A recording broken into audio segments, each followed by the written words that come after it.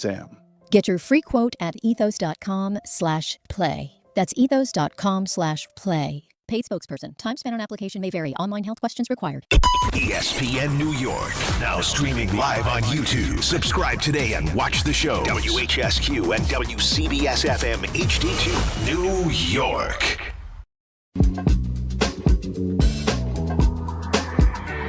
Got the number one pick in the NHL draft, but the men that can't seem to stump. Do something dumb, that's an observation. CLT make them need to run. That's Lawrence Taylor. Call them every trash, CMT for short. Wonder if we best once you peep the score. Up at the crack of dawn, top stories of the morning. While you're yawning, grab your coffee, rise and shine with 8:80 a.m. This is Drop Time. We provide highlights from your favorite teams. Got Dave and Rick making plenty of picks. It's Rule 76. All right, we made it to a new week. It is Monday, 16th day of March, 2026, and it is DNR here on ESPN New York. Dave out, Dan in for a couple of days, hanging with my friend Rick at 800-919-3776. Telephone number.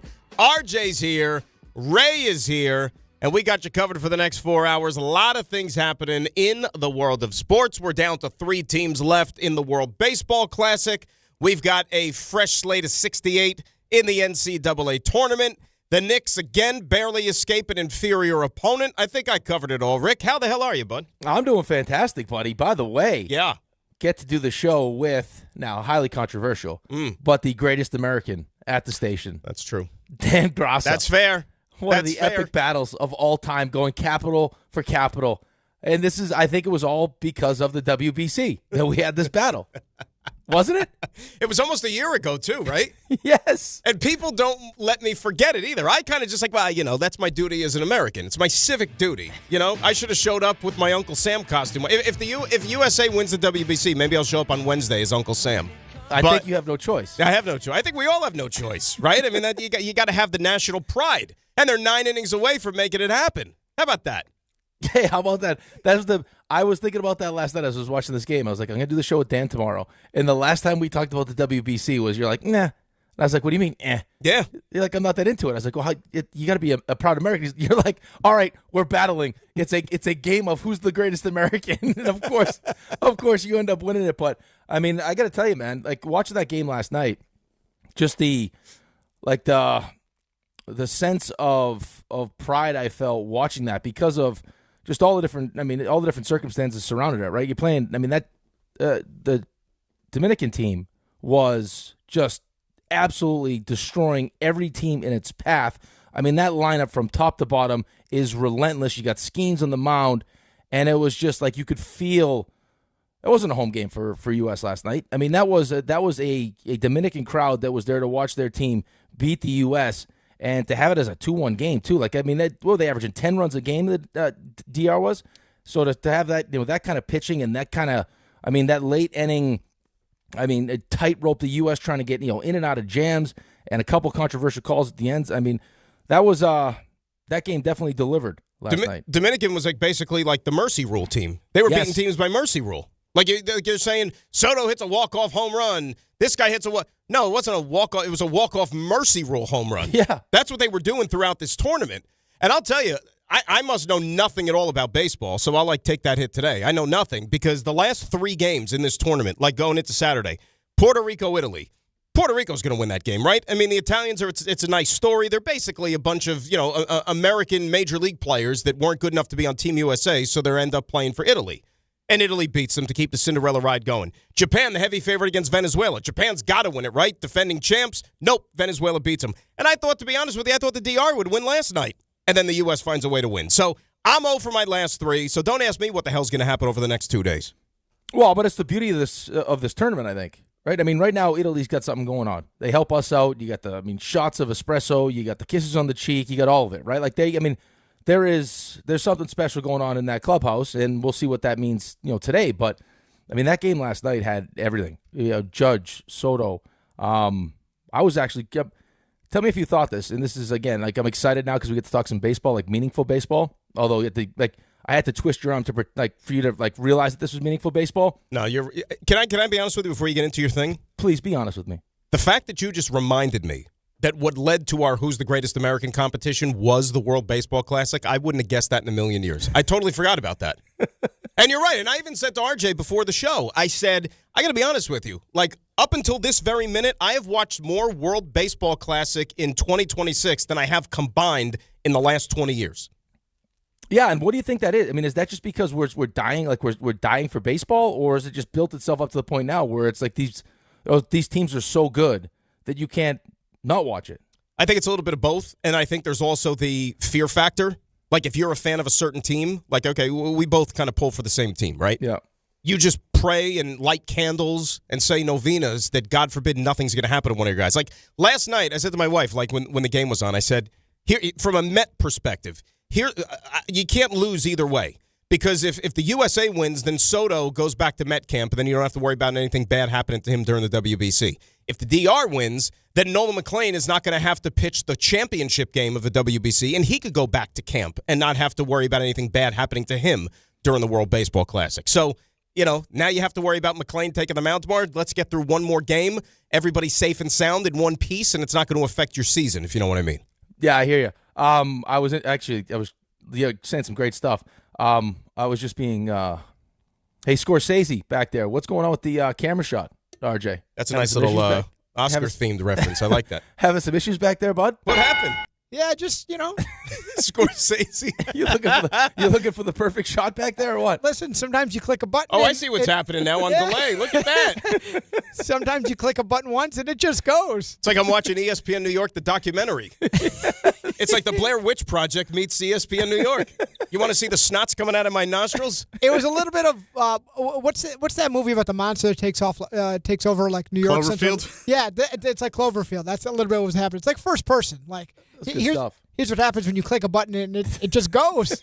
Do we have the perfect shot now, RJ? No, there it is again. No, Now's your now I'm computer. trying to mess with it while RJ's So talking. see, Ray, Now you we would see your you would chest. you would co-sign though, right? There's you click it and it just goes. And now, and you're back. Oh, I'm back? Good stuff. This is good stuff, guys. Is it a good shot? Is everything okay? Am I Yeah, you presentable? look good. You know what? It's probably going to have to stay there. Yeah, we got a whole body shot of you from top to bottom. They gave hair and makeup off this morning, so this is the best you're going to get Try at not 5 to after move 6. too much there, Dan. Where am I going? It's like I'm sitting there like spinning around. I'm just sitting in one spot. Where am I going? Oh, no, I'm just saying. Okay, so you mentioned the Soto stuff. I can't wait for today because I know this is going to be part of the conversation. It's just like these guys, when they're interviewed after the games, of how meaningful this is now we're going to talk about how, well, why is the World Baseball Classic more meaningful than a World Series? Or why does this mean more to you? Like, why is the atmosphere different than a World Series? Like, guys, it's just you're representing your country. Right. You have a completely different atmosphere, partially because when you, Ray, you could attest to this too.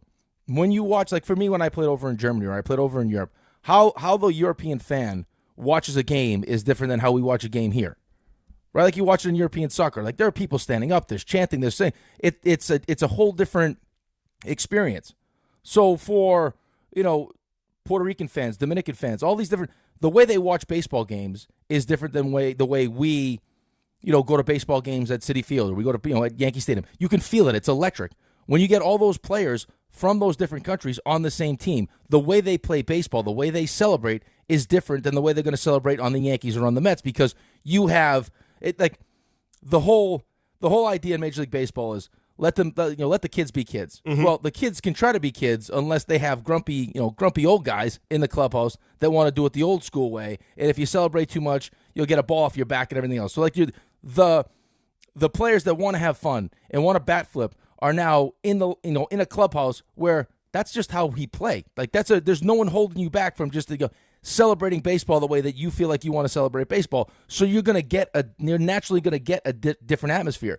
It's probably going to be more fun, right? Like, I mean, Soto talked about the two teams that won World Series, like one that was in the World Series and the one that won a World Series. You're going to have fun because your team is awesome. And you're going to, you win a World Series and you're in the World Series. But as far as like just showing up to the clubhouse every day in a tournament that's just a tournament, it's not, competing for a World Series with all those players that are playing baseball the exact way you grew up playing baseball and enjoy it and allow you to be you. Of course, that's going to be fun. And on the other side of that, for Aaron Judge or any of these guys that are representing the U.S., it's not better. It's just different, right? Of course they want to win a World Series. That's the goal. That's what you dream of.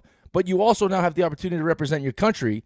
And be in a clubhouse full of guys that are proud to wear the USA, that are all great players and represent your country, and you can feel that. Like, you can feel the national pride. It's not just I'm playing for Yankees fans. I'm playing for all baseball fans and all casual people who maybe not be baseball fans, but they're paying attention because it's the USA. And, I'm not breaking any news here, but if you think about some of that, national pride, the way the crowds are, so on and so forth, fast forward to June when the World Cup is here, because, take whatever crowd you're seeing at these baseball games, multiply that by 3 or 4 at some of these 90,000-plus seat stadiums in North America. I mean, that's going to be absolute bonkers.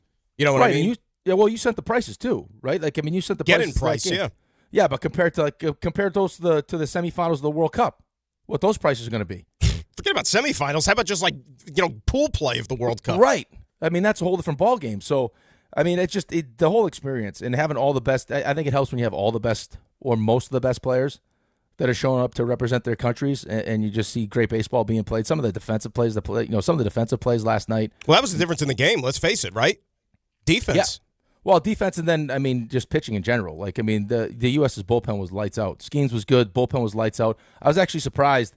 Not surprised because you figured that they would do it, but Whitlock was lights out, right? I mean, that's the heart of the lineup, and it was just boom, boom, boom. And then you go to Miller there in the 9th, and he has a little bit of trouble. But because, of course, they're like, well, look at, Rodríguez. You got him on base. He could steal. No, there you go. Pass ball. He's on second now. So it had all the drama that you wanted. And it was I stayed up for it, right? I'm usually like, okay, I'll watch it in the morning because I got to wake up early. But I was like, no, what am I doing? I got to watch the end of this thing. So it was great. Right. And I like the fact, actually, that it was a low-scoring game. Because, you would think that with these two lineups, powerhouse lineups, and the fact that the pitchers have pitch counts and they can't empty the tank, so it's not like you were going to see Skeens for 7, 8 innings, right? They were going to have to shuffle through the bullpen and trot a bunch of different guys out there. I like the fact, I was telling RJ, I like the fact it was a 2-1 game. It wasn't necessarily kind of like a video game like everybody expected. The yo-yos on the desk were sitting there, before the game giving their picks, and they were 8, 7, 7, 6. I like the fact that we got a 2-1. It felt like a real baseball game in a way. You know what I mean? Yeah, well, I mean, that's part of it. You want to see a really well-played baseball game. And for me, I mean, that starts with great pitching, which you got. And you had a couple, would you have 3 solo home runs? But then you had great defense. I don't know how Bednar got out of that jam in the 7th. Oh. I was like, once it was 2nd and 3rd, you got Tatis coming up. I was like, there's no way. How are we getting out of this thing? And he finds a way. And it's just, it was great. It really was. This was a big, I think last night was a big moment for the WBC.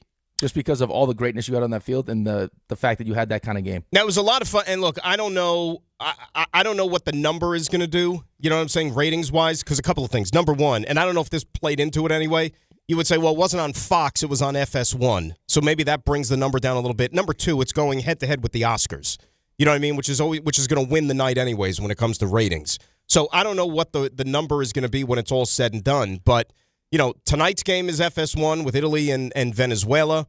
Tomorrow's game will be on, I think, regular Fox, the championship game. So that hopefully, a Tuesday night, hopefully that should do a monster number. And once I dove into this tournament a little bit more, because I'll admit it, I was hot and cold on this thing. I was on the fence. I wasn't necessarily all in. I just kind of wanted it over with and prayed that nobody of significance got hurt for any of the teams in Major League Baseball. I don't want to see any teams chances crippled, no pun intended, because of something that happened with this. The fact that it's a fast tournament, though, that's what I liked about it. Dude, it's over tomorrow. You know what I'm saying? It's only, 2.5 weeks, if that? So the fact that it moves pretty quick, and then when it's done, you still have about 10 days before the start of the season. Yeah, you're not wrong, right? For us as Mets fans, the last thing you want to have happen, God forbid, because we've lived this life before, we've seen this movie. That set the tone for the horrible 23 season with him 100%. Getting hurt. Something happens to Soto, something happens to Nolan McLean. Part of me is actually excited to see McLean pitch again, because the first start wasn't great. So all of a sudden now in this, this huge moment, because we're expecting to be a playoff team, on the heels of an 83-win season with what we've done this offseason, we better be a playoff team, that he's going to pitch in big games for us, more big games. Right. Playoff big games. But I once you get past that, that initial fear of, God forbid, one of our guys gets hurt, just watching this much talent on a baseball field, man. It really is. It's a pleasure to watch. And even though it's not the quote-unquote totally all of the best. Yeah. You know what I mean? Because some guys are out for various reasons. Insurance, we know about that. A lot of the, the Team Puerto Rico players, Lindor, Correa, guys like that, they wouldn't get the insurance covered. I get it, but it is an awesome collection of players. The other thing about it, too, is all the controversy last week. And I was pretty hard on them last week.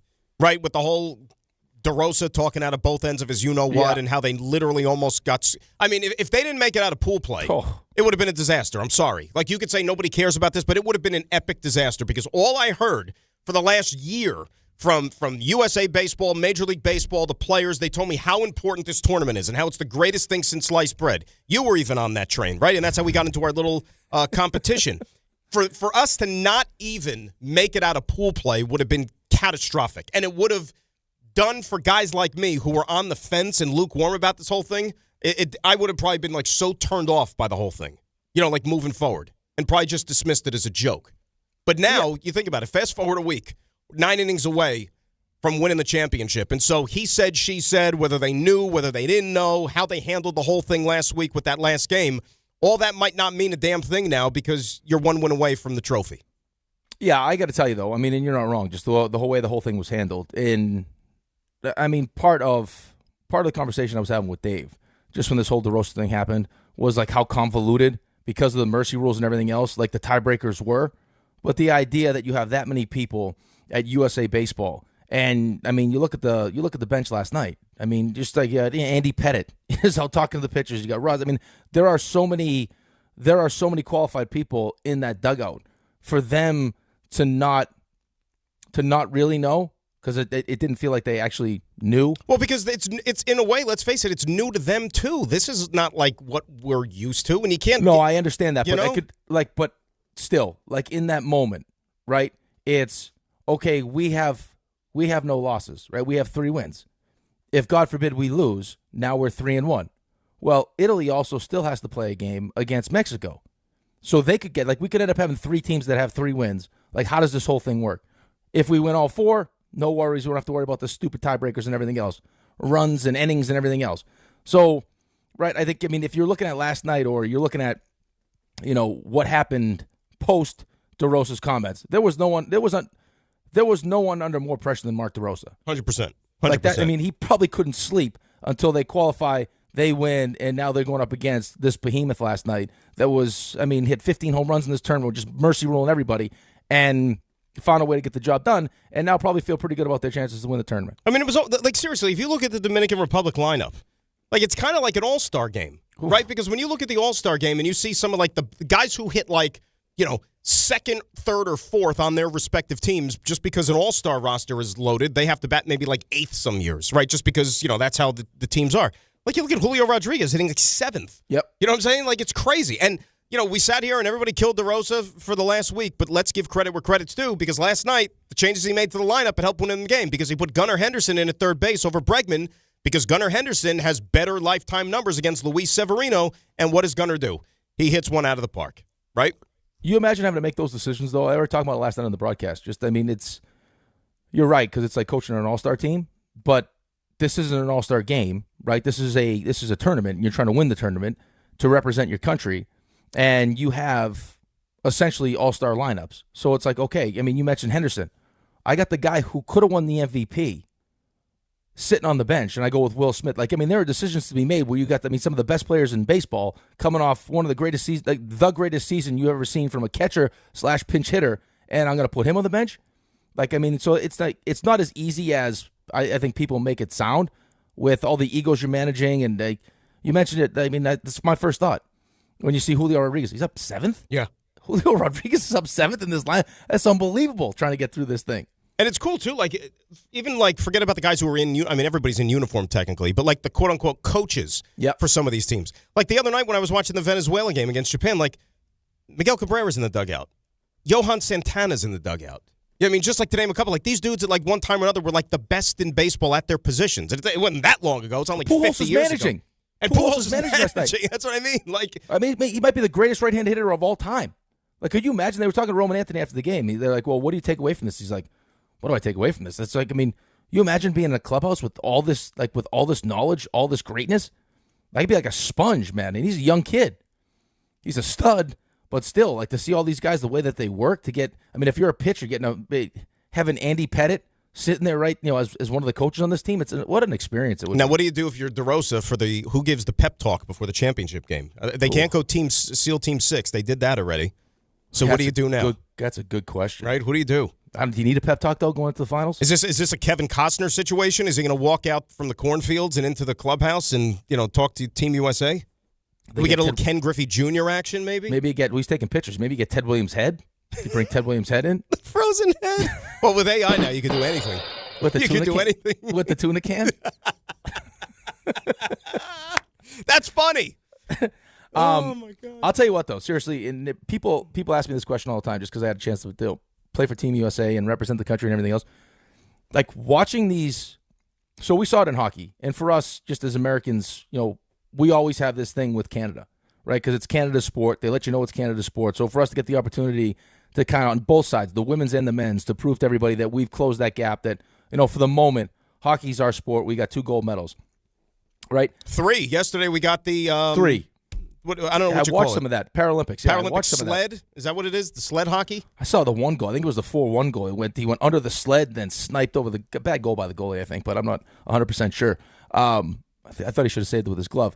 But anyway, like to watch both sides of this, especially DR, like Caminero, who had a really good season last year. Great. Like up out of the dugout, like hyping his guys. Like you could just see how important it is. And I think that's what fans of the sport are so attracted to, because I'm sure during the course of taking calls as you do shows, it's like we'll talk about, I don't care what the sport is, and it's all, if it's about money or whatever, it's like, or guys missing games, it's like, oh, if I do it for free. These guys they're playing a kid's game. Well, when you watch these guys that are getting paid millions and millions of dollars in these tournaments enjoy themselves the way they are, like they're like kids, and I think that's what they love so much about it too, is like they can, like, there's pressure, but it's different.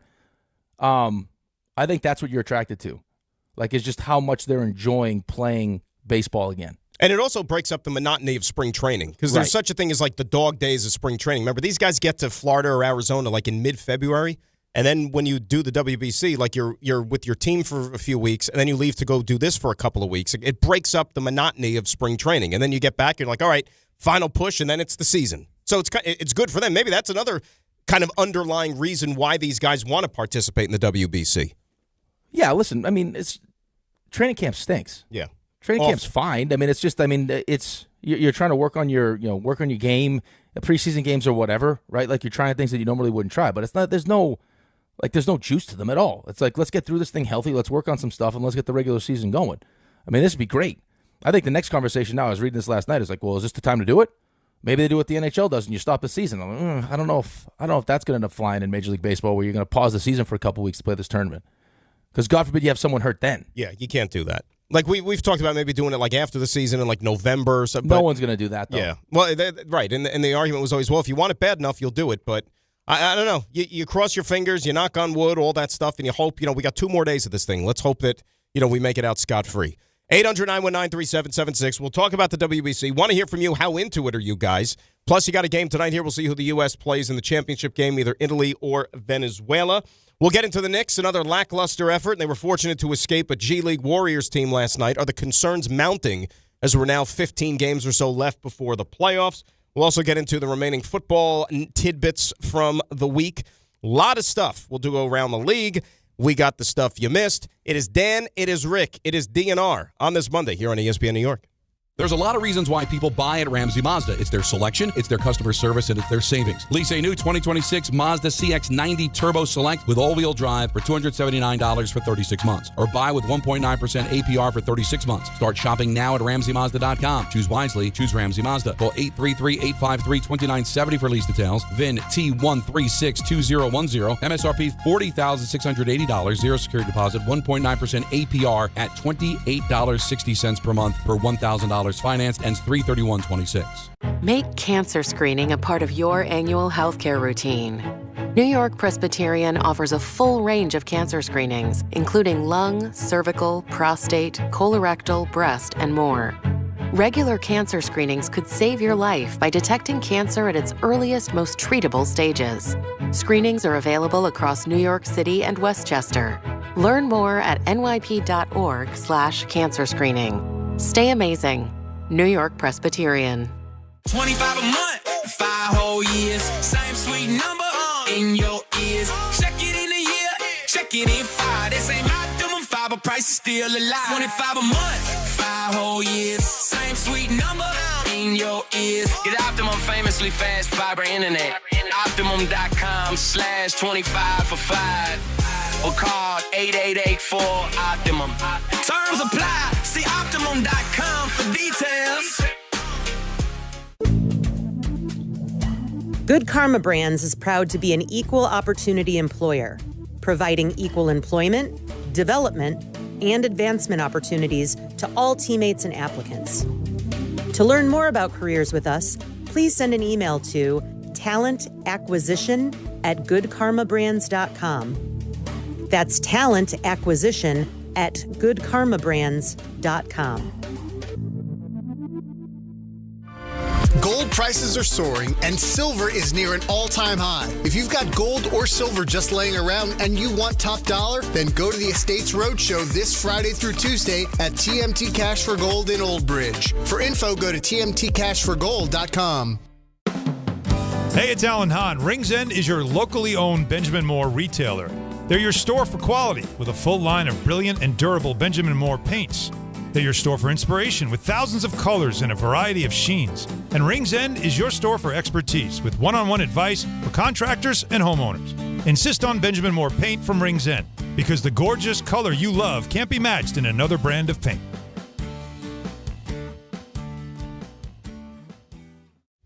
You don't just ski, you dominate. You don't just ride, you conquer. At Killington, the Beast of the East, we fuel your adventure and ignite big mountain dreams. Be the Beast. Experience Killington, an Icon Pass destination.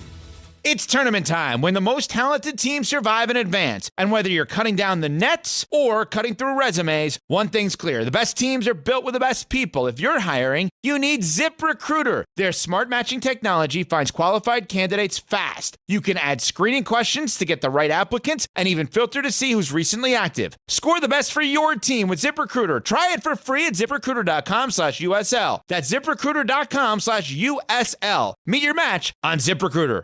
Out on the course, they're the PGA Tour's best players. But in the arena, they're prime time. And Season 2 of TGL presented by SoFi is back with lights, cameras, action. We're talking big moments, big personalities, big names in the stands, all on the big screen. Big-time matchups with shot clocks, hammer drops, timeouts, overtime, and playoffs. It's city versus city, squad versus squad. The sport just hits different under the lights. It's TGL presented by SoFi. Keep up. It's golf. Tune into every match. Only on ESPN.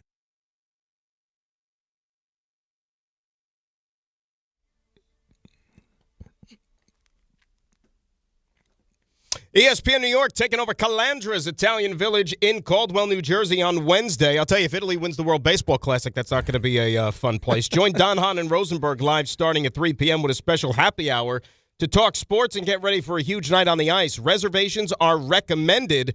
To book your table, call 973-226-8889. See Don Hahn and Rosenberg live at Calandra's Italian Village in Caldwell, New Jersey, Wednesday starting at 3 p.m. It's Dan and Rick, DNR. On this Monday, I also should mention, and we'll get into a little bit later on, we have a bracket, Rick, and for college hoops junkies like me, this is a phenomenal time of the year, and even if you have a passing interest in the sport, but you follow it locally, I think a lot of people were probably scratching their heads yesterday when they saw St. John's as a 5 and getting sent out to San Diego to play their first 2 games. I believe it's San Diego. San Diego. That's German, right? I believe so. I can tell you what it means, but I'll get dumped, and I don't want to do it because Archie gets mad. Yeah, you don't want to annoy RJ. Sponsored. Listen, it's an exciting time. This is part of what's happening with our pickleball bet on Friday. It was part of like the tie-in to doing the pickleball, is that we get to stay watch some. I mean, it's a great time of year. This is vasectomy time. She was from San Diego. Am I wrong? I mean, this is when everyone does it because they want to just sit and watch college basketball all day. Count me in that category. St. John's, by the way, Friday night at 7:10. 7:10 is when Northern Iowa. Yes, Northern Iowa. I got to tell you, they got a tough. I mean that East is a tough draw, man. Yeah, but actually, like I was texting you yesterday, I actually think it worked out for them a little bit in the end because, I mean, Kansas, if you've watched them this year, and they've had to deal with the fallout from the whole Darren Peterson, is he playing, is he not playing, how much is he playing, they have been as Jekyll and Hyde as anybody. Yep. I don't think they're anywhere close as good as they have been in the past. So even if Kansas makes it through their first round, and I wouldn't put anything past them to get picked off, I think St. John's can handle Kansas in round 2. And let's be honest, like we sit here and talk about the Knicks as to, okay, what's a successful season? What do you have to do? If you're St. John's, 2 years in a row, you're Big East champs. Last year, you get picked off in round 2 by Calipari in Arkansas. You have to, bottom line, minimum, have to make it to the second week of the tournament. Have to. Yeah, I don't disagree with that, but I've also seen, now Kansas has dealt with the controversy of does this kid want to play or not, but they have a high ceiling, right? Like, at their best, they're going to be a tough out, but we've also seen them play, very average basketball also. But I just mean just in general. Then you're going to get, you got Duke, you got UConn.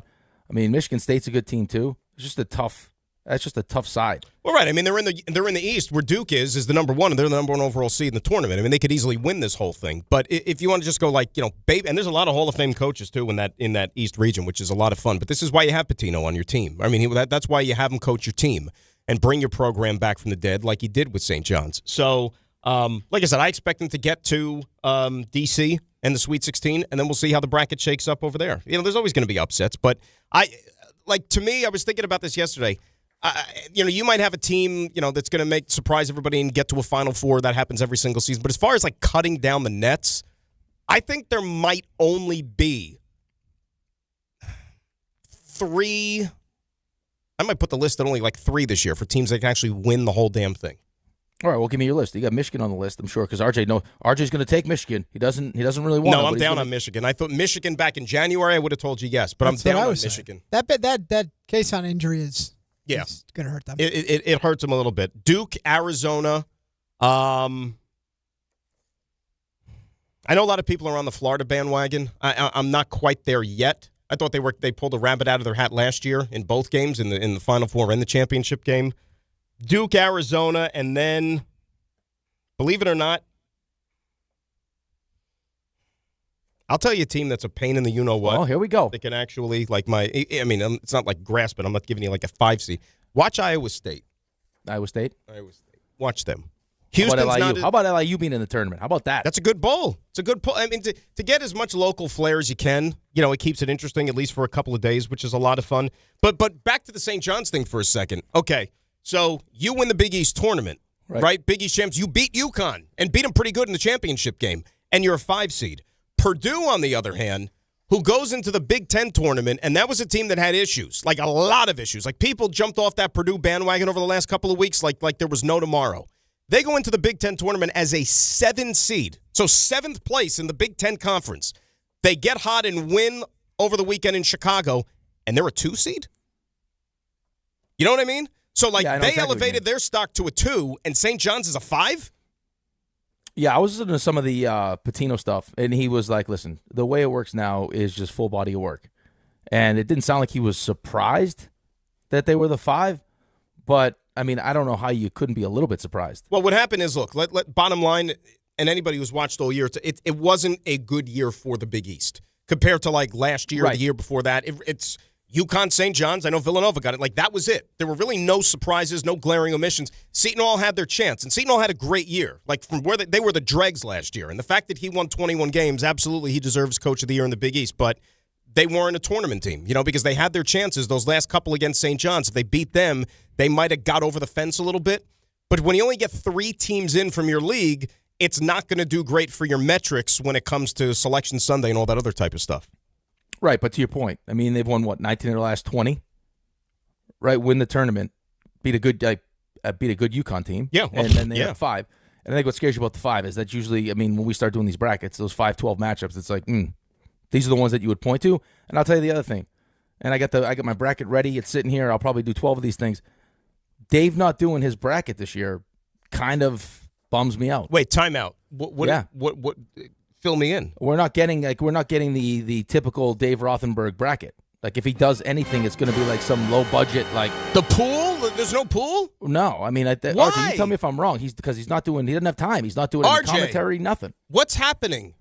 So he actually wasn't going to do it at all. He told Ray, when was it? Maybe 3 weeks ago during a break. He just casually dropped it in there. He tried to slide it in there. He's like, March won't be the same this year. I don't think I'm going to have a bracket. And then the reaction in here was about what you'd expect. Yeah, and then I feel like then at that point he was he was really pressured into doing something. So now I think what he's settled on is he's going to run a pool where he will run it through ESPN.com, which I don't even fault him for because he scores it by hand, which I think is obsolete. He doesn't do that. Sherry scores it. Yeah, Sherry does it. It's not get crazy. And then, but what he prides himself on, he sends out an email with a little witty remark after every round for every player. Right. Maybe he could not do that. Well, no witty remarks. There will be a tournament. Yeah. No witty remarks. You don't have to sit there and come up with the little quips. For I every like the person. quips, though. The quips are nice, but you can That's do what that makes maybe. it special, though, Dan. We could go in anyone's bracket. We could do anyone's bracket pool. We could do anybody's. Yeah, but maybe you can only do the quip or do those like, let's say, like twice during the tournament. After the first weekend, you get through the first 4 days, you could do your quips. Then get through the second weekend and you're down to the final 4, then you could do your quips. And then that's it. It'll save you a lot of aggravation. Daniel, let me tell you something here for a second, okay? And I appreciate that you're defending Dave. It's not that I'm defending it. I want the No, pool. listen, I appreciate it. You're a good teammate. Here's what I'll say. You're also talking about a man who considers himself a streaming hero that is able to watch 9 seasons of Dexter in less than a month. He can find time to do a one-sentence witty quip for this is his Super Bowl. Energy butt bolts. Yeah, he prides himself on this thing, and now sheer laziness has taken over, and he wants to find all the excuses in the world not to do what we're accustomed to having. We all look forward to this. Right. And This now is it's not the gone. time for apathy or indifference. Right, he's not. What are we doing? He's not gonna take a break streaming. He's gonna still smash shows. He's just made this thing. It's not as high a priority as the streaming, which is my biggest problem with So it. we can watch Wild rumpus begin. So we can watch 9 seasons of Dexter, but he can't run a pool. Right, 9 seasons of Dexter plus the spin-offs of Dexter he's watched. And when was the last time Dexter was actually on the air? Like, I don't know how many years ago, right? Great question. So it's Great like question. you can watch Dexter anytime you want. It's not going anywhere. All these shows, he's just these aren't live shows he's watching. It's just streaming stuff. Take a break for the tournament, and let's focus on what's important for us. I can't do my brackets because I got to catch up on the Mary Tyler Moore show. It's hurtful is what it is. 800-919-3776. Your baseball calls when we return. It's Dan and Rick DNR, ESPN New York. Hi, I'm John D'Agostino from D'Agostino & Associates, the injury firm. You know what's interesting about the words personal injury? The first word is person. And at D'Agostino & Associates, that word means everything. That's because I handpick every person in our firm, from the pleasant professional person who answers your call to the experienced person litigating your case in court. Because every person in my firm is an extension of me, and the only way to exceed our clients' expectations is to deliver the highest level of personal service every single time. And that starts with hiring the right people. You see, we know that every client is a person too. Someone going through the toughest time in their lives and deserves to be more than just a file number. At D'Agostino & Associates, we put the person back in personal injury. So call 1-800-BITE-BACK. That's 1-800-248-3222 and ask for me, John D'Agostino. And let's talk about your case, person to person. D'Agostino, law, bite back. 50 years from now, will jeans be wide or skinny? Will email still exist? Will guac still be extra?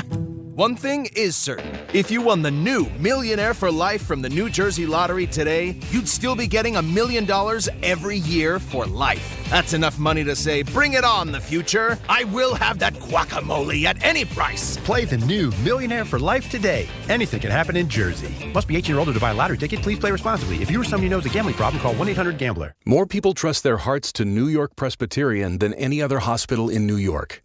It's because New York Presbyterian has the most experienced cardiovascular doctors, treating a full range of heart conditions, from heart failure to valve repair, with the most advanced treatments.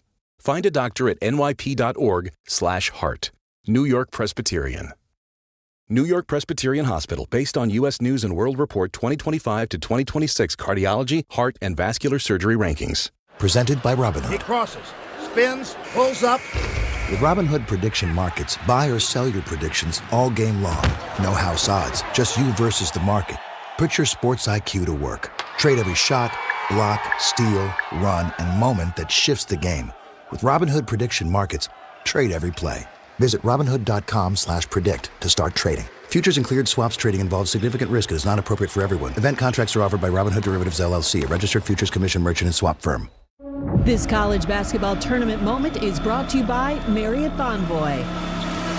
In the 2008 NCAA tournament, sophomore Steph Curry led 10th-seeded Davidson on a thrilling Cinderella run to the Elite Eight. In the 4 games, Curry scored 40, 30, 33, and in the final game against eventual national champion and 1-seeded Kansas, he dropped 25 in a 59-57 defeat. Looking back, I'm definitely proud of what we accomplished.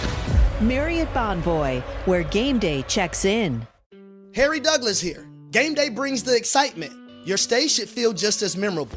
With Marriott Bonvoy, official hotel partner of the NCAA and U.S. Soccer, you're connected to a portfolio of brands designed for how you travel. Some offer complimentary breakfast, others give you room to spread out, space to stay productive, or extended stay comforts. So whether you're a traveling fan or part of the team, Marriott Bonvoy celebrates the moments that live on before and after the game. Marriott Bonvoy, where game day checks in.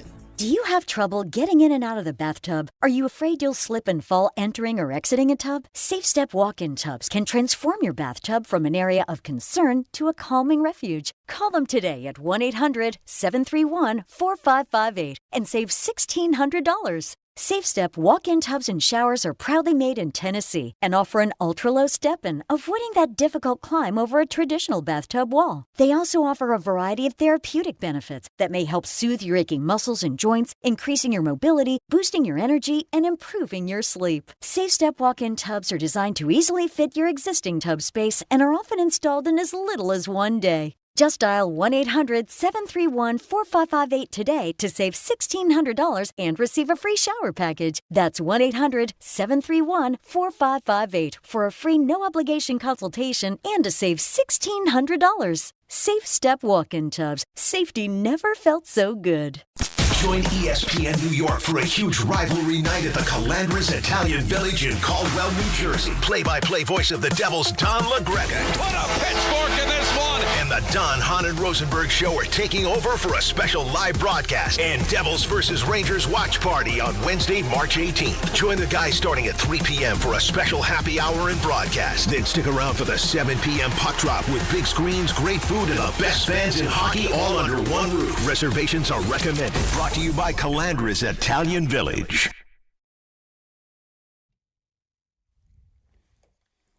Get ready, New York soccer fans. New York City FC is back at Yankee Stadium for a massive showdown against Inter Miami this Sunday with a kickoff set for 1 p.m.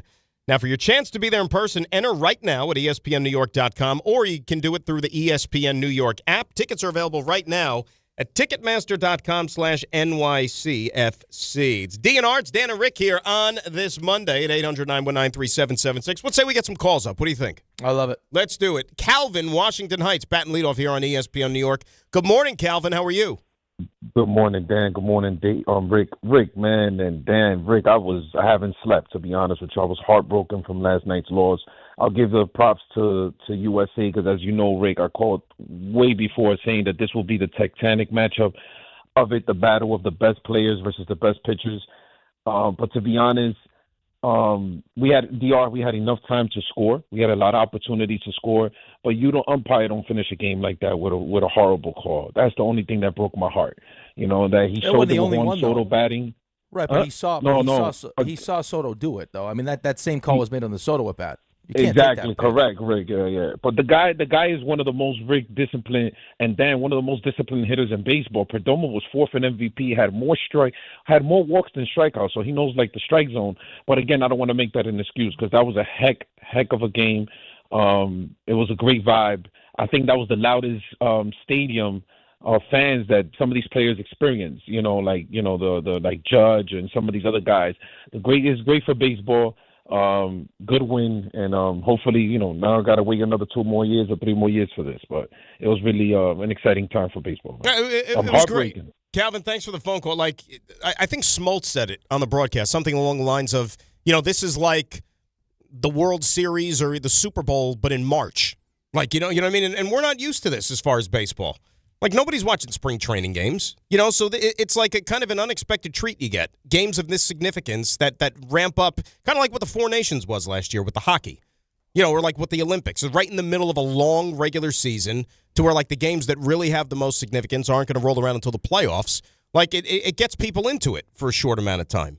Right, and it gets, but you just mentioned it, though. Like, you're watching spring training games. I'm watching spring training games. Like, the diehard fan is going to watch spring training games. But this is, you have you have more than that now, right? Like, I mean, the people that would check in on baseball. This is taking the place of spring training for me this year. Seriously. 100%. Seriously.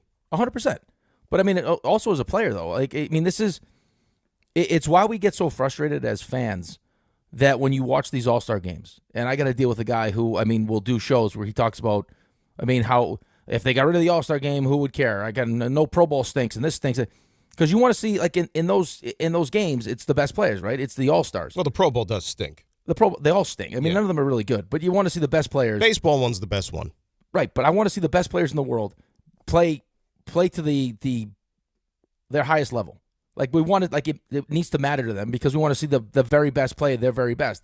And the All-Star games, you don't get that because it's an All-Star game. And unless they decide, like, the players make the decision, like the NBA All-Star game was better because you had a couple of the best players decide they wanted to compete. But this is the best players in the world that are, like, you could make the argument that for some of them, this means more than the World Series. Julio Rodríguez said that. I don't know if it was right before the tournament. I don't know if it was when he got to spring training this year or something. Like, the guys could look it up. Julio Rodríguez did an interview where he said winning the World Baseball Classic would mean more to him than winning a World Series, which I think a lot of people would take exception with. Some people would agree with. Some people would disagree with. But that was one guy's opinion. Now, that could have also been being prisoner of the moment. Like, we're at the WBC. He's going to be in it. So maybe it's kind of those, like, recency bias type things. I think he probably meant what he said. Maybe he did. I'm sure. I don't think he would have just said it, offhanded, and if he didn't mean it. But you don't have to agree with that either. Well, no. I mean, I think if you're a Seattle Mariners fan, that clubhouse is going to be a whole lot of fun. Like, I mean, to be honest, look, God's honest truth. Do I want the United States to win tomorrow? Absolutely. Am I going to watch the game? Absolutely. But if the United States loses tomorrow to either Italy or Venezuela, it's not going to cost me sleep. But when the Mets choked in the month of September last year and missed out on the playoffs, finishing off an absolutely, like, awful season, that annoyed me for a few days. You know what I mean? Like, this, it's just going to be like, okay, whatever happens, happens. Right, but that's because you're a diehard Mets fan. And I'm a diehard Mets fan. But, I mean, for some of these players, right, for a lot of these players, Julio Rodríguez didn't dream of as a kid playing for the Seattle Mariners. Right, he ended up on the Seattle Mariners. I'm sure at some point, like, as he grew up in baseball, he recognized how important it would be for him to win a World Series. But I think that, when you look at some of these teams, we'll go with the, Dominican team, for example, like how much this means to them. It's they grew up with the idea that could you imagine if one day we got to represent our country and what that would mean for our country. Like with the U.S., these players recognize that, it's the people that watch them play are focused on a World Series. That's what means the most to them. NHL is the same thing as Stanley Cup. But then when you look at the result of Team USA winning the gold medal and what that means for Jack Hughes in the entirety of the country, not just with Devil fans, you can understand why it's so important. Right? Like now he's a star in the United States as opposed to, hey, you want a Stanley Cup for the Devils. Right. And you make Devils fans happy. It's different. It's not, it's not better one way or the other. For some players it is, but it's a different experience. One of the things that Calvin brought up when he was on, and he mentioned, again, the crowds down there in Miami. And we see this all, like, since they've had the World Baseball Classic, those are the biggest crowds that they've ever had in that ballpark. That and when the Marlins moved into that stadium. I remember opening night, like ESPN did the game. It was a national TV. Like, the place was packed when the Marlins opened that stadium. I just don't understand. Like, it's like I'm beating my head against the wall. Like, there's a tremendous baseball fan base in the state of Florida. South Florida. Like, obviously. Like, you see it. They love baseball. Why don't they come out and support the Marlins? You know what I mean? Like, why don't they? It's still Major League Baseball. Even when a visiting team goes in there, there might be better than the Marlins. Like, why don't they draw in that place? I can't figure it out. Well, I didn't feel like they invest in the team, right? You have... But it's still Major League Baseball, though. I understand that, but you're not getting all the best Dominican players on the same field at the same time. Or the best U.S. players in the field at the same time. Pick a rink in the NHL that doesn't draw, and then put the put the Four Nations games there, so it's going to sell out. But didn't they do didn't they get decent crowds, even if it wasn't like for some of these games along the way in this tournament that weren't like some of the more popular teams? Like I'm trying. I can't think of any off the top of my head. But I think it's because you're seeing all-star teams. You're seeing all the best players in the field at the same time, as opposed to you're now investing your money and your time into a team that doesn't feel like it's reciprocating it to you. I just wish it would be different. You know what I mean? Like, and I get it. You know, everybody wanted to poke holes in the stadium and the different things, that the quirks and this and that, and they got the roof and what you need in South Florida. But I don't know. I just don't get it. Here was that comment by Julio Rodríguez, by the way. It was with Fox about his, preference of rather winning a WBC over a World Series. I love the Mariners. They know I give my best for them every single time that I step on the field. But winning a World Baseball Classic will be top of the list. This is for my country. This is for my town. This is for my people, my neighborhood, like everybody in the Dominican Republic. So I would say winning the World Baseball Classic will be number one. I know people don't want to hear that, but that's how a lot of guys think, and that's fine. Well, listen. I also think I think you see it not just with what he just said, but even when you look at how guys react to their college programs as opposed to their professional teams. Right? Like, you watch these guys always go back to school. Like, there is a special connection between the guys and the schools that they chose to go to as opposed to the teams that they're drafted by. Because you're not choosing the team you get drafted by. Like I said, like, when you're a young kid, you're not like, when I grew up playing street hockey in my driveway, I wasn't thinking about one day winning a Stanley Cup for the New York Islanders. Mm-hmm. Now that changed once I got drafted, and you pour all your blood, sweat, and tears, and you're around the community and you make yourself a part of the community. But I was Ray LeBlanc. I was trying to win I was trying to win a gold medal for Team USA. I grew up in the same town as Michael Ruzioni, so that would have a special place in my heart. But I also recognize that, as a player in the NHL, what it would mean to win a Stanley Cup. Ray, that was a pretty good Ray LeBlanc pull. Like, I didn't know I was getting Ray LeBlanc this morning. I loved him. Oh. Was he before or after Garth, as far as the U.S. goalies? Was he before or after? I think he was before Garth. Before Garth. Yeah. And then Ray LeBlanc was that like late 80s, Ray LeBlanc? Yeah, then you had Garth and Dunny. Right. That dynamic duo. You ever looked up Garth's numbers? I had Dave do this. Garth Snow's college numbers? No. Him and Mike Dunham were goalie partners. Snowy, I think, lost his numbers at Maine were ridiculous. I think he would play on Friday night and Dunny would play on Saturday night. It was a joke. Garth's a good dude. We hung out with him at one of the Jet games this year. Great dude. Him and his son. Great. He's one of the great.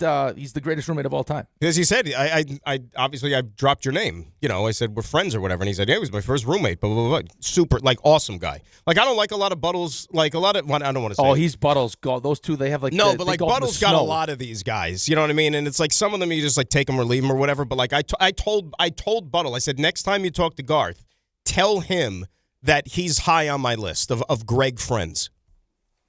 They gave us during the CBA negotiations, we finally got our own rooms. Yeah, because we used to always have roommates, and even when we had our own rooms, we would still choose to be roommates. Really? Oh yeah. How about that? You can't quit each other. Nope. You can't quit each other.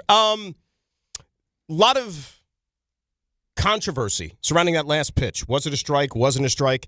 Albert Pujols, the skipper of Team DR, do you wish that the tournament had the ABS? I don't want to focus on the last pitch. Obviously, it didn't go our way. Disappointed about the way that the game ends, but I don't want to criticize any of that.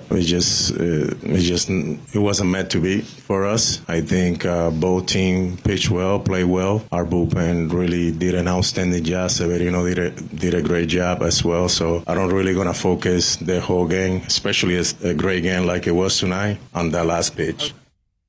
And the reason, by the way, people are asking is like, well, why didn't they have ABS for the tournament? Why didn't they? Well, because remember, not all the stadiums in the earlier rounds of the tournament were Major League Baseball stadiums, so they weren't equipped with the technology.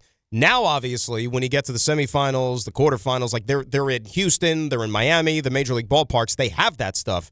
You could have made a little bit of a switch and say, okay, once you get to this round, then you have ABS because you have the technology equipped for it. Right, but I mean, again, I said that to the last caller. I mean, that was the same strike they called on Soto.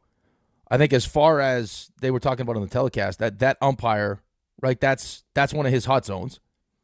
And I know he's got a great eye, but that's a tough pitch to take in that spot. And they also had their opportunities to score. Right? I mean, in the seventh, you have second and third. You got second and third with one out. I mean, Wells, is there a chance Wells could have scored? Maybe. Could you have pinch run for Wells at second base? Maybe. Well, also you have, and then you have Judge throwing guys out from right field. And the elbow looks fine, by the way, right? Oh, yeah, he's good. He was an absolute seed. But, I mean, they had plenty of opportunities. They scored one run. So you don't really want to focus on that. Yeah, it sucks, of course, because that was a ball. And that's not how you want it to end. But Listen, that was a team that was scoring how many runs a game, and they got held to 1, and they had opportunities during that game to score. And how locked in are you going to be in this game tonight? Italy, Venezuela. I'll be locked in. Really? Like pitch by pitch? Pitch by pitch. Yeah, it's going to be. I mean, it's going to be the focal point on TV tonight. That'll be the second screen tonight because obviously we got Rangers. We got to do that, but great. That's what you want to watch. I'm doing the game. I got to. I kind of owe it to the as hockey the Rangers community. heat up right at the right time. How about you can't stop the Rangers? You can't stop them. And now they're welcoming back Panarin tonight. Just turn it right back on. It's nice. Ray, what do you think? Video tribute? First break video tribute, if I had to guess. First break, not even a pregame? No, when are you going to do it? I don't know. Like pregame, After pre-anthem? No, I feel like every tribute they've done is the first commercial timeout. So it'll be that. Yeah, I think he's getting a video, right? He's definitely getting You got to do a Panarin video, right, Rick? You have to. I mean, you're talking about one of the great free agent signings in the history of the franchise. Yeah. I don't know if I have the right Game time. 7 goal against Pittsburgh. I don't know if going back was it was great timing for it, just with the letter and everything else, and now we're at a second letter. But I mean, he was awesome, awesome for you guys. All right, get ready for Rickleball Madness. I know you're all pumped up for this. This Friday, taking over Pickleball Heaven in Medford, New York. Catch a live broadcast of our show starting at 6 a.m. Then stick around for the tournament. We'll crown our champions, then roll right into a college hoops watch party to cap off the day. Rickleball Madness. It's brought to you by Pickleball Heaven, the new standard of indoor pickleball. How confident, how pumped are you for this? I'm pumped. Confidence, I don't know. Just because it's a different it's not like last time we had a tournament where we just played Anita and Amani. We're playing the actual tournament. I think everyone gets a chance to play against us. So, how did you guys do against Gabby and Jordan last week? I saw that happen. They smashed them. You smashed them? They scored. We played 3 games. They scored 4 points. Oh, well, okay. Yeah. And so it was like the DR against pick your team except the United States. Yeah, and then we played the pros afterwards, and that was a humbling experience. Wow. Yeah, it was bad. I'm curious to see how this thing plays out. 800-919-3776. Let's take a timeout. When we come back, we have to transition into a team called the Knicks because apparently you could say taking opponents lightly, maybe not giving it your best, kind of looks that way. At least the last few times they've stepped down the court against these inferior teams. Will that change enough before the playoffs start? It's Dan and Rick, it's DNR here on ESPN New York. 6:56 on this dreary Monday morning. But Debbie Duhame is going to brighten us up and give us a look of traffic. Hello, Debbie. Hi, Dan. Good morning, Rick. Hey, guys, take it slowly traveling today because of the rain. Watch for slowdowns. New England Thruway North at Bartow Ave in the Bronx. It's an accident. Southbound 95 in Connecticut, exit 26, a crash. Then on the New England Thruway South at North Ave in New Rochelle, a collision. 21 South at South. Getting into Newark, watch out for an accident here right at South Street. Traffic is sponsored by Text Now. Other wireless carriers tell you when to pay. Text Now asks, what do you need? It's app-first phone service without commitments, credit checks, or a carrier attitude. Built for people who stopped asking for permission. Download today. I'm Debbie Duhame on 880 ESPN New York. Right now, FanDuel is dropping bonus bets into everyone's account for the tournament, and all you have to do is opt in to claim your bonus. Use them on your bracket picks, money lines, spreads, totals, game props, or even same-game parlays. But don't wait. These bonus bets are only available for a limited time. So if you want to get into the action, just visit FanDuel.com/local to learn more. FanDuel, it's time to dance. Get in the action now to opt in and claim your bonus. FanDuel is dropping bonus bets into everyone's account for the tournament. Use them on your bracket picks, money lines, spreads, totals, game props, or even same-game parlays. Must be 21 and older and physically present in New York. Bonus issued as non-withdrawable bonus bets that expire 7 days after receipt. Max bonus $500 unless otherwise specified. Restrictions do apply. See terms at sportsbook.fanduel.com. For help with a gambling problem, call 1-877-8-HOPE-NY or text HOPE-NY at 467-369.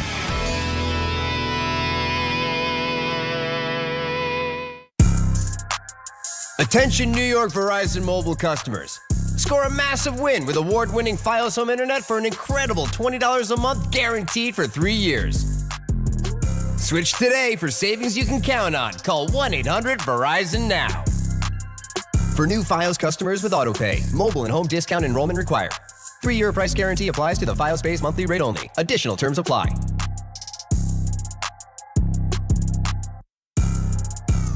I know that hiring can be challenging. You sort through tons of resumes and you get too many so-so applicants. You're just waiting for someone to match your role perfectly. Well, now, there's a place where you can meet them fast. ZipRecruiter.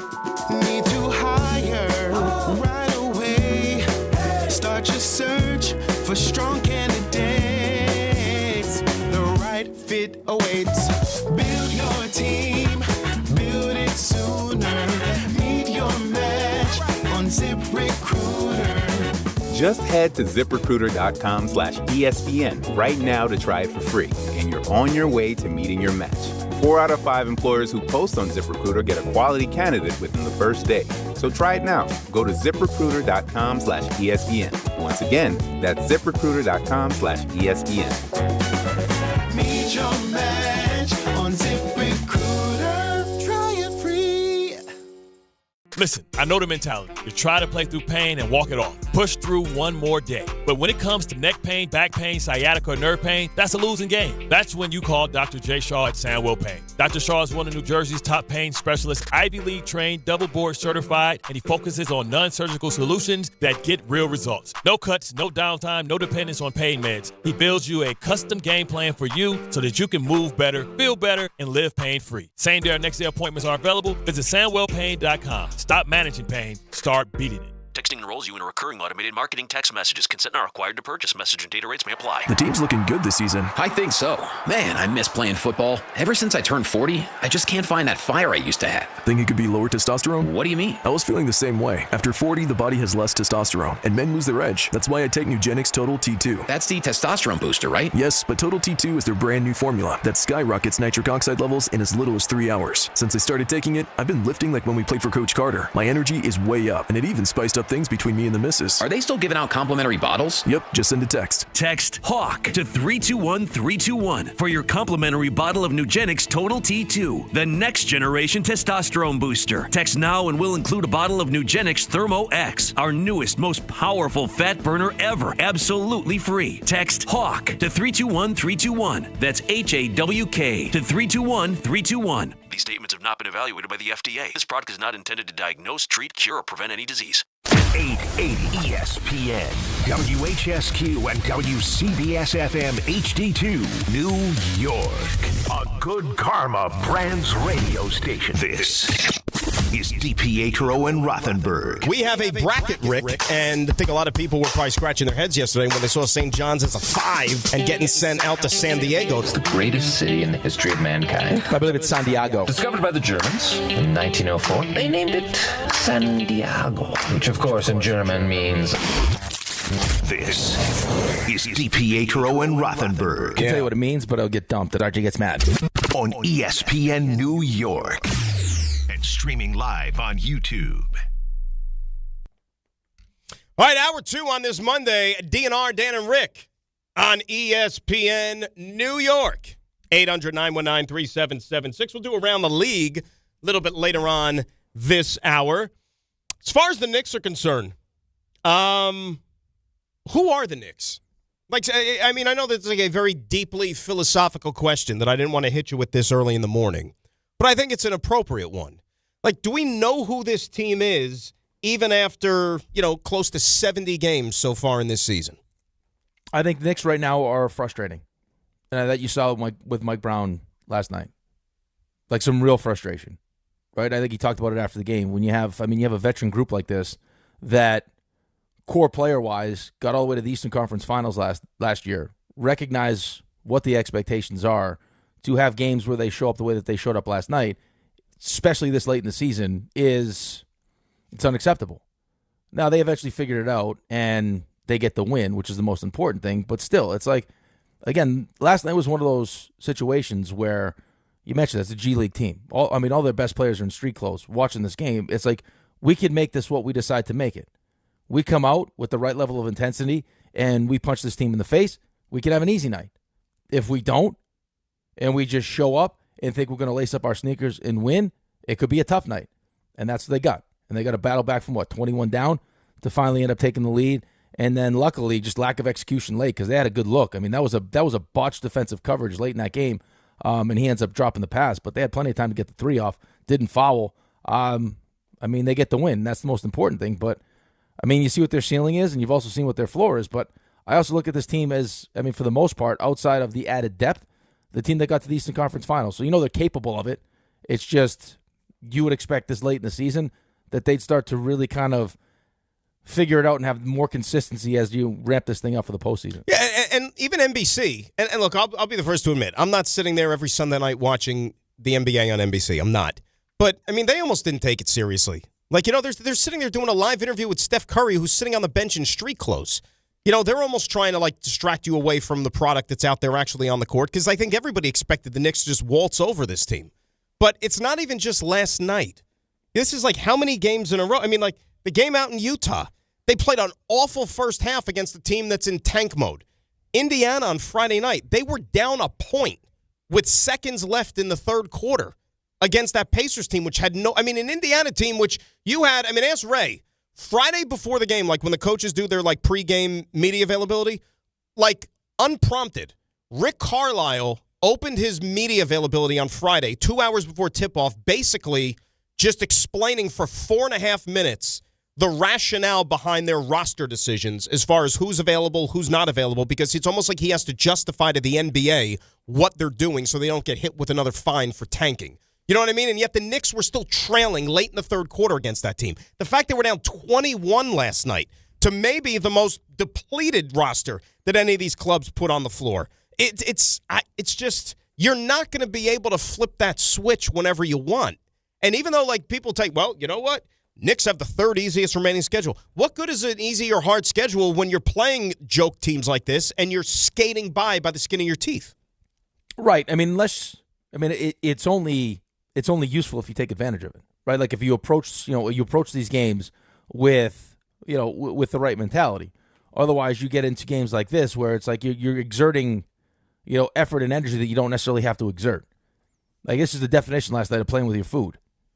Like, I mean, if you're NBC, of course, when you look at these two teams and what Golden State is playing with and what the Knicks are playing with, you're probably saying to yourself, "Oh, boys, this is gonna be a long one. I hope you got a lot of stories lined up because this is gonna be tough to get through this one because the Knicks should smash this team."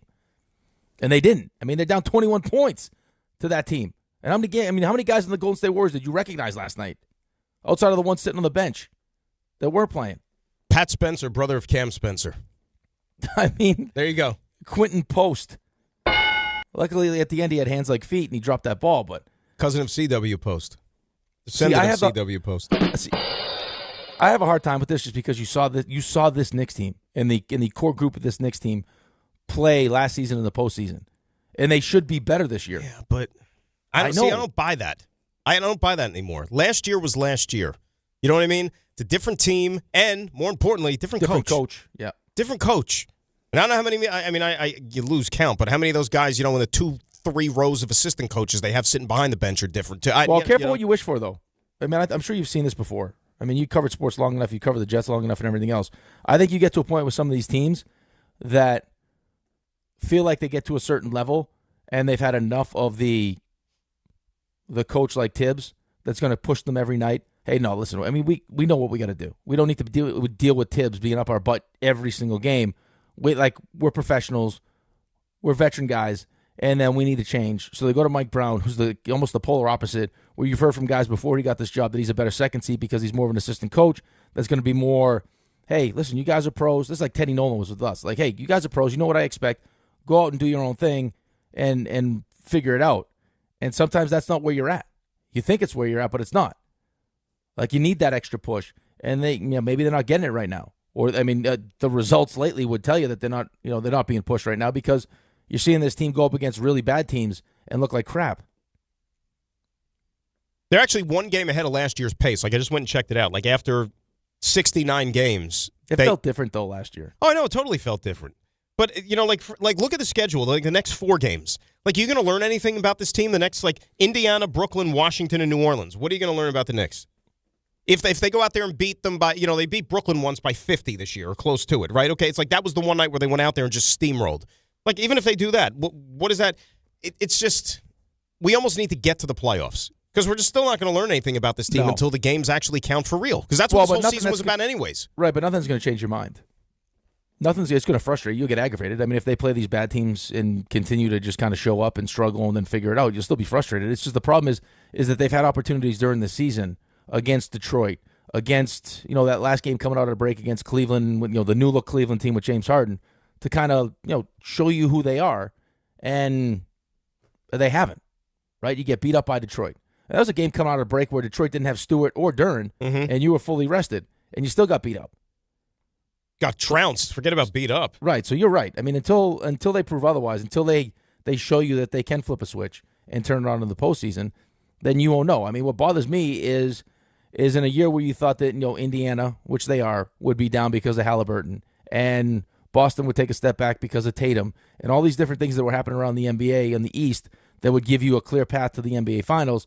It's like, well, even Detroit, as tough as that series was. That's just year one for Detroit. They didn't even win a playoff series. We beat them like they're coming, but they're not there yet. Well, no, they're here. They got the 1 seed. Boston didn't take a step back because Jaylen Brown is playing at an MVP level, and guess who's back now? And they got the 2 seed, which means if you get to a game, in the second round, if you get to a Game 7, right, you're playing that in Boston. And you've already shown us this season, this group is not nearly as good on the road as they are at home. So, I mean, you're making it more difficult on yourself. It's careful what you wish for. Like we're going to play this game probably like 100 times over the next month. Like where they're going to slot in, where they're going to finish in the standings. But like you look at it right now, they're in the 3-6. That 6 is Toronto right now. If you're a Knicks fan, you signed to play Toronto because you own them. You've owned Toronto for years. Like that to me would probably be the least taxing first-round matchup out of any of these teams that they'll possibly face that you could probably want. Right? I mean, right, but it could also be Orlando. Right, that's what I'm saying. But I would sign for Toronto. Like if you had your druther, right, you sign for Toronto. 100%. But I'm not worried about Toronto. I'm worried about round 2 now against the Celtics, where we got to go to Boston. But I want to be able to get through the first round with as little, agita as possible. Agreed. I don't disagree. Right. I'm not one of those people that needs the hardest road. Like I'll take the HOV lane if I can. Right, like just give me whatever gets me to the NBA Finals. That's what I want. How many people you need in the car with the HOV lane? It depends on the time. I like to time it where it's you're not under the restrictions anymore. You just jump right in there. You need at least 2, right? 2? Yeah, multiple people. Yeah. I had. Did you ever hear? I dare tell the Timu Solani story. No, I'd love to hear this. So Timu would show up. I loved his cars. Had great cars. Mm-hmm. He had one of those luxury sedans. So what he would do is, when did you play with Timu Solani? I didn't. But we would hear you just always get the good stories. Gotcha. So in Anaheim, what he would do is he would take the shades in the back seats and he would put them up, and then he would put a chauffeur hat on, and then he would jump right in the HOV lane. Just him, but people thought he was driving somebody, so he never got in trouble. Plus, it's Southern California. They're a little bit more lax there, aren't they? I got to tell you, that's that's great thinking right there. That's a good story. I mean, you could take a stuffed animal in something or put him in the back seat, put a seatbelt around him or something. Nobody will know the difference. There's people that do that. People put mannequins back there. Well, might as well.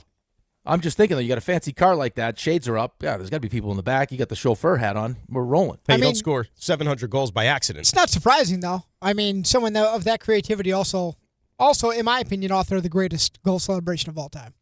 The gun, throw the glove he up. Throws the glove up like that's a duck. That's pretty special. That's creativity. You know what they don't tell you? One of the benefits about having a child is HOV lane access. Third passenger. Did you use that on Saturday? Oh, yeah. Really? Oh, yeah. How did you go, by the way? What was your mode of transportation? I drove. But was this a parkway thing or? Oh, yeah. Parkway? Yeah. I mean, HOV lane, though, it unlocks all kinds of things. All kinds of fun access. Right to the left, it's passing hundreds, thousands of cars. So, Rick, what happened was RJ had to go to take Antonio to a swim party way down in Jersey. Yeah, little kid way down in Jersey. And I said, that's a hike. For RJ coming from Brooklyn, that's on a Saturday. That could be a pain with traffic. So on Friday, I volunteered. I said, what about Tom Bauer? And by the way, the nerve of Tom Bauer, the price he puts on his time. Yeah. Because Tom Bauer lives in that neck of the woods. And I said, you know what, RJ, let Tom Bauer do all the heavy lifting. He could fill in. You can address him as RJ. He could pretend to be you. You know what I mean? And then so you wouldn't have to deal with all that aggravation. Rick, and Bauer put a price on it. Rick, you had to guess, what is Tom Bauer charging to show up as an appearance fee? $500. You're spot on. 2-hour party. He wanted $250 an hour. Wow. It's like a 20-minute drive for him. Hey, he's a big deal now. He's got his own show now. I mean, pretty soon he's not going to even pick up Starbucks anymore. They pick it up yourself. That's a good point. I forgot about the Starbucks. I mean, you start dropping things like this. Wow. Some people got really... Just got paid. There you go. Friday night, party jumping, feel all right, booty shaking. Dance. I've never heard that. That was from this Friday. That was this past Friday. And I said, right when that happened, I said, boy, I think RJ would now have serious second thoughts about going along with this plan of trusting his kid with you. There are times, though, Dan, that I actually consider offering RJ some money to sit in the baby seat in my car so I can go in the HOV lane. If it gets you where you got to go, right? That's easy money. Dear John, I just throw you right in Rocco's seat. It's like, what? I got a guy right back here. Dear John, Rick is volunteering to work all holidays with no comp day compensation. In studio. No. He is eager for the 4th of July. Yeah. No, not happening. We got the beach bash. I don't even know when that is. July 2nd. Oh, there you go. Which I hear you want to be there all day. I'll pass it along to John. RJ, I think there's a chance I'm like doing an activity at the beach bash. If it's the activity we talked about, I would like that, actually. Yeah, of course you would. I haven't heard about this activity. Yeah. Oh, you'll hear. It's nice. You would actually, if you were to be there, you would want to partake in this. Yeah. The other idea, Dan, just so you know, this is not what's happening, but the other idea from John was, this is a tickle booth. We should get. Rick says he's not ticklish. Let's set up a tickle booth, and people can try to tickle Rick. Yeah, I'm sure that'll be easily floated past HR. I don't think anything wrong will happen there. Right, just to sign on this line, Crick. I don't think there'll be any sensitivities in any way, shape, or form that are bended or compromised well, like that. We do have a new slogan. I'll show you a place I'm ticklish. The workplace is meant to be uncomfortable. I got a special little place. Is that considered the workplace though? That's the thing.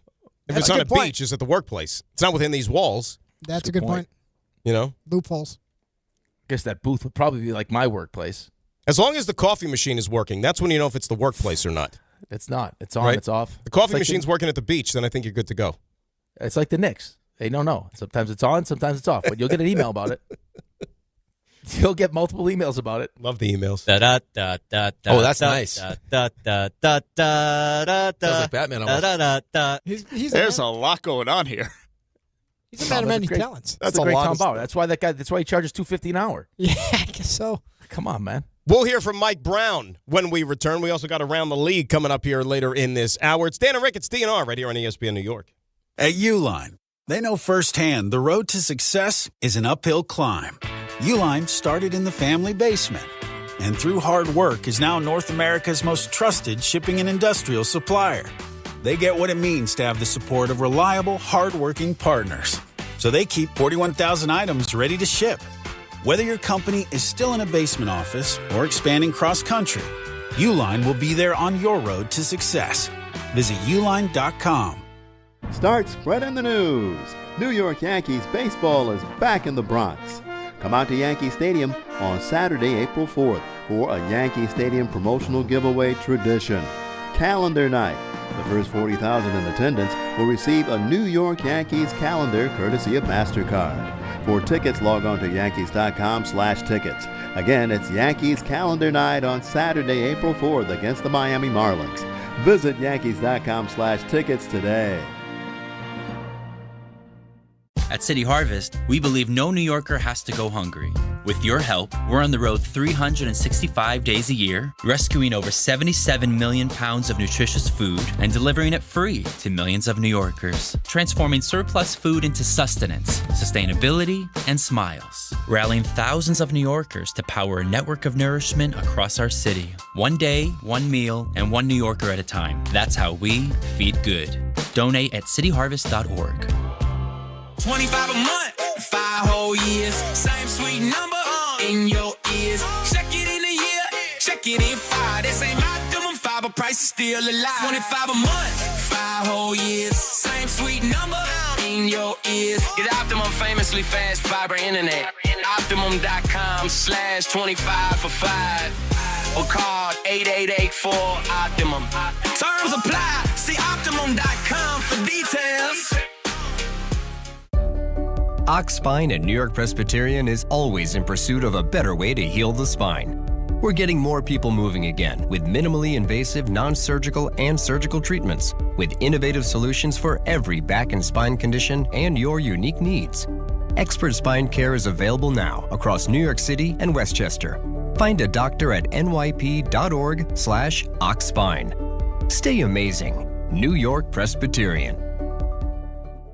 There's a lot of reasons why people buy at Ramsey Mazda. It's their selection, it's their customer service, and it's their savings. Lease a new 2026 Mazda CX-50 Hybrid Preferred with all-wheel drive for $259 for 36 months. Or buy with 1.9% APR for 36 months. Start shopping now at RamseyMazda.com. Choose wisely. Choose Ramsey Mazda. Call 833-853-2970 for lease details. VIN TN142673. MSRP $37,300. Zero security deposit. 1.9% APR for $28.60 a month per $1,000 financed. Ends 3/31/26.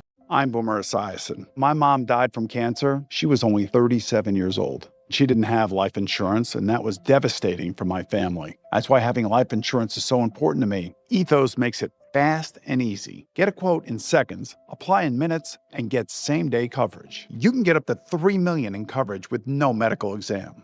Get your free quote at ethos.com/play. That's ethos.com/play. Paid spokesperson. Time spent on application may vary. Online health questions required. Harry Douglas here to tell you about Confetti Craze 5-Hour Energy. It tastes just like the best birthday cake ever.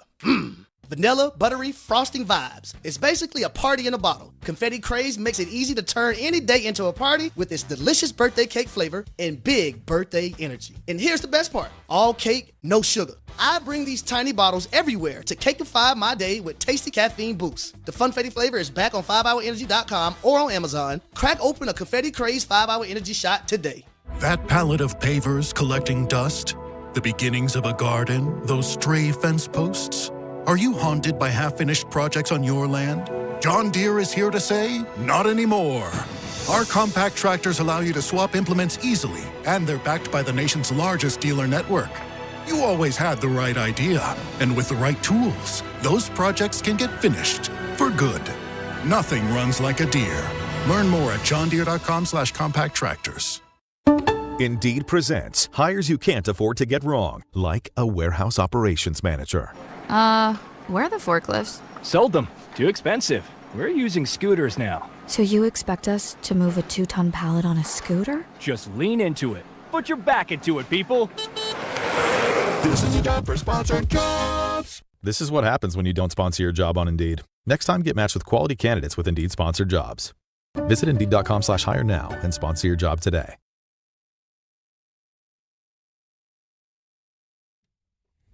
All right, Dan and Rick, DNR on Monday, 16th day of March, here on ESPN New York. Knicks victorious, not exactly convincing, had to crawl out of a 21-point deficit against a G League Warriors team last night at the world's most famous. I don't know if you know this, Rick, Mike Brown not happy with his team's performance. You want to hear a little bit of the Knicks head coach? I think we should. All right, here we go.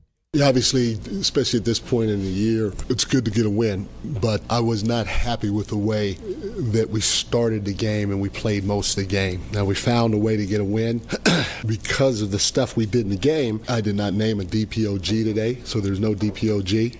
We have to figure out individually, collectively, how we can start games better. I thought at Indiana, and again, we did not, quote-unquote, blow Indiana out. That game could have gone either way. But we collectively as a group started that game with a level of physicality, a level of focus that we need to have every game, especially going down the stretch. Not talking about the outcome, win or loss. I'm talking about the start of the game with a level of focus and a level of physicality so that they're feeling us to start the game. It's not just about the Golden State Warriors and them missing half their team. The Clippers had all their guys, I think. Our group, start with me as a head coach. We have to figure out how we don't have to go into games relying on some amazing comeback because we did not start the game the right way. Two things again. You know, a common theme, which has really been the case with this club over the last week or so, you know, when they, even in the games they lost out in L.A., both of those games, right? Too sloppy with the basketball. Turnovers, allowing other teams to get baskets, easy baskets, off of their mistakes. The other thing that shocked me about last night, too, the second chance points opportunities. I mean, that's just effort. You know what I mean? Think about it. Like if you're attacking the offensive glass, keeping possessions alive, that's effort more than anything. And those guys that went out there last night wearing Golden State uniforms, they were basically all singing for their supper. You know, and you can't tell me that those guys wanted it maybe just a little bit more and the talent just gave out at the very end. That's what I think.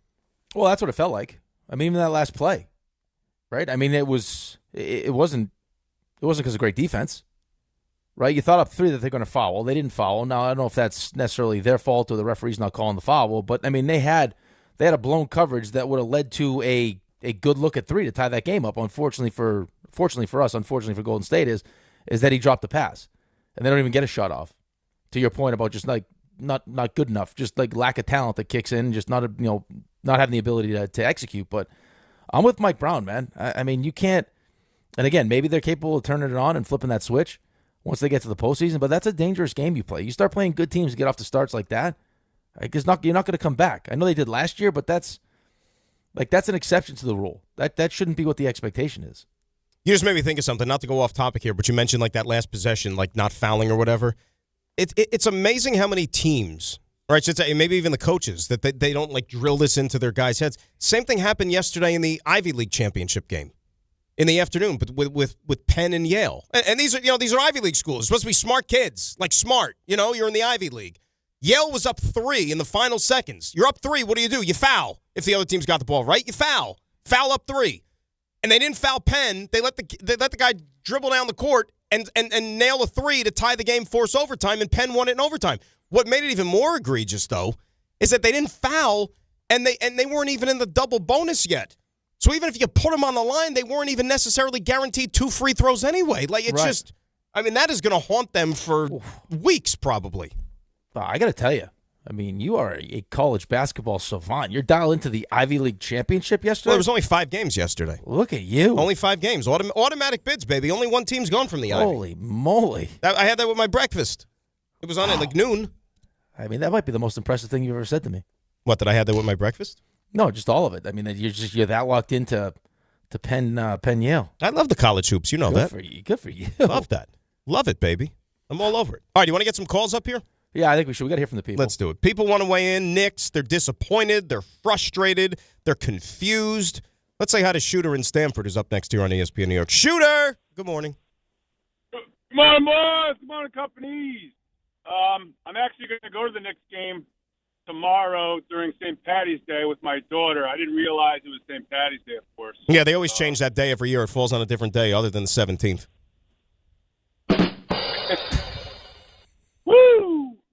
Yeah, I should have blew it. But I'm curious what I say to my daughter when she's like, Daddy, why is everyone so loud and drinking on the train? What would you guys say to your daughter at that point? They're inebriated, honey. Yeah, honey, it's St. Patrick's Day. People like to get a little loose St. Patrick's Day. Honey, here's a new word for you that you could bring back to the class. Inebriation. Inebriation? You might be like, Daddy, do they have hangovers? I'm like, no, that's tomorrow. But in regards to the Knicks, I'm going to be at the game. I feel like there's a different vibe you get. You pick up things that you wouldn't pick up on TV. And, I mean, obviously Tibbs demanded effort every night. This guy tries to, but is not getting it. But hopefully I'll see something there that's going to make me feel better about the Knicks playoff run. I know they'll try harder in the playoffs, and things will be a little different. But having this new coach, there's definitely some stuff going on that I don't like. Let's go Knicks, baby. All right, Shooter's going to be at the game with his daughter, St. Patrick's Day, a little drunk. But here's the thing, though, Dan, and you tell me what you think about this, though. Mm-hmm. I mean, we all just accept that Mike Brown was the one that was hired, right? I mean, that ends up being our head coach. But Mike Brown wasn't the first choice or the second choice. No. Like, this was not like, hey, we're firing Tibbs because we got this much better option. 100%. It was, we're firing Tibbs because the players are done with Tibbs. We need a change. He's not collaborating enough and all these different things. And then we want to hire someone else. Like, the jury's still out whether or not you upgrade it or not. You get it. You're 1,000% spot on. That's why I say, like, it's a different year, different coach. And it's not like, as you said, they didn't bag Tom Thibodeau because, Mike Brown's available. You got to get Mike Brown. If he's available, you got to get him. Got to bring him to New York. No, he was like the 4th choice, right? Jason Kidd, Taylor Jenkins, remember from the old Grizzlies coach? Even freaking James Borrego got an interview. Right. And then Mike Brown, and then it was like, okay, we'll take Mike Brown. But, I mean, Jason Kidd was the guy they wanted. They couldn't get Jason Kidd, and then it was, okay, who else is on the list? Who else is available? And that's the fact. Now, Mike Brown could change that by taking this team to the NBA Finals. Then you say, okay, maybe it was the right decision.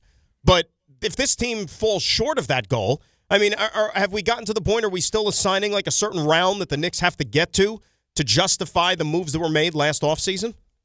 Well, I think it has to be the Eastern Conference Finals. Minimum, yeah, and then you see what it looks like. I mean, if it's Detroit in the Eastern Conference Finals and they beat the hell out of you, it's still good. I mean, it doesn't matter that it's the Eastern Conference Finals, right? It's still going to feel like a disappointing season. And again, we can't sleep on the Celtics either. Well, no, I don't think anyone's sleeping on the set. Absolutely not. Like, it wouldn't shock me if the Celtics go to the NBA Finals now. Well, they're the favorites now. I mean, they are. Are they the favorites now? Yeah, they were. I mean, last time I checked, it was them. They were one in the East. You could check it again, and then the Knicks were fourth. I think it went Boston, Detroit. Now that could have changed by now, but it was Boston, Detroit, Cleveland, the Knicks. But I mean, did you expect Tatum to look this good? No. 10 months out of an Achilles? No, I didn't expect the team to be this good the whole year when they didn't have Tatum. Like, remember, Boston in a lot of ways was almost in the same category as Indiana was before the year, right? With their injury to their star player, like, oh, you know what? It's a redshirt season. Whatever happens, it's a walk year. Don't matter. If they finish 7th, 8th, whatever, they're going to reload and they're going to be great next season. I didn't expect this. Nobody did. Well, on top of the fact that now you can almost make the argument that they're better off for having it happen. Oh, because he's going to be fresher. Well, he'll be fresher, but also the things that you learn along the way with not having him, right? I mean, last year there was this, and they came off a championship, so maybe there was just like this sense of confidence / arrogance in that series we played against them, where we're down 20, and they hoisted up 100 3-pointers in the first 2 games and made 25 of them. Like, it's like, hell, we're just going to keep hoisting them up. Well, you're not hitting them. Well, that's just who we are. Like, so maybe not having Tatum has given them the opportunity to, figure some things out. So when he's back, now he's fresh, he's rested, we also have other ways we can beat as opposed to just hoisting up threes all day long. Do you put San Antonio in the title category? Yeah. You do.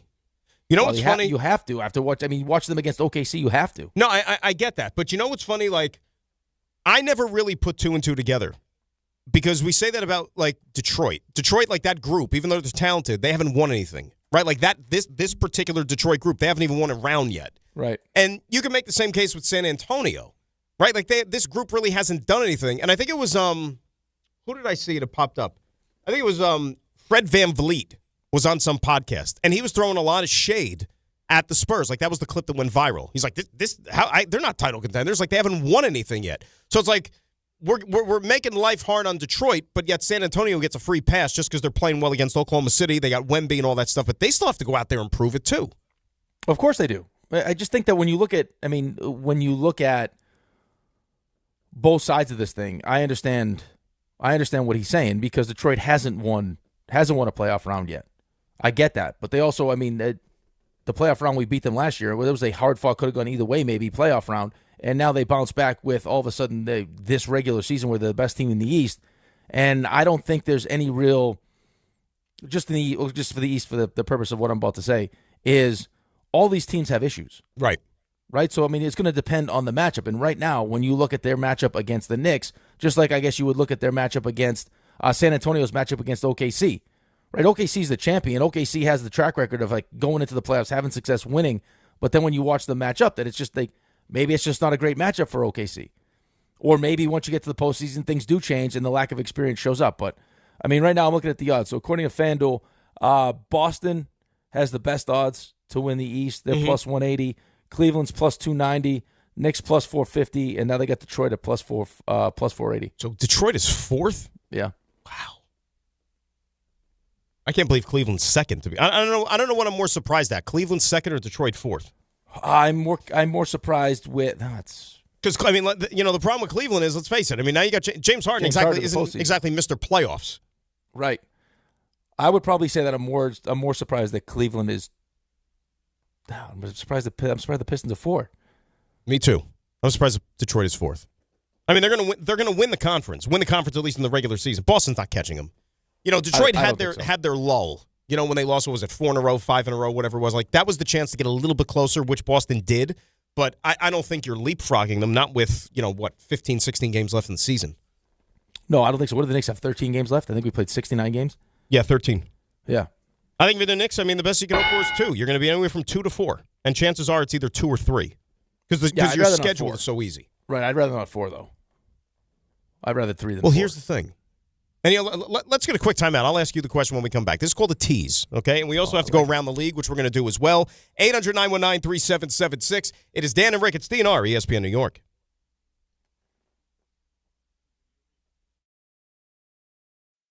But, Rick, you got to tell us something, right, about FanDuel. Are you excited about it? I'm very excited. Are you sure? Because you were just telling me some FanDuel-related factoids about the conference finals or the conference whatever. This. All right, speaking of FanDuel, you'll love this because right now FanDuel's dropping bonus bets into everyone's account for the tournament. All you have to do is opt in to claim your bonus. Use them on your bracket picks, money line spreads, totals, game props, or even same-game parlays. But don't wait.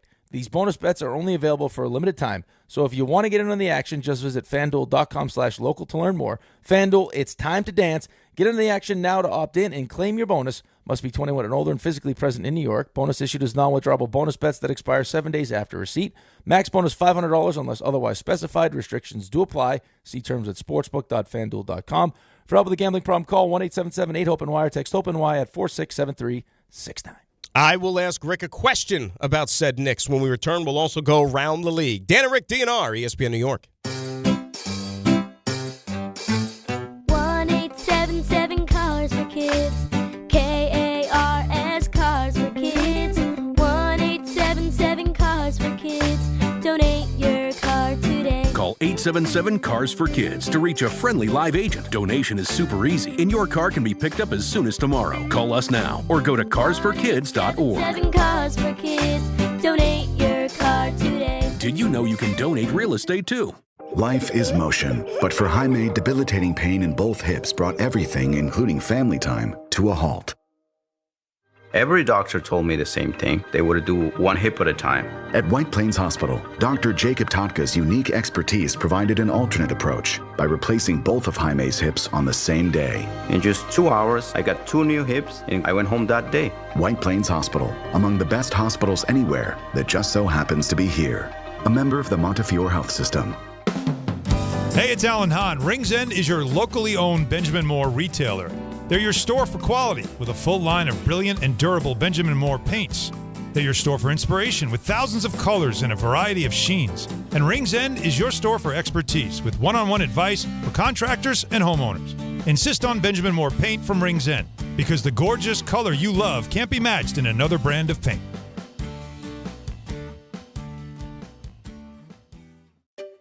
Finding great candidates to hire can be like, well, trying to find a needle in a haystack. Sure, you can post your job to some job board, but then all you can do is hope the right person comes along, which is why you should try ZipRecruiter for free at ZipRecruiter.com/ESPN. ZipRecruiter doesn't depend on candidates finding you. It finds them for you. Its powerful technology identifies people with the right experience and actively invites them to apply to your job. You get qualified candidates fast. So while other companies might deliver a lot of hay, ZipRecruiter finds you what you're looking for. The needle in the haystack. See why 4 out of 5 employers who post a job on ZipRecruiter get a quality candidate within the first day. ZipRecruiter, the smartest way to hire. And right now, you can try ZipRecruiter for free. That's right, free at ZipRecruiter.com/ESPN. That's ZipRecruiter.com/ESPN. ZipRecruiter.com/ESPN. ZipRecruiter. This is a special notice to U.S. taxpayers owing $10,000 or more to the IRS. Tax Relief Advocates is urgently notifying taxpayers that tax relief initiatives are now available that may significantly reduce or eliminate what you owe. If you're afraid of an IRS lien, levy, or wage garnishment, don't lose hope. You can now take advantage of these current relief programs to end all collections, reduce the amount you owe, and resolve your tax problem. Even if you have years of unfiled tax returns or are already in a payment plan, you may still qualify for significant relief. Struggling taxpayers can now get relief they need during these hard economic times. A hotline has been established by Tax Relief Advocates for you to call and see what you qualify for. They are A+ rated with the BBB and have over 1,000 5-star reviews. Don't wait. Call 800-575-9087. 800-575-9087. That's 800-575-9087 or simply visit TRA.com. During Lowe's Pro Savings Days, the job works in your favor. Milo's Pro Rewards members buy more and save more on materials they rely on every day. Get up to 25% off select molding when you spend $1,000 or more, and up to 25% off Pergo Evercraft laminate flooring. Put Pro Savings Days to work for you. Members get more at Lowe's. Valid through 3/27. Selection varies by location. While supplies last. Loyalty program subject to terms and conditions. Visit the Pro Desk or Lowes.com/terms for more details. Subject to change. If you love to travel, Capital One has a rewards credit card that's perfect for you. With the Capital One Venture X card, you earn unlimited double miles on everything you buy. Plus, you get premium benefits at a collection of luxury hotels when you book on Capital One Travel. And with Venture X, you get access to over 1,000 airport lounges worldwide. Open up a world of travel possibilities with the Capital One Venture X card. What's in your wallet? Terms apply. Lounge access is subject to change. See CapitalOne.com for details. NBA fans don't just watch the game, they live it. So stream like you're courtside with NBA League Pass. Your ticket to all the action. Watch your favorite team shine and catch the league's brightest stars and rising stars at the same time with multi-view on your favorite devices. From the plays you can't believe to the most live games and the drama that comes with it. If it happens on the court, it's happening on NBA League Pass. Only select out-of-market games available. Blackout restrictions apply. Additional charges and other conditions may apply. Visit NBA.com/subscriber agreement for full terms and conditions. All right, it's game time, brought to you by Tullamore Dew Irish Whiskey, because when it's game time, it is Tully time. 7 p.m., Rangers host the Kings, and at that very same time, the Devils welcome the Bruins to the Rock. Our Rangers coverage begins at 6:30 right here on ESPN New York. Then at 7:30, the Nets host the Blazers because the NBA put it on the schedule. That's Game Time, brought to you by Tullamore Dew, the original triple distilled, triple blended, and triple cask matured Irish whiskey.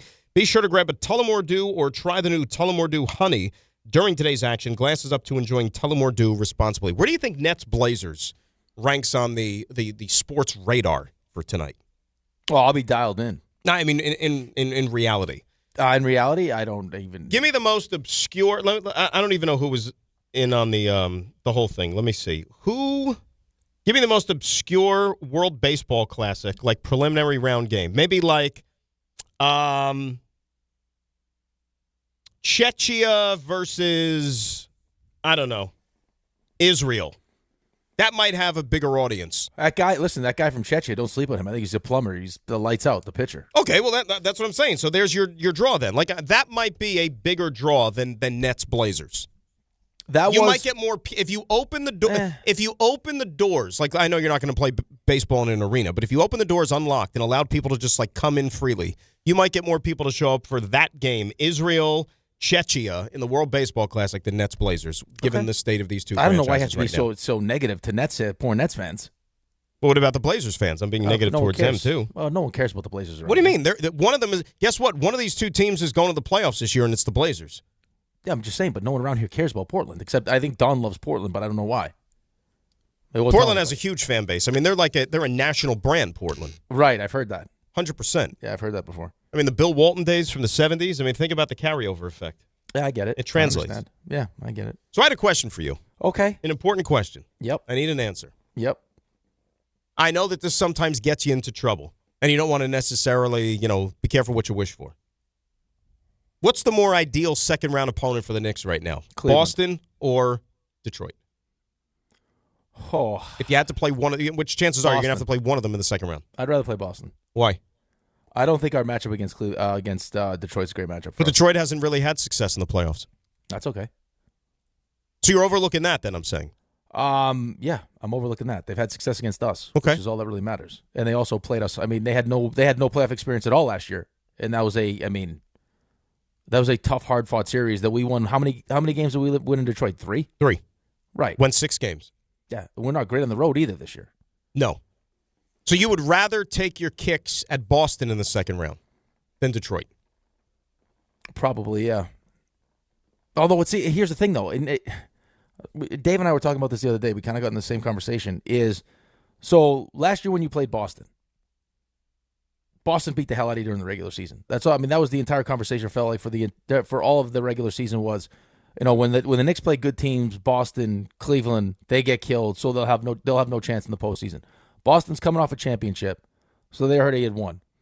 You get into that series, you're down 20 a couple times, you find a way to come back, you win those games, and you end up, Tatum blows his Achilles out, you end up winning the series. Great. So now, going into this season, you're the team that knocked Boston out, right? So Boston, I mean, would love to get, their revenge on you. On the other side of this, it's pretty clear that whatever we did to Detroit last year in the postseason has now put the bullseye on us because they have a circle that's every time we beat the Knicks, every time we play the Knicks, we don't want to just beat the Knicks. We want to embarrass the Knicks, right? So, they would love the opportunity to knock you out of the postseason. But whoever they play in the playoffs, they're going to have, they need to beat somebody. Because like we said, they haven't beaten anybody in the postseason yet, this group. Remember, the last time they won a playoff series was, almost 20 years ago? I think the last time the Detroit Pistons won a round in the playoffs, it's been 20 years. Which is hard to believe. God, that's a good question, though, man. I mean, I'm sitting here thinking about it, Well, because here's why, last year was that kind of gap year, I feel, for the Celtics. Coming off of a championship. Now, look, the series was, it had nothing to do with Tatum getting hurt. It didn't. The Knicks had beaten the Celtics before Tatum went down. That series was have more over. to do with, what the hell are the Celtics doing in the first two games? Well, that was their problem. They got stubborn. I'm fine with that. And they lit themselves on fire, essentially. I just think this Celtics team, who has a championship pedigree, that is a team that maybe Knicks fans should maybe be a little bit more cognizant of, thinking, you know what? That's the one I want to avoid until the last possible chance I have to play them, meaning the conference finals.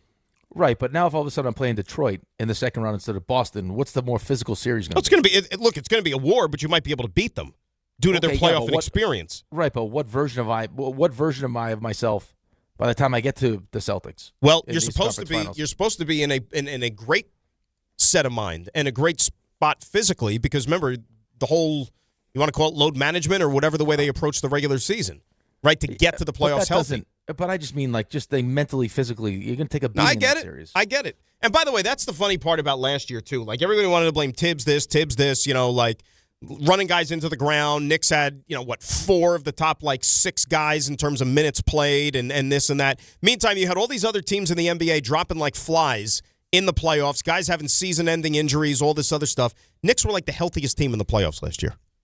Yeah, I think, listen, you've done shows with Bart. I mean, you've done shows with Bart. I think Bart would tell you that there's something to be said about that. Getting yourself ready, right? Building up those calluses going into the postseason, knowing how much more physical it's going to be, knowing what's going to be demanded of you. You build that up during, that's what the regular season is for, is to build you up that way. They clearly didn't feel that way. I think that the problem with the Knicks in Tibbs is, and if I had any advice for Tibbs before he ended up getting fired, was to at the very least, be willing to do kind of what Tom Coughlin did. Because I think the Knicks could still use Tibbs, but a lesser version, a softer version of Tibbs. Because I don't think Mike Brown's right either.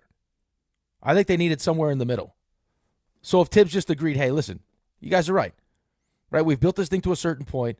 The guys know what I expect. Now I can take my foot off the gas a little, start to listen to my veteran guys, maybe some of my assistant coaches. Because the other thing that hurt Tibbs last year is that you spent the whole season talking about how bad the bench was, and you couldn't play anyone. And then because of foul trouble, you got to play guys who step on the court and all of a sudden look good. And then you hear, well, the assistant coaches were telling him to do that, during the season, and he wouldn't do it.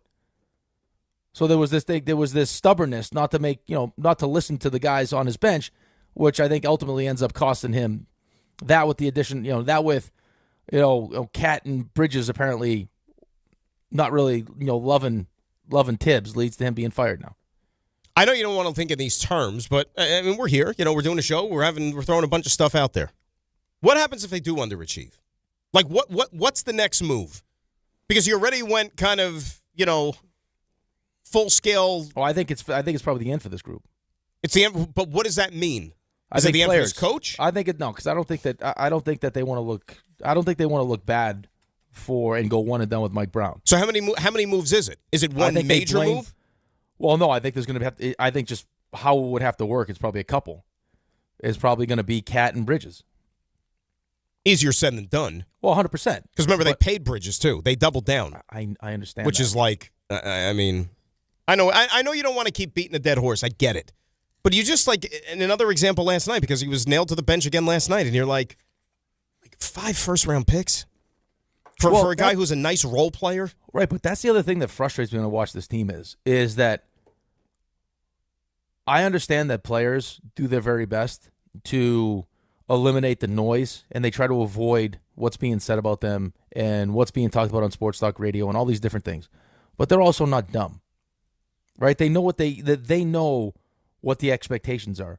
They know that this Giannis conversation is not going anywhere. Nope. Right? So, like, to not have the sense of urgency to know, fellas, we sit here and talk about how much we like this group and how we want to have success as a group. Well, guess what? If you don't, this group is going to look completely different.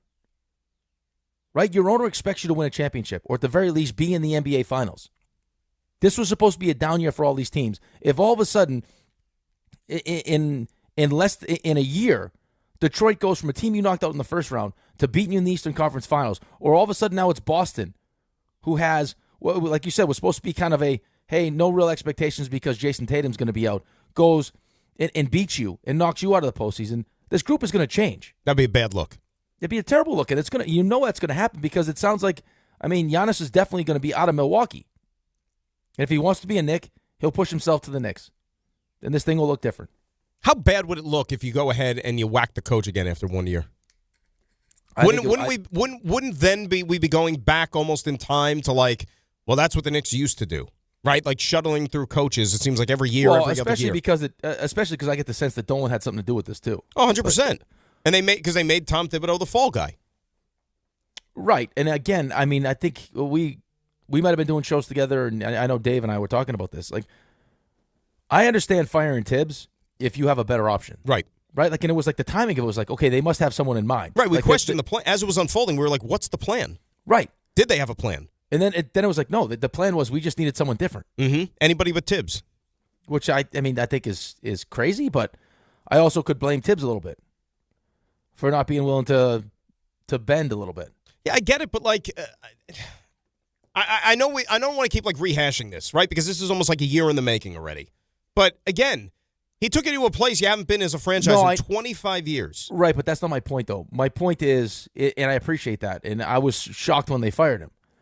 I just think that you get to a certain point with a group of players, especially when it's the same group, that you have to be willing to adapt.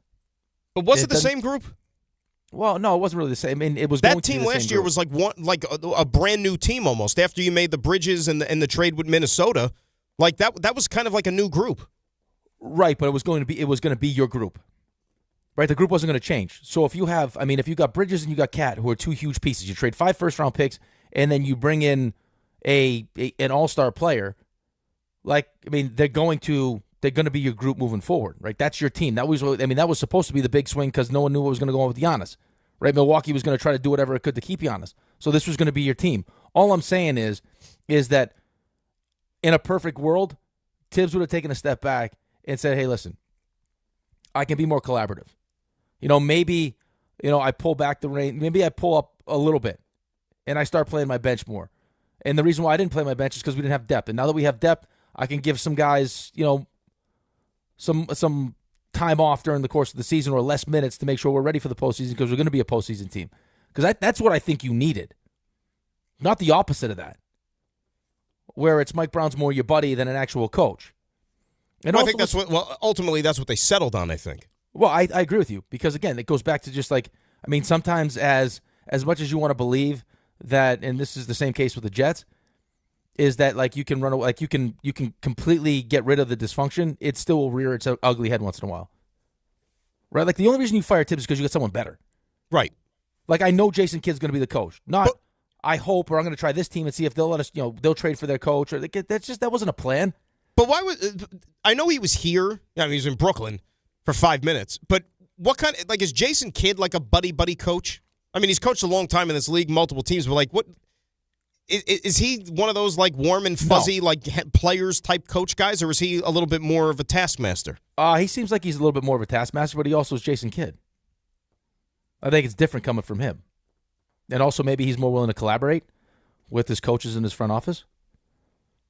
I saw something the other day. I told Dave, and I didn't love it. Mm-hmm. Where I wish I remembered his name, but they were talking about the Knicks and just why the inconsistencies and everything else, and how come against really good defensive teams sometimes it feels like they really struggle offensively. And he described the offense as accidental. The Knicks' offense is accidental. So basically, it's like they don't have a plan.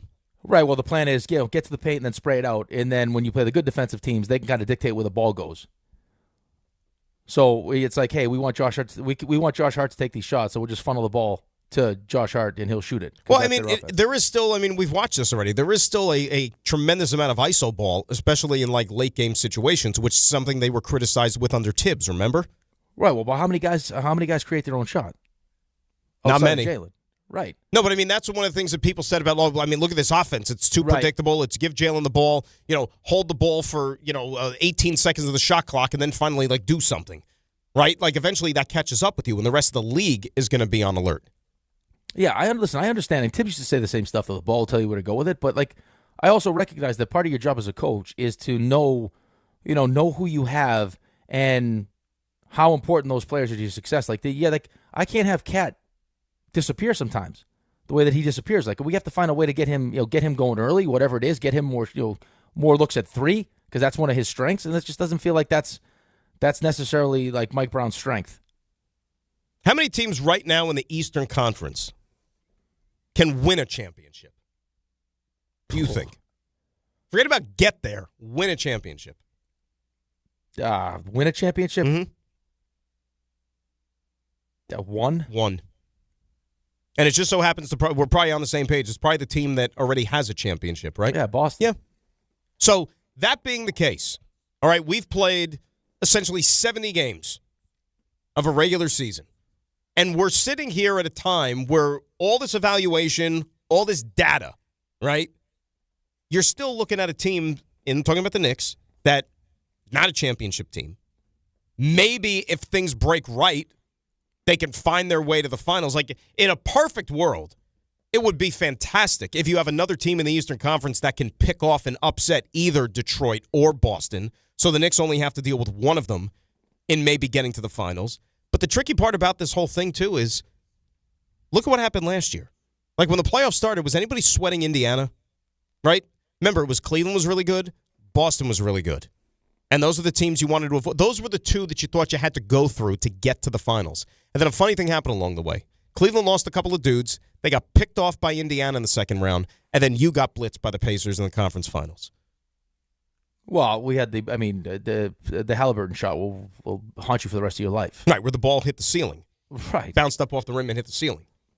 It just feels like the East is very matchup dependent on who makes it out and who doesn't. Which is why and again, I don't know if inexperience shows itself in the postseason, which is maybe why I would rather see Detroit. I've heard people argue two different ways here. If you finish in the 4 and you play Detroit in the second round, it's to your benefit because they've only had now one playoff series win. And there'd still be some element of inexperience. I could almost make the argument the other way where I'd rather see them in the Eastern Conference Finals because I think that's really when now you're a step away from the NBA Finals where nerves and inexperience could really show itself. Karl Anthony Towns, who has Dominican blood, after the game last night, he was all over the WBC game as well. He was keeping an eye on that. He's also the same guy that wore Eagles stuff on the sideline. That's right. He's a big Eagles fan. How about Kat and the reaction to Team USA beating the DR last night? Hell yeah, that was a ball, man. Some bull.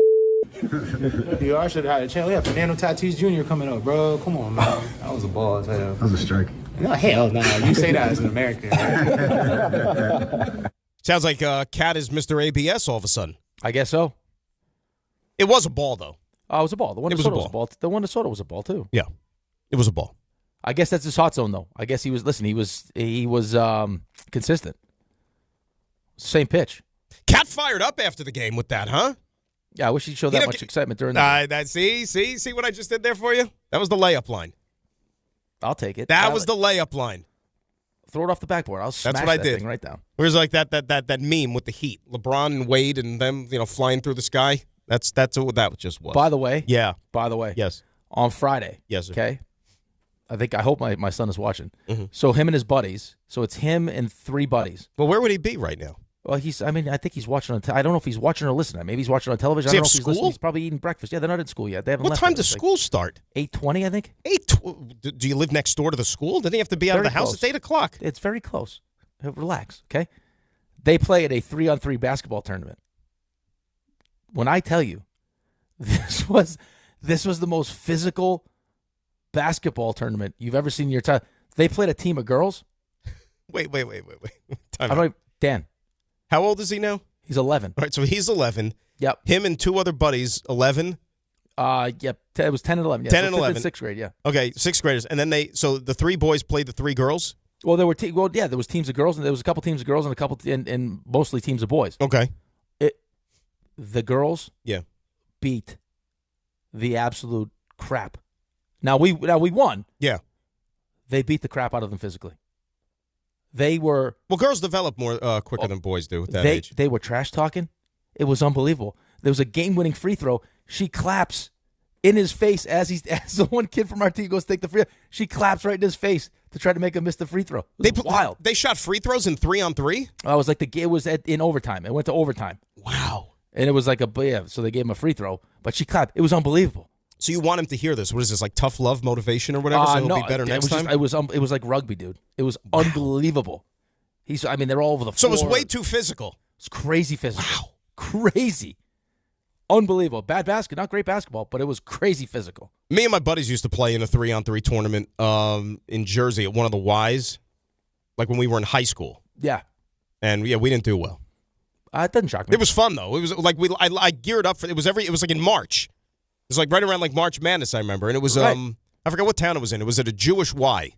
And so you had the 3 of us walk in, and there was a lot of teams or whatever, and I think it was like double elimination. We didn't get very far, but they give you as like a consolation prize. They give you Nets tickets. Nice. Yeah. Maybe Nets Blazers. Jersey Nets. One of them was against the Blazers, actually. Oh, get right to the Continental Arena. Look at you. That was not very nice what you said about Dan, by the way. Well, are you shocked that Dan's team didn't do well? Well, why not? Well, how about this? We got screwed one year. You want to hear what happened? Yeah. By the way, you're listening to DiPietro and Rothenberg on WHSQ, WCBS FM HD2, New York. So like I said, it was double elimination one year, right? And we lost our second game, whatever.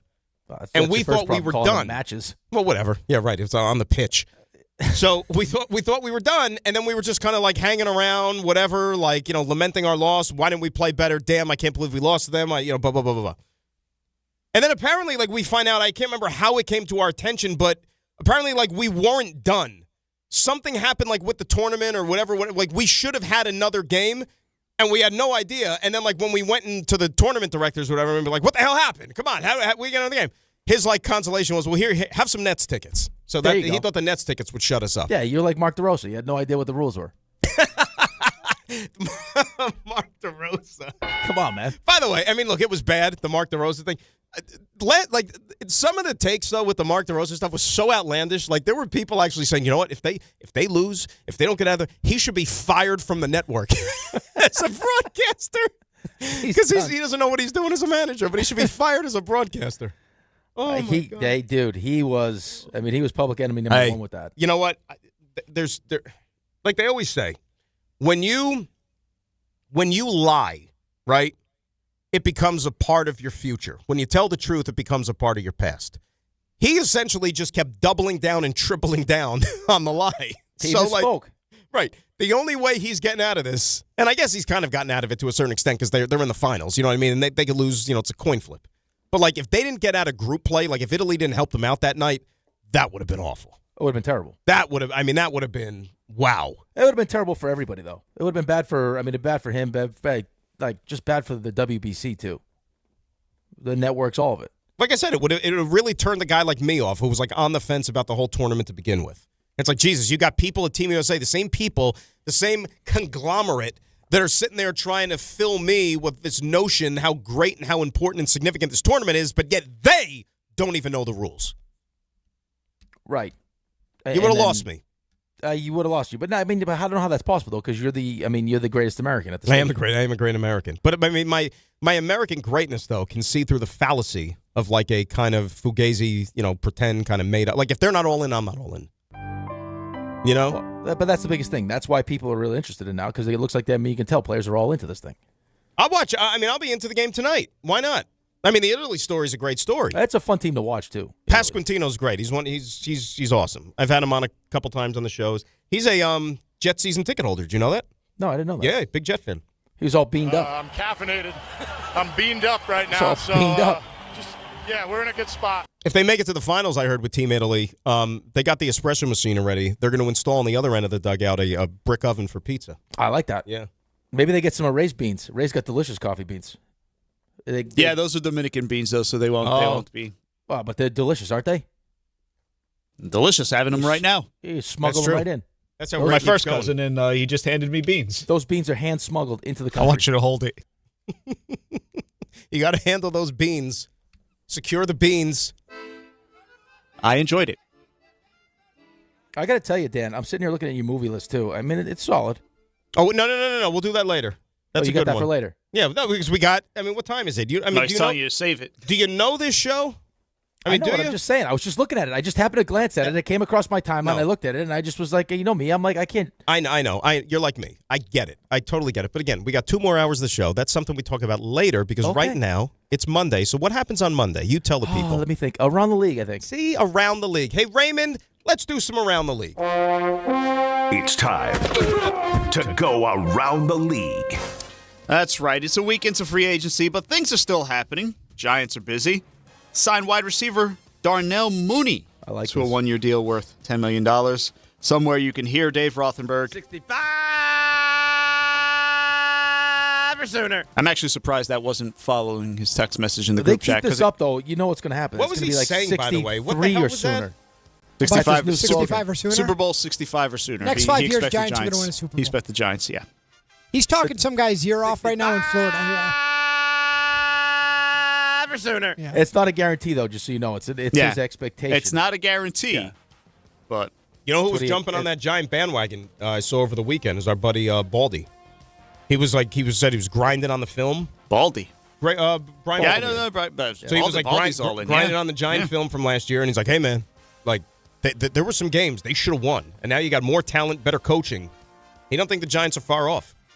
Interesting. Giants also sign Jason Pinnock back and safety Elijah Campbell. So it's all happening for the Giants. Mooney is the obviously he's got the connection with Matt Nagy from the Chicago days. Look at that. You know, didn't put two and two together. It's all about it's not nepotism, but it's just like somebody familiarity. The Giants are half Baltimore Raven right now. That is true. Jets bring back safety Andre Sisco on a 1-year deal. Cisco kid. $5.25 million. Also bring back linebacker Michael Walker and return ace Kene Nwangwu. Wangwu. You know how good 1-year, $2 million deal. He's awesome. You know how good he is? Like, he came into the league. RJ could fact check this for me. Either like 21 or 22 he came into the league. Since he's come into the league, he has the most return touchdowns in the NFL. The problem is he just can't catch a break when it comes to staying healthy. Is it 5? That's 5. right? I think it's 5. What is it? The one thing the Jets were very successful at? Special teams. Special teams, baby.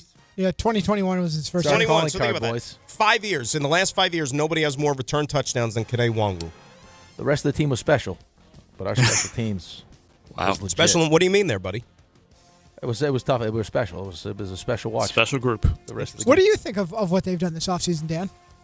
You're a Jets insider. I prefer to keep that to myself. You're a Jets apologist. What do you think? Oh, no. Wow. Oh, my God. Did you? Wow. I'm going to walk out of here. How do you say that? How do you say that to me? How do you say it to me? Do you really feel that way? No, I don't feel that way. Okay, you going to give us your opinion, or what are you going to wait? We're going to save this too. Well, I mean, it's obvious that, first of all, I mean, they transformed the defense significantly. I mean, like super significantly, and they had to. I mean, the defense was a leaky paper towel last year. I mean, they couldn't stop anything. So they had to dedicate a lot of resources to that side of the ball, and they're not done yet. You know, obviously we expect a pass rusher at number 2. You're probably going to get some more help with, another one of those 4 picks in the top 44. They still got to go out there and get another wide receiver, which the draft can handle, and then got to get a backup quarterback. The one I got to be honest with you, the one move so far that has made me scratch my head a little bit, I didn't understand what they were doing and what happened with the Nick Folk situation. Yeah, that made no sense to me either. Like, how do you let Nick Folk out the building? So when do you get to the building and get some answers on that? I was reading about it from Rich Cimini over the weekend. He said that he wanted to come back. You would know more than me. He wanted to come back, but the Jets were only offering 1 year, basically a 1 year guaranteed, something like that. Well, as soon as you saw the news come out last week, and he signed with the Falcons, and you saw it was a 2-year deal, you said, well, that's it. Yeah, they obviously didn't want to offer a 2-year deal because he's 41. And look, you could say, like, everybody has an expiration date, right, in sports position, whatever, and you're going to start to see a downgrade with the production. But it wasn't just last year. His previous 2 freaking years in Tennessee, the guy was, like, automatic. The guy's missed, I think, like 3 kicks total in the last 3 years. Now, he's not a guy that's going to go out there at his age and boot a 60, 65-yarder like some of these other yo-yos are doing. But, I mean, from like 55 in, he's freaking automatic. He's been an accurate kicker for about 20 years now. You know? And why would you mess with that? I don't know, but... You're not a Cade York guy? No. It's not, dude, Cade York was on like some team's practice squad last year. But here's the thing. Cade York one of yours? Us, no. Okay, I feel like he was. Here's why, again, like you have faith, like you're talking about the special teams. They basically got, why am I freaking punting on his name? The punter. Who's the punter? Oh, my God. What's the punter's name? Why am I blocking on it? Does they bring the same punter back? Yeah, the guy from last year. McNamara? He was, Austin McNamara. Yeah. Thank you. The guy that, I thought you said he picked someone up. No, they basically plucked him out of nowhere last year, and he turned into like a borderline like really Pro Bowl All-Pro guy. He was fantastic. So I trust that they'll be able to do the same thing. And remember, the other kicker that they had in camp, but it just so happened that Folk won the job, was Harrison Mevis, who ended up kicking the Rams deep into the playoffs and making game-winning kicks and stuff like that. So they identify these guys. They know what they're doing special teams-wise. My recommendation, watch some UFL football. The next great kicker is probably coming out of there. Like Harrison Mevis was, right? Yeah, there you go. UFL starts in like 10 days. It's right around the corner. Anthony Beck, Orlando Storm, baby. Oh, that's right. Anthony Beck, very busy. Dallas Goedert is going to stay with the Eagles on a new one-year deal for $7 million. No. Eagles also bring in Arnold Ebiketie on a one-year deal. Arnold Ebiketie? Former Falcon? Ebiketie? I didn't even see. Okay. It's by the way, it's the way he said it. Guess what I'm doing right now? Guess who I'm responding to? Tom Bauer. What's Bauer got? Wants to know if I wanted Starbucks. No. What a guy. How about that? He's He still really a Starbucks guy. Rick is very familiar with that. He really is the best. He is. Just got paid. There you go. Friday night, party jumping, feel alright, booty shaking. Look at Tom Bauer. The Houston Oilers of Tennessee, also known as the Titans, they've agreed to a restructured contract with receiver Calvin Ridley, ensures he remains with the team for 2026. They are also releasing cornerback L'Jarius Sneed to save $11.4 million on their cap. It seems like late in the game to do that, no? I feel like a lot of restructures are going on. Are you talking about the release? Like Sneed. Could have done that sooner. So, did Calvin Ridley bet on himself to restructure his contract or no? No. Oh, no. Too soon? I thought the truth stays in the past, Dan. What That's happened to true. your whole little nice Yeah, thing? but Did he tell the truth? Yeah, but did he tell the truth? If I not, don't know. that's why he got suspended.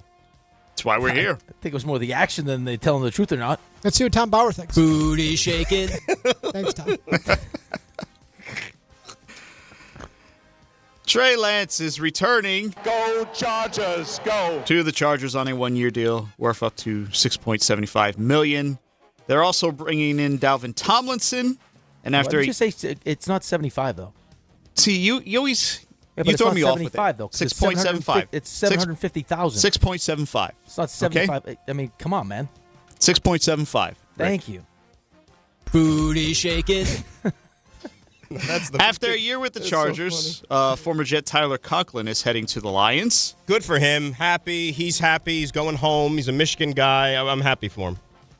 It's one of the few guys you're happy for these days. Yes. No, he's like, yeah, cool people. Year 22 for Josh Johnson. He will return to Cincinnati for the first time since 2013 as he signed with the Bengals. He got a raw deal with the Chargers last year. I thought it was going to be a great fit. He was like healthy scratched like the majority of the season. How many teams has Josh Johnson done a second tour with? I feel like there's like at least 3 or 4. It's quite a handful. Josh Johnson played very well in that Mike LaFleur offense on that Thursday night against the Colts. Yeah, he did. Another quarterback not named Zach Wilson that played well in that system. Right. Now Mike LaFleur's got maybe the worst haircut in all of professional sports. Tell me I'm wrong. Moving Ray. on. Tell me I'm wrong. Moving on. I can't say on the radio what came to mind. Falcons general manager Ian Cunningham says Tua Tagovailoa will compete with Michael Penix for the starting job in Atlanta. Nothing at all? Honestly, I think Tua wins the job. Tua wins the job or will end up playing the majority of the snaps next year for the Falcons. Panthers agreed to a deal with... No comment? You don't have nothing? No, I mean, the idea that Atlanta did what they did after they paid Kirk Cousins and then explained it the way they explained it, kind of made sense, right? Like, I mean, we think that Kirk Cousins is going to be the starting quarterback. He's going to be good enough to make us to the playoffs. We're not going to have this pick, this high a pick. Again, we like Penix. We'll take Penix to where we're at now, where it's, Penix coming off another knee injury. Right. And you take a one-year flyer. You got a new coach, and you're taking a one-year flyer on Tua. But think about that. You're Kevin Stefanski. Compare that to the situation that you just got out of in Cleveland. They call that in Atlanta for him a good night's sleep. Right, and it's pretty clear, he just brings in Tua, too, that he probably liked Dylan Gabriel, too. Another small lefty. Like, that situation was a disaster. Tua, by the way, that's 1 year, 1.215, Rick. Yeah, because the Dolphins are eating all that. Well, that's the great thing if you're Atlanta. You're paying them nothing. Well, that's what I'm saying. The Vikings are paying the Kyler Murray nothing. Jets are paying Geno nothing. 3.3 is no risk, a home run. No risk, potentially all reward. Backup quarterbacks, dude, are making at least $5. Like a legit established backup quarterback is going to sign for at least $5 million a year, and you're getting a starter for $3 and some teams $1 potentially. As I was saying before, the Panthers, they've agreed to a deal with tackle Rasheed Walker. Commies, they signed running back Jerome Ford and receivers Diami Brown and Van Jefferson. The Bills. What do you think about the teams in your division as far as like the offseason? And everyone's improving. Dallas is not. Well, let me rephrase that. Dallas is at least raising the floor of their defense, which is like crashed through like the third basement sub level. So bringing it up, that's great. They're not doing anything to the offense. The offense is pretty much set, but everybody else in the division very busy. Have you made a decision yet, Rick? I'm sure you've talked about this with the whole Dak situation and the wedding being canceled and all that. Like Ray said, it's either going to go one or two ways. He's going to use this as like a huge chip on his shoulder, or he's just going to be so dejected and sullen about the whole deterioration of his relationship that it's going to affect his on-field play.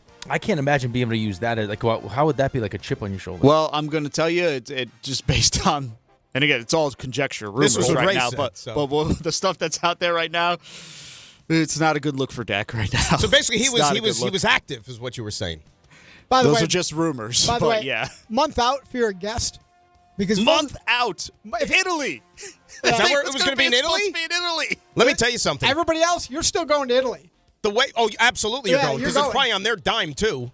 Although I don't think they're inviting poor people to this wedding. They probably have some wealthy friends. No, but joint bachelorette party should have set off alarms. No, but should have set off that was alarms. her, Ray, because now we know these rumors are true. Everything that was going on behind the scenes. So she was like, over my dead body, you're having a bachelor party, and I'm not going to be on the same island or at least within viewing distance. That's why they did the joint stuff. The whole thing, it makes me sad, not just because of the whole Dak thing, but because there's children involved. That sucks. Right. Until you realize that half your bachelorette party was part of the problem. Did the kids go on the bachelor party? Wait, the bachelorette party was part of the problem? No, but could you imagine that if it's like you got this whole bachelorette party? I'm like, where are you getting this from? No, I'm not. I'm just saying that would be like that would be like. But why would it? I mean, why would it just fall apart there though? I think it was. I think they. No, I think that was like the straw broke the camel's back situation. Well, no, but that's. It was the veal. That's when it was all figured. Like that's when it came to light. It was the veal. The veal was the breaking point. The camel it was just uneatable. Camel was active. I think it was like they obviously they're paying for this thing, so they probably had all the guests and everybody that was going to come along with the bachelor parties that they weren't going to break that. They're like, you know what? It doesn't matter. We're not going to be together any longer, but we can still have a good time on whatever island they went to. So since we're talking about the Cowboys, I may as well give you the two moves they made over the weekend. They signed cornerback Kobe Durant from the Rams and one-time Jet Matt Hennessy.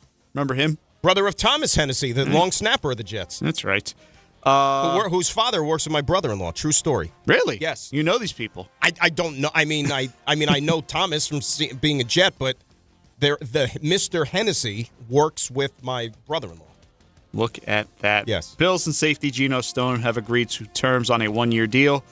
Former Bears safety Jonathan Owens, that's Mr. Simone Biles to you, signing a one-year deal with the Colts. Colts had traded receiver Michael Pittman along with a seventh-rounder for a sixth-rounder to Pittsburgh. Pittman in Pittsburgh signs a 3-year, $59 million contract extension.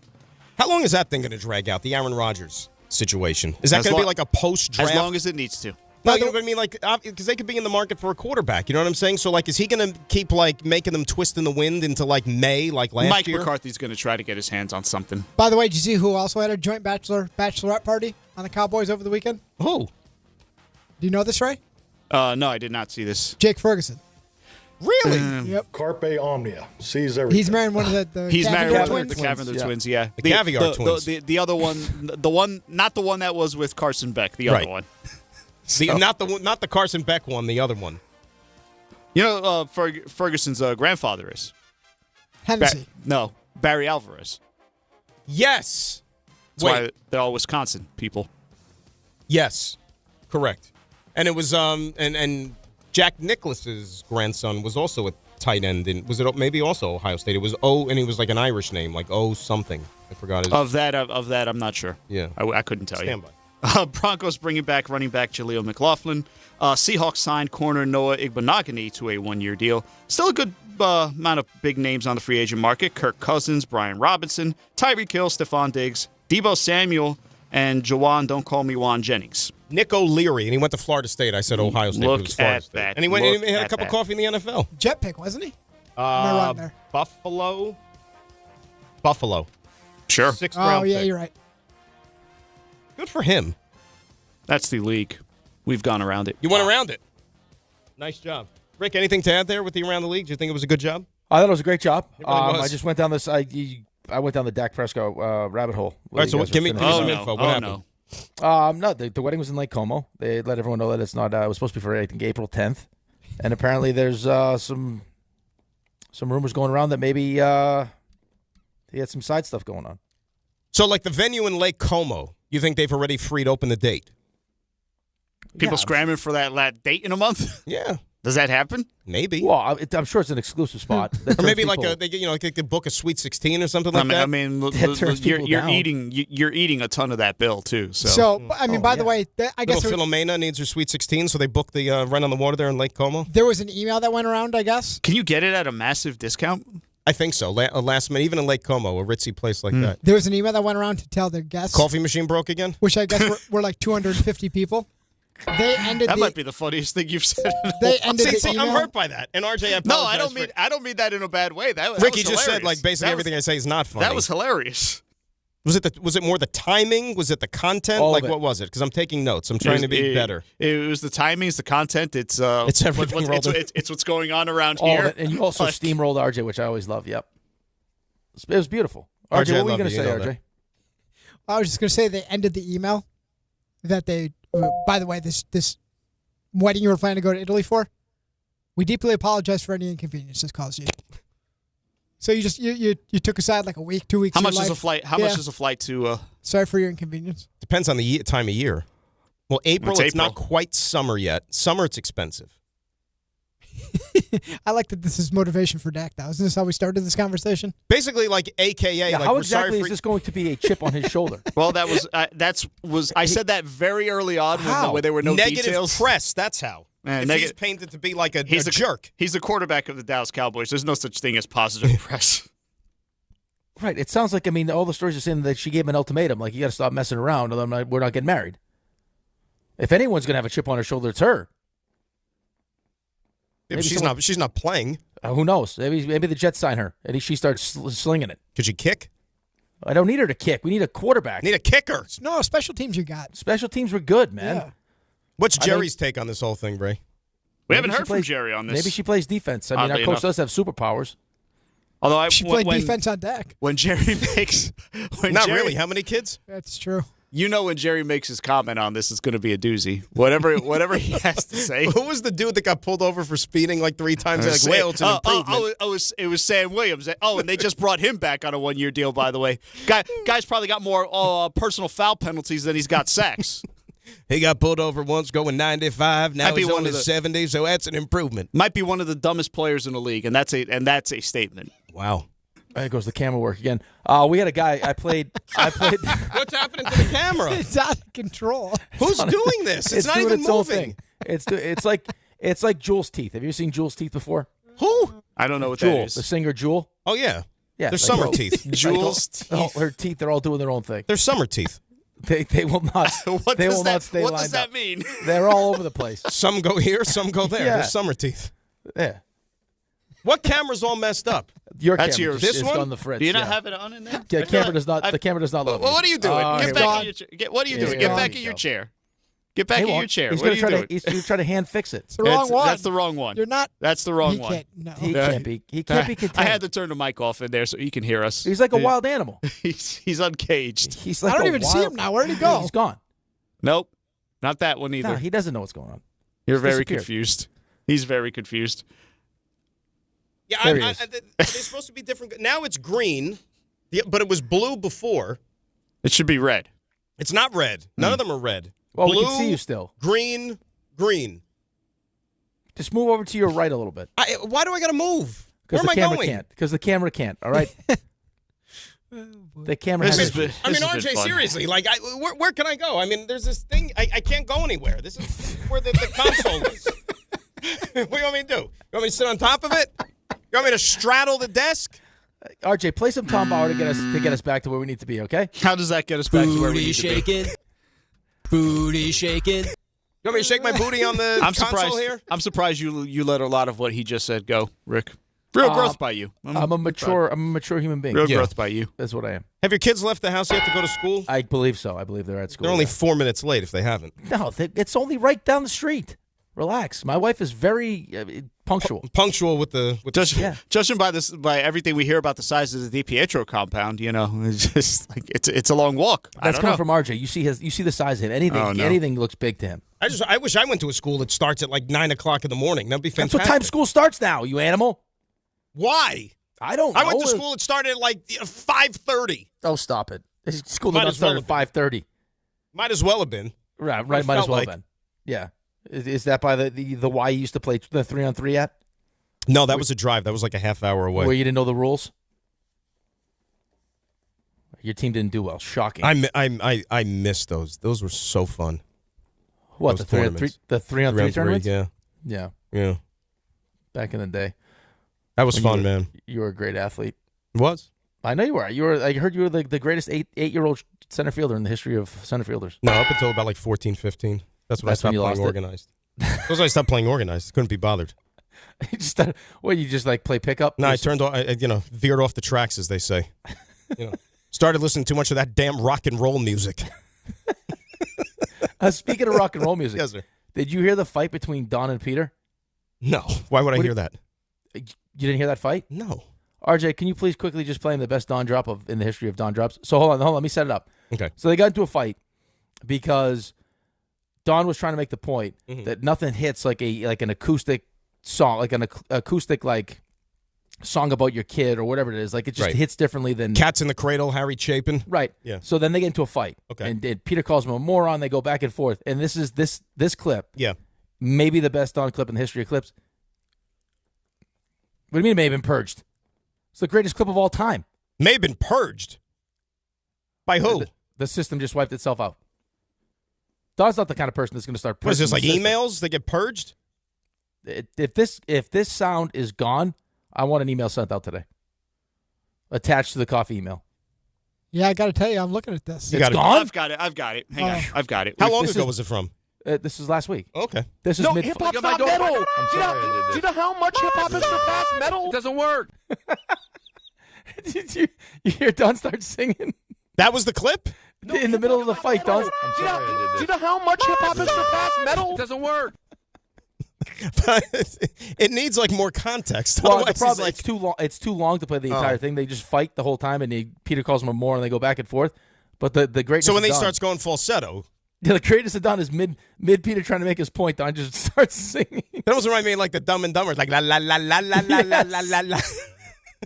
My son. He goes, it doesn't work. Hip-hop's not metal. Do you know how much hip-hop has surpassed metal? It doesn't work. All right.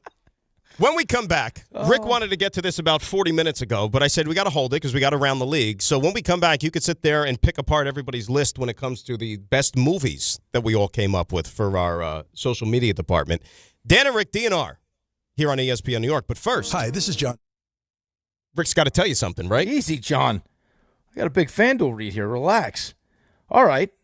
We'll get to you. Right now, FanDuel's dropping bonus bets into everyone's account for the tournament. All you have to do is opt in to claim your bonus. Use them on your bracket picks, money line spreads, totals, game props, or even same-game parlays. But don't wait. These bonus bets are only available for a limited time. So if you want to get into the action, just visit FanDuel.com/local to learn more. FanDuel, it's time to dance. Get into the action now to opt in and claim your bonus. Must be 21 and older and physically present in New York. Bonus issued as non-withdrawable bonus bets that expire 7 days after receipt. Max bonus up to $500 unless otherwise specified. Restrictions do apply. See terms at sportsbook.fanduel.com. For help with a gambling problem, call 1-877-8-HOPE-NY or text HOPE-NY at 467-369. Hi, this is John D'Agostino from D'Agostino & Associates, the injury firm. I've talked about how a construction accident took my father's leg. The heavy prosthetic he wore looked nothing like the high-tech limbs we have today. It was crude wood and metal, held together by bolts that dug into his skin and left painful ulcers. But the thing I remember about my dad is how he never complained. He put on his prosthetic leg and he went to work. He coached my baseball teams, danced, sang karaoke, and even loved to travel. He may have limped, but he always held his head up high and he lived with dignity. At D'Agostino & Associates, I spent over 35 years building a law firm that helps accident victims and those in need of their Social Security disability benefits. We fight till our clients get the money and dignity they deserve. So call us today at 1-800-BITE-BACK. That's 1-800-248-3222. We have offices throughout New York and New Jersey. So don't tell me personal injuries aren't personal. I know what they can cost a family. I've been there, and I'll be there for you. D'Agostino Law. Bite back. At Uline, the prevailing opinion is, if you don't live it, you don't believe it. The people at Uline believe in hard work, and they live it by being there 24/7 to answer your call, having 41,000 items in stock, and offering same-day shipping from 12 locations across North America. Business owners, sellers, buyers, shippers, and packers believe it. Uline is the hard-working, dependable source for your shipping and industrial supplies. Visit uline.com. More people trust their hearts to New York Presbyterian than any other hospital in New York. It's because New York Presbyterian has the most experienced cardiovascular doctors, treating a full range of heart conditions, from heart failure to valve repair, with the most advanced treatments. Find a doctor at nyp.org/heart. New York Presbyterian.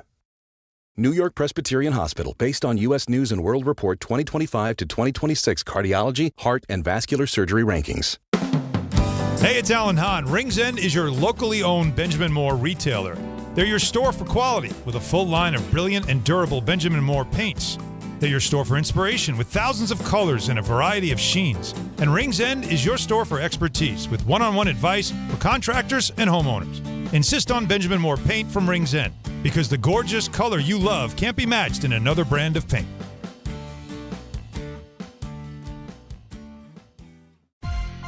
There's a lot of reasons why people buy at Ramsey Mazda. It's their selection, it's their customer service, and it's their savings. Lease a new 2026 Mazda CX-30 2.5S preferred all-wheel drive for just $219 for 36 months. Start shopping now at RamseyMazda.com. Choose wisely. Choose Ramsey Mazda. Call 833-853-2970 for details. VIN TM108368. MSRP $31,435. Zero security deposit. Ends 3/31/26.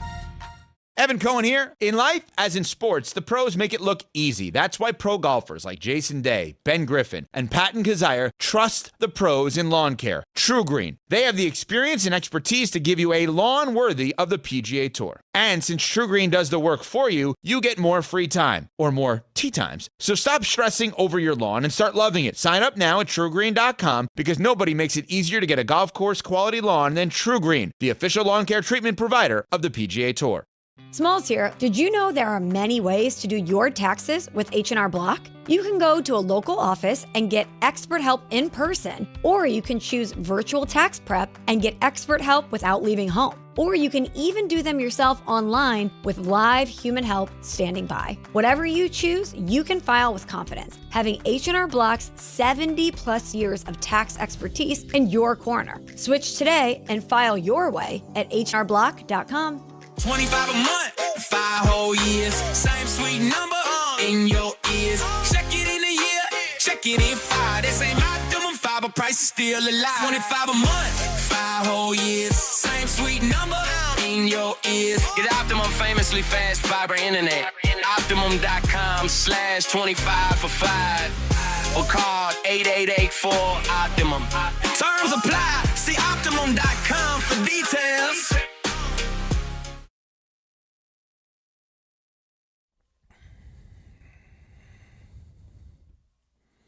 Dan and Rick DNR on this Monday here on ESPN New York. 800-919-3776. USA beats the DR. On to the championship game of the World Baseball Classic. They'll play either Italy or Venezuela coming up tomorrow. Knicks escape another lackluster effort.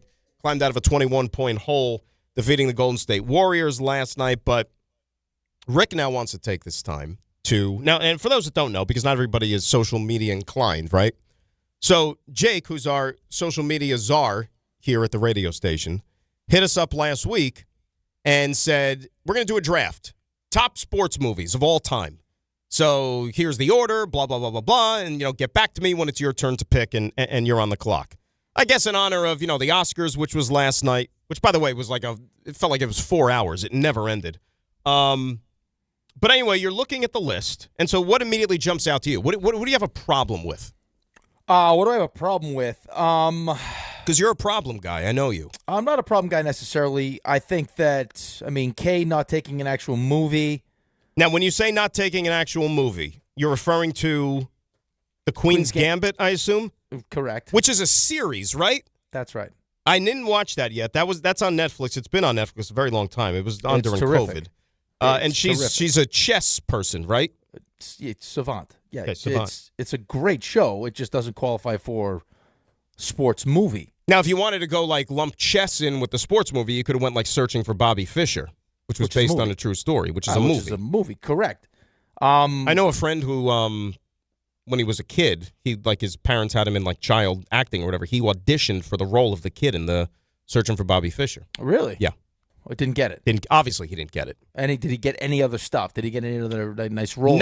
No. There was there was another movie that I think he was up for that he didn't get, which was a kid. I can't remember what it was though. But no, nothing that you would know. All right. So nothing really stands out necessarily. I think we all have pretty good lists. I got to tell you though. I think DiPietro Rothenberg has the best list. Okay, for those that don't know, that don't own the internet or a phone or don't know what social media is.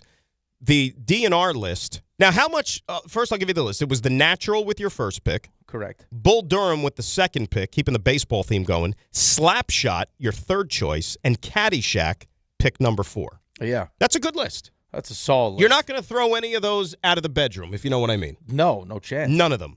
Now, can I give you my quick exception out of these? Let me see. What is it? 1, 2, 3, 4, 5. So out of the 20 films that were chosen in this draft. Yep. The one issue I have, it was the final pick of the Don, Hahn, and Rosenberg trio. Okay. They went with Rocky 4. Yep. Okay, now nothing wrong. Who doesn't love Rocky or Rocky, any of them? Okay, Rocky 4, great. But the first overall pick in this draft was made by Bart and Carlin, and they went with the original Rocky. Yeah. Once the original Rocky is off the board, I think that rules out any other Rocky sequel.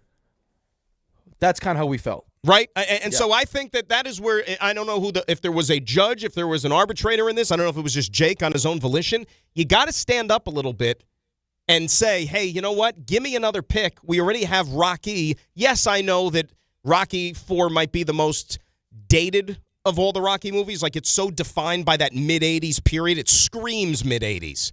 But I think that it's kind of invalid because you have the original up there already. Yeah, I don't know the rules, but I just think going back and forth with Dave about our list, we also felt the same. That once Rocky went, we were going to stay away from the other Rockies. Yeah, I could have went. I think 2 is criminally underrated. I think Rocky 2 is criminally underrated. It's very much in the same vein as the first one with a happier ending. But I wouldn't throw that in addition to, let's say, Rocky. Right, but you stayed away from it, which stayed is fine, away which from I respect that. And you got a nice list. Your list is solid. You got Hoosiers, Rudy, Karate Kid, and Blue Chips. It's a solid list. The Karate Kid one came to me late. I was like, well, technically it's right. Karate's a sport. They have a tournament at the end. That qualifies. Now, you know what? Do you want to hear what made my landed on the cutting room floor, if you will? I would like to hear that. Yeah. That if I had more picks or more rounds. Okay. I was thinking of Moneyball, but Bart and Carlin took that with their last pick. Moneyball was still out there when I made my last pick with Blue Chips. The original Bad News Bears. Solid. Okay. I'm partial to Draft Day. Yeah. I like Draft Day. Draft Day's fine. However unrealistic it might be at times. And here's another one. The Program. Oh, I love the program. How about that? This says Adidas. It was a toss-up between the Program and Blue Chips. They were both basically in that same time period, like 93-ish, somewhere around there. But I think Blue Chips was ahead of its time. I love Blue Chips. Blue Chips was a great movie. I was actually thinking, too, can you talk yourself into Jerry Maguire being a Yes, sports I movie? was thinking about that. Because I love Jerry Maguire. Jerry Maguire's a sports movie. I mean, that's right there for me. I heard a lot of people say, well, where's the Sandlot? We got no Sandlot. Sandlot is another good one. The problem is you think, and you know which one, like,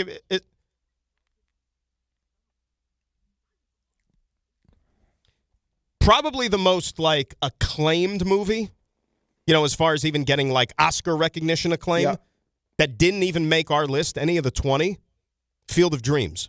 That's another one I saw. You know? But it's kind of like, the problem with a lot of these movies, they, like, come to you after the fact. Right. Right? And that's why I, like, took, when Jake hit me with this, I, like, took out my phone, I just started, like, writing down a bunch that, like, came to my head immediately. Like, oh, yeah, how about this. So then when he texted me, I at least had, like, the roster that I could go to. Yeah, we had Friday Night Lights on our list, too. That was also a possibility for us. That wasn't bad. Which is not bad. $1 Million Baby was mentioned. That's a solid sports movie. Very sad. That was a sad, depressing movie. Very sad. I saw that in the theater, actually. Yeah, that was a sad one. I love Any Given Sunday. I was kind of hot and cold on Any Given Sunday. The problem is, I mean, you were by yourself. Dave and I were going back and forth as to which we liked. How much collaboration? Like, what broke, a lot of collaboration. What broke a tie? Just how strongly you felt about it. Like, if you both liked it, but the other person's like, no, I really like it, we went with that one. No RJ and Ray input on these? They weren't. Interesting. They weren't involved. Now, Anthony Pusick told me that the guys were told that the Rocky sequels were allowed by Jake. Yeah, that's fine. But there's right. This is a 4-round draft. This wasn't like we were on like 10 rounds. You know. That's what I mean. I just there were still really good movies available that weren't part of Rocky. Right, boy, oh boy! Once you pick Rocky, you're basically picking the entire franchise. That's what I thought. Yeah, that's what I thought. In a draft like this, where there's only 4 rounds. Yeah, there's plenty of movies. Plenty. I mean, I could have went with Tin Cup, The Replacements. I mean, there's so many movies you could have went with. You know, a movie I love, and I know it's more comedy, but like, would it qualify as a sports movie? Debbie Does Dallas. Was that a sports movie? It could be. What about Kingpin? I love Kingpin. How great is Kingpin? Oh Big my Earn God. McCracken. I love that movie. Mr. Munster. That's a good one. But and it's a sports movie, right? Yeah, it's bowling. That is a hilarious movie. I can't tell you how many times when I used to bowl, I would hold the ball up like big, at the end. Yes, like it'd spin around. Toupee flop to the side. I actually think of the Farrelly brothers, like their comedies from that era. That one, the only one that might be funnier than that is Dumb and Dumber. And on a given day, like Kingpin might be my number one. I just think what kind of mood. It depends on the kind of mood you're in. Like Dumb and Dumber's. I mean, come on, that's one of the greatest movies of all time. But they're both, I mean, like of that spoof comedy kind of ilk. I think those two are funnier than Something About Mary. Yeah, what would have happened if he shot you in the face? That was a chance we were willing to take. Are those your skis? Both of them. I mean, that movie's hysterical. It is great. It is great. All right, we'll get some calls up here. 800-919-3776. Quick timeout. It is Dan. It is Rick. It is DNR right here on ESPN New York. 25 a month, 5 whole years. Same sweet number in your ears. Check it in a year, check it in 5. This ain't optimum 5, but price is still alive. 25 a month, 5 whole years. Same sweet number in your ears. Get Optimum famously fast fiber internet. Optimum.com/25 for 5. Or call 8884-OPTIMUM. Terms apply. See Optimum.com for details. I know that hiring can be challenging. You sort through tons of resumes and you get too many so-so applicants. You're just waiting for someone to match your role perfectly. Well, now, there's a place where you can meet them fast. ZipRecruiter. Need to hire right away. Start your search for strong candidates. The right fit awaits. Build your team. Build it sooner. Meet your match on ZipRecruiter. Just head to ZipRecruiter.com/ESPN right now to try it for free, and you're on your way to meeting your match. 4 out of 5 employers who post on ZipRecruiter get a quality candidate within the first day. So try it now. Go to ZipRecruiter.com/ESPN. Once again, that's ZipRecruiter.com/ESPN. Meet your match on ZipRecruiter. Try it free. Gold is now nearly $5,200 an ounce, and silver is at an all-time high. Now is the best time to cash in on your unused gold and silver by going to the Estates Roadshow. Gold and silver, old rings, chains, and even broken jewelry. Don't wait. Cash in while gold and silver are hot. 3 locations this week: Staten Island as well as Clark and Old Bridge, New Jersey. Bring your gold, silver, coins, diamonds, and watches, even broken pieces, and get cash on the spot. The prices of gold and silver are at an all-time high, so there's never been a better time to sell. No appointments, no fees, no pressure. Just friendly, professional buyers with over 35 years in the business. Go to the Estates Roadshow Monday through Friday in Clark, New Jersey at the Holiday Inn, Staten Island at the Hilton Garden Inn, and Friday through Tuesday in Old Bridge at TMT Cash for Gold, the bright yellow building on Route 9 South. Get some cash in your hands today at the Estates Roadshow. For more info, follow Estates Roadshow on Facebook or go to tmtcashforgold.com. Progressive knows sports brings people together, but you gotta feel bad for people who don't even get it. Some people will never know what it's like to see their favorite team's hopes decided by a ping pong ball to draft the next superstar. Or not. I mean, sure, it's silly for your happiness to hinge on the success of a 20-year-old entry-level employee, but you just can't help yourself. The stress is exhilarating. Progressive can't bring people together like the draft, but we can bring your home and auto insurance together with a bundle. So switch and see if you could save hundreds. Progressive Casualty Insurance Company, affiliates, and other insurers not available in all states or situations. If you run a commercial trades business, you're constantly monitoring your cash flow and profitability. You're working hard to manage complex projects and accounts, all while generating new business. But your outdated software just isn't cutting it. If that's the case, it's time to upgrade to Service Titan, the all-in-one solution built for long-term growth. Find out how the most successful specialty contractors are fueling their business today. Visit ServiceTitan.com to learn more. That's ServiceTitan.com. It's DiPietro and Rothenberg's Pickleball Madness. Friday, March 20th at Pickleball Heaven in Medford, Long Island. Come out and watch them play, dominate, or be humbled. Meet Rick DiPietro and see his hot, sexy body and play pickleball with him. Get to play, pickleball with Rick and Dave, and it's going to be great. The show starts at 6 a.m., followed by pickleball at 10 a.m. and a tournament watch party at noon. Come out and see the guys. Enjoy the pickleball and college hoops action. Entry is free and open to the public. Brought to you by Pickleball Heaven. We'll see you there.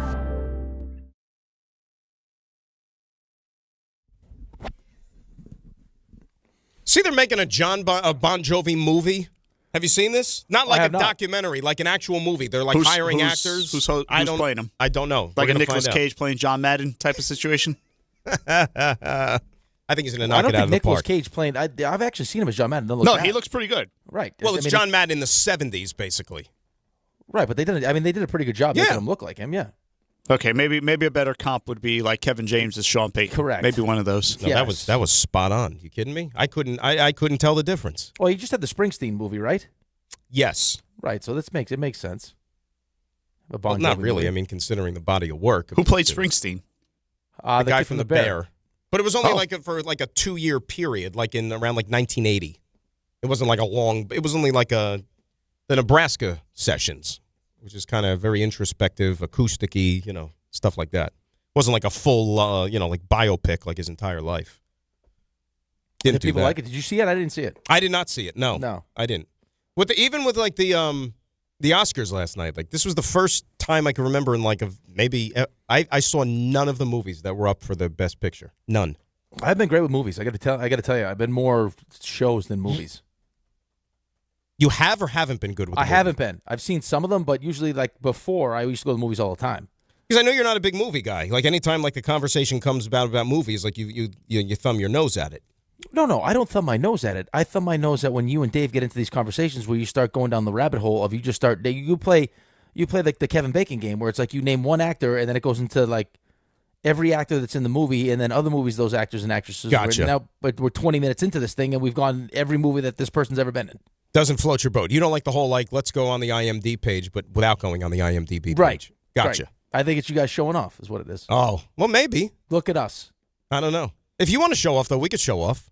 I don't want to show off. I got no problem. I don't. You tell me what you want to show off on, we'll show off. I just want to do a great show with you today. That's it. Well, I think we're doing a great show. I think we're doing good. You know, I mean, we got to land the plane, but I think we're doing a good show. Let's say hi to Joe. He's in Ocean Gate. He's up next here on ESPN New York. Joseph, good morning. How are you? Hey, good morning, guys. Dan, doing a great job filling in for Dave. I just got to say, like, the whole movie thing, it's funny that you guys are bringing up, like, the program and Dumb and Dumber. My son actually is in Colorado still. I woke up to a text message to him and his fiance. They actually just toured the hotel that the Dumb and Dumber movie was filmed in. Oh, really? So it's kind of ironic. I didn't know that was actually, like, they filmed that in Aspen. I had no idea. I mean, they could have filmed that anywhere, you know? That's pretty sure that's where they filmed it at. And then that movie, The Program, literally, like, would watch that movie before our middle school and high school football games, and then we actually tried to do the whole lay down in the middle of the highway thing. That's a great idea. Wouldn't recommend that. No, not a smart idea. I was just going to say, and Ray said it in my ear, like, there was a scene in that movie, and you just alluded to it, Joe, where, like, that was in the movie in theaters, and then immediately after it got onto, like, home video, cable, and all that stuff, they took that scene out of the movie because morons were actually trying it in real life. Exactly. I'm one of them. And here's Joe. 65 or sooner. Let's go. Oh, yeah. Good job, Joe. Appreciate the phone call. See you guys. I mean, why would you try that? I don't know. I mean, the program didn't strike me when I watched it as like a movie I would watch as like pregame. I mean, it's a good movie, but I was more like, give me Pacino's speech at any given Sunday before a game. True story about Pacino prepping for that role for any given Sunday. Seriously, true story. He showed up at Hofstra to observe Parcells when he was coaching the Jets, like on just how an NFL coach like goes about his business and stuff. That's smart. True story.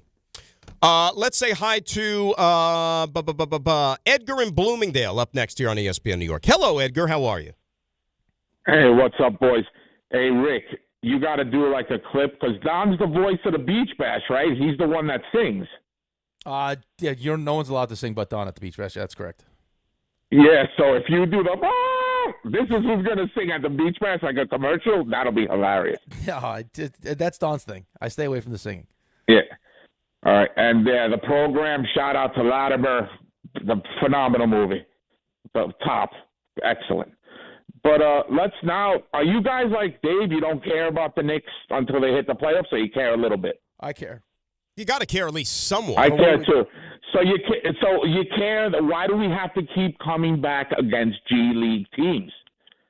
Utah the other night, they made, I can't even say his name, the guy, the Shevchenko, I don't know, the point guard. He was cooking us. Paczynski, that guy. I don't even know what that guy. He was cooking us.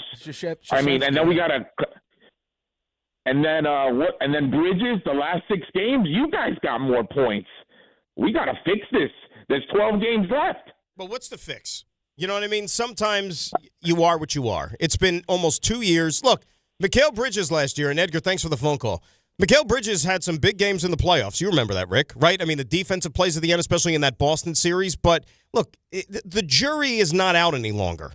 I think we could all come to a consensus. The price tag of 5 first-rounders was extreme, and I don't think anything he's going to be able to do during his time that he has left in a Knicks uniform is ever going to be able to justify that.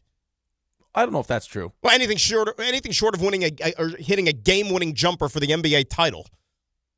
Right, or if he has big moments during the course of the postseason where it could be in the, to close out a game in the second round, or if it's to close out a game in the Eastern Conference Finals and get you to the NBA Finals. I mean, there's things he can do. Defense has been better, which is a positive thing. Maybe it's just, hey, we're 69 games into this thing. We're playing, bad teams, and we're not showing up the same kind of intensity that we should be. But it's clearly frustrating the head coach. Like, he thinks it's a problem. So if he thinks it's a problem, I think we should all pay attention to it. Everybody looks and gets their cues from the head coach. You don't want to see any panic. You don't want to see. But as you get closer to the playoffs, like Mike Brown has to know. He has to. This is what I'm here for. Like playoffs. Like we got to go deep in the playoffs, or else who knows what's going to happen. They all know what the expectations are. They all do, right? He knows. All those players know. They got to the Eastern Conference Finals last year. You move off of your head coach that took you from. a complete disaster to the team that you are now. You didn't want him, so you got rid of him. Now you got Mike Brown, so everyone knows what's at stake. It's just like the fact that the coach now is worried about it makes me worried about it. Right. You know what I mean? Because, like, again, I could, if I wanted to, and these are fights we get into with some Knicks fans that will call and be like, you're being negative or whatever it is. It's like, well, look what happened last year. Look what happened with the Celtics. That was last year. That was the Celtics. It's some of the same players, but it's a different team. Knicks are a different head coach. Team. Right. So, I mean, I don't know if you can lean on that. I guess some people try to lean on that, but your head coach is telling you right now that this team has a problem with their starts, and they better get it fixed. Because once you start going up against good teams, you get off the starts they're getting off to, you're not going to recover from them. 100%. And this team, obviously, I mean, we sit here and we poke holes at Detroit and say, well, Detroit hasn't won anything. Detroit hasn't even – this team hasn't won anything. Like, this team isn't good enough to sit there and say we could flip the proverbial switch whenever we want to. They're not entitled to that, especially come playoff time. What, just because you went to the – I mean, are we really going to sit here and hold a candle to them because they went to the conference finals last year? Or they won the NBA Cup? No. I think you could use it as reasons to, like the NBA Cup as a because it's this season, as a reason to believe that, and I know it's not the playoffs, but it's, I mean, I guess as close to the playoffs as you can get during the regular season, that they were able to turn it on and they were able to win that. And maybe, that's what kind of they're relying on, is their ability to do that. But, I mean, I just don't know why you go into games like this and feel like, hey, we'll just show up. When, like you just said it, I mean, you got 69 games into this thing. You have 13 games left of your season to really get this thing fine-tuned and ready to try to not just win one playoff series, but to win 3 playoff series to get yourself to the NBA Finals. Because people could sit here and pretend like they'll be happy just getting to decent. No one's going to be happy just getting to decent conference finals. Although, I mean, it'll avert disaster, though. Like, if you don't get to the Eastern Conference Finals, then it would be really bad. Right, but you just told me that you think there's one team in the East that could win a championship. Correct. Okay, so what's the goal of this whole thing? The goal for the Knicks? For anybody. Any team, the Knicks, the Celtics, well, obviously to win a championship, but realistically speaking, I don't know how many teams are going to be able to do that. Okay, but you're telling me there's one team. Yeah. So if you don't believe the Knicks are one of those teams, and then all of a sudden on top of that, they get ousted in the Eastern Conference Finals again. Now it's to a different team. Now it's, let's say, Detroit, who's in year one of kind of this thing where they're actually winning playoff series. Like, well, it's not going to be like, hey, good season, boys, let's run this thing back. Yeah, no, it's not run it back, but I don't think it's disastrous either. It's probably enough to oh, it'll warrant change, 100%. Look at the Giannis situation. 100%. Because you can't, this is now 2 years in a row with the same team, albeit a little bit deeper with the bench, but a different head coach. Roster-wise, the core is going to have to be tweaked some bit if you're going to lose in the conference finals again. It's going to have to be. Right. I just don't, I mean, so again, it doesn't make sense to me that we're at this point of the season now where I get there's like that stretch of time where it's like, okay, like we've had enough, let's get this thing going. But now you're in the stretch run. Now this is the final sprint to the postseason. Like, let's really get our stuff together here so we go and playing our best basketball at the right time. And the last couple games don't scream that right now. No, they do not. They do not. All right, final hour coming up. We got the stuff you missed from RJ. We'll get back into the WBC. Team USA, 9 innings away, 27 outs away from an American dream coming true. What a time to be alive. It's Dan and Rick, DNR, here on ESPN New York. Life is motion, but for Jaime, debilitating pain in both hips brought everything, including family time, to a halt. Every doctor told me the same thing. They would do one hip at a time. At White Plains Hospital, Dr. Jacob Totka's unique expertise provided an alternate approach by replacing both of Jaime's hips on the same day. In just 2 hours, I got 2 new hips, and I went home that day. White Plains Hospital, among the best hospitals anywhere that just so happens to be here. A member of the Montefiore Health System. 50 years from now, will jeans be wide or skinny? Will email still exist? Will guac still be extra? One thing is certain. If you won the new Millionaire for Life from the New Jersey Lottery today, you'd still be getting $1 million every year for life. That's enough money to say, bring it on, the future. I will have that guacamole at any price. Play the new Millionaire for Life today. Anything can happen in Jersey. Must be 18 or older to buy a lottery ticket. Please play responsibly. If you or somebody knows a gambling problem, call 1-800-GAMBLER.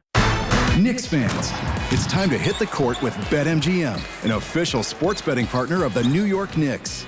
Download the BetMGM app today and add a boost of excitement to every New York game day with same-day parlays, live betting options, player props, boosted odds specials, and the best daily promotions in the business. With the BetMGM app at your fingertips, you can experience the excitement of betting on your favorite players and get in on all the blue and orange action as your New York Knicks drive the lane. Find out why basketball fans love BetMGM, an official sports betting partner of the New York Knicks. BetMGM. Make it legendary. BetMGM and GameSense remind you to play responsibly. See BetMGM.com for terms. 21 years of age or older to wager and physically present in New York and New Jersey only. Subject to eligibility requirements. Gambling problem in New York? Call 877-8-HOPE-NY or text HOPE-NY 467-369. For New Jersey, call 1-800-GAMBLER. Hi, I'm John D'Agostino from D'Agostino & Associates, the injury firm. You know what's interesting about the words personal injury? The first word is person. And at D'Agostino & Associates, that word means everything. That's because I handpick every person in our firm, from the pleasant professional person who answers your call to the experienced person litigating your case in court. Because every person in my firm is an extension of me, and the only way to exceed our clients' expectations is to deliver the highest level of personal service every single time. And that starts with hiring the right people. You see, we know that every client is a person too. Someone going through the toughest time in their lives and deserves to be more than just a file number. At D'Agostino & Associates, we put the person back in personal injury. So call 1-800-BITE-BACK. That's 1-800-248-3222 and ask for me, John D'Agostino. And let's talk about your case, person to person. D'Agostino, law, bite back. Out on the course, they're the PGA Tour's best players. But in the arena, they're prime time. And Season 2 of TGL presented by SoFi is back with lights, cameras, action. We're talking big moments, big personalities, big names in the stands, all on the big screen. Big-time matchups with shot clocks, hammer drops, timeouts, overtime, and playoffs. It's city versus city, squad versus squad. The sport just hits different under the lights. It's TGL presented by SoFi. Keep up. It's golf. Tune into every match. Only on ESPN. It's about time delivery worked on your schedule. Same day, next day, or scheduled in advance. However you plan it, the Home Depot delivers the whole job. From drywall to doors, plumbing to paint, we'll get it there when you need it. Because on the job site, timing is everything. You order, we deliver. It's that easy. The Home Depot Pro. It's about time. ESPN New York, now streaming live on YouTube. Subscribe today and watch the show. WHSQ and WCBS FM HD2, New York. This is DiPietro and Rothenberg. That game definitely delivered.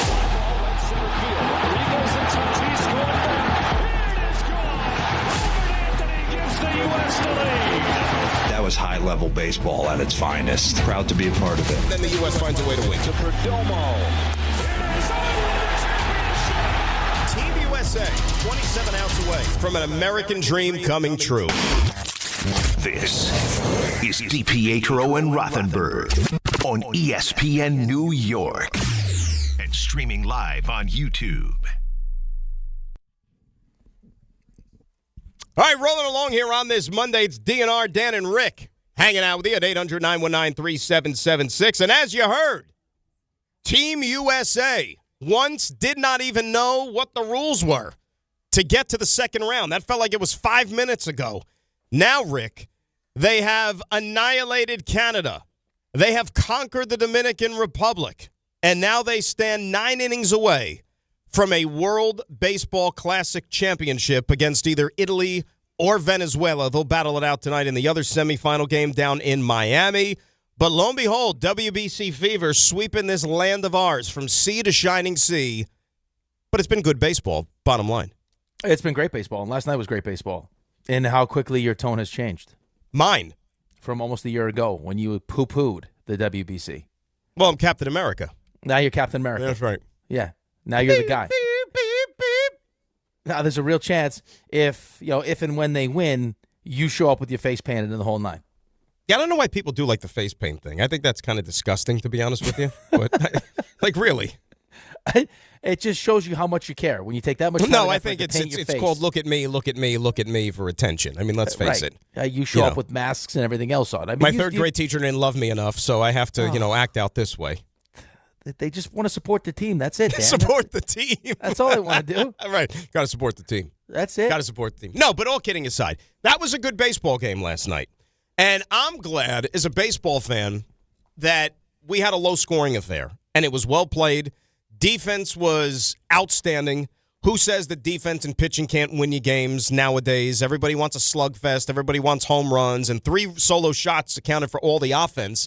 And, yeah, the home plate ump was a little sketchy last night. But nevertheless, the fact that that was a 2-1 game, well played for the most part, with the names in those lineups, I thought that was the best you can expect for in mid-March when we're still 2 weeks away from the start of the real season. Well, you know what last night was, too, though? I mean, we sit here and we talk about the Mets and the Yankees and what the expectations are. Yeah. And, some of the reasons why, why the Yankees haven't been to the World Series more consistently, why the Yankees haven't won a World Series. And a lot of the conversation surrounding them is, in the biggest moments they don't hit. We've heard that for how long? And now you have a situation where we're going into the season as much as, Brian Cashman doesn't want to admit it, you're running it back. Right? That's essentially what they're doing. The team after the deadline is pretty much the team you're going with now, with a full year of Schlittler, Cole when he comes back. And I thought last night was a great example of, if you're a Yankees fan and you want to believe, hey, this isn't just running it back, we have a legitimate chance to win a World Series, is you have great pitching going up against a great lineup. Who wins out? Mm-hmm. Right? That was the biggest thing. You had Severino going up against Skeens. Give me Skeens against Severino all day, every day. But then you have DR's lineup, which is from top to bottom. I got Julio Rodríguez batting 7th. Yep. So what can this great pitching staff do against this great lineup? And turns out the combination of Skeens and then what we sent out of the bullpen was enough to hold them to 1 solo home run. And not for that. It was literally like an assembly line. I mean, how many guys? 1, 2, 6 guys. And I did feel good, though. You had to feel good if you were a U.S. fan when Mason Miller took them out, because that dude, I mean, I don't know if he's long for San Diego, because the Padres are still in a weird state right now, like in between ownership and all that stuff. They might look to move him because he's, for my money, pound for pound, he might be the best closer reliever in baseball. He's awesome. His stuff is electric. Awesome. And I wished, maybe a team around here would have picked up the phone and maybe seen if they could stole him from the Padres during the offseason. But maybe that'll happen down the road. Who knows? But, Skeens didn't. You could say he emptied the tank to a certain extent. I mean, he didn't make it through 5 innings, but I know that there's pitch counts involved and so on and so forth at this stage of the tournament. But you couldn't ask for anything more than he gave you. He battled. Bednar walked the tightrope, but he still got out of the jam, 2nd and 3rd, 1 out, and was able to get out of it unscathed, which I'm shocked that he did. But it was a lot of fun. And like Smoltz was saying, that this is like World Series / Super Bowl type excitement with these games, and it's mid-March. Baseball.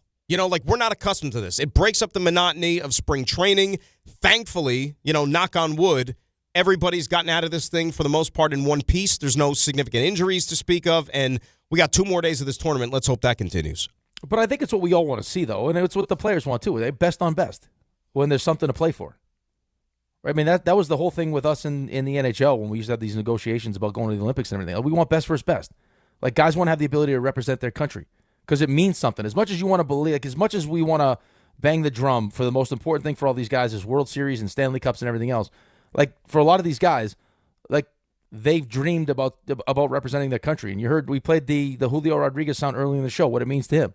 It's my country, it's my neighborhood, it's my street, it's my friends, all these different things. I'm representing them and what that would mean to him. So anytime you get the opportunity to put on the stars and stripes or whatever country that you are from and you represent, it's a huge deal. Because it's not just for the Yankees or just the Mets. It's for your entire country. And everyone's rooting for you. You can feel that as a player, what that means. I can't, I'm not going to sit here and go crazy, regardless of what the outcome of the game is tomorrow. But do you think the United States, even if they lose tomorrow, have done enough to justify their existence in this tournament? To me, like I told you, the embarrassment scenario would have been if they didn't even make it out of group play. Have they done enough? You'll still be disappointed if they lose now to Italy or Venezuela. You'll be disappointed, right? But I mean, at least they, it wasn't disastrous that they. I think it would have even been bad if they lost to Canada in the quarterfinals. Oh, of course it would have been. You know what I'm saying? So we can't beat them in hockey, and then we can't go 3 for 3 in hockey and then lose in baseball. Right. But if they would have lost to the DR, you would have said, all right. I mean, okay, that's a super team over there. You would have understood it. So whatever happens tomorrow, so be it at this stage. Like, really and truly, so be it. I don't know about that.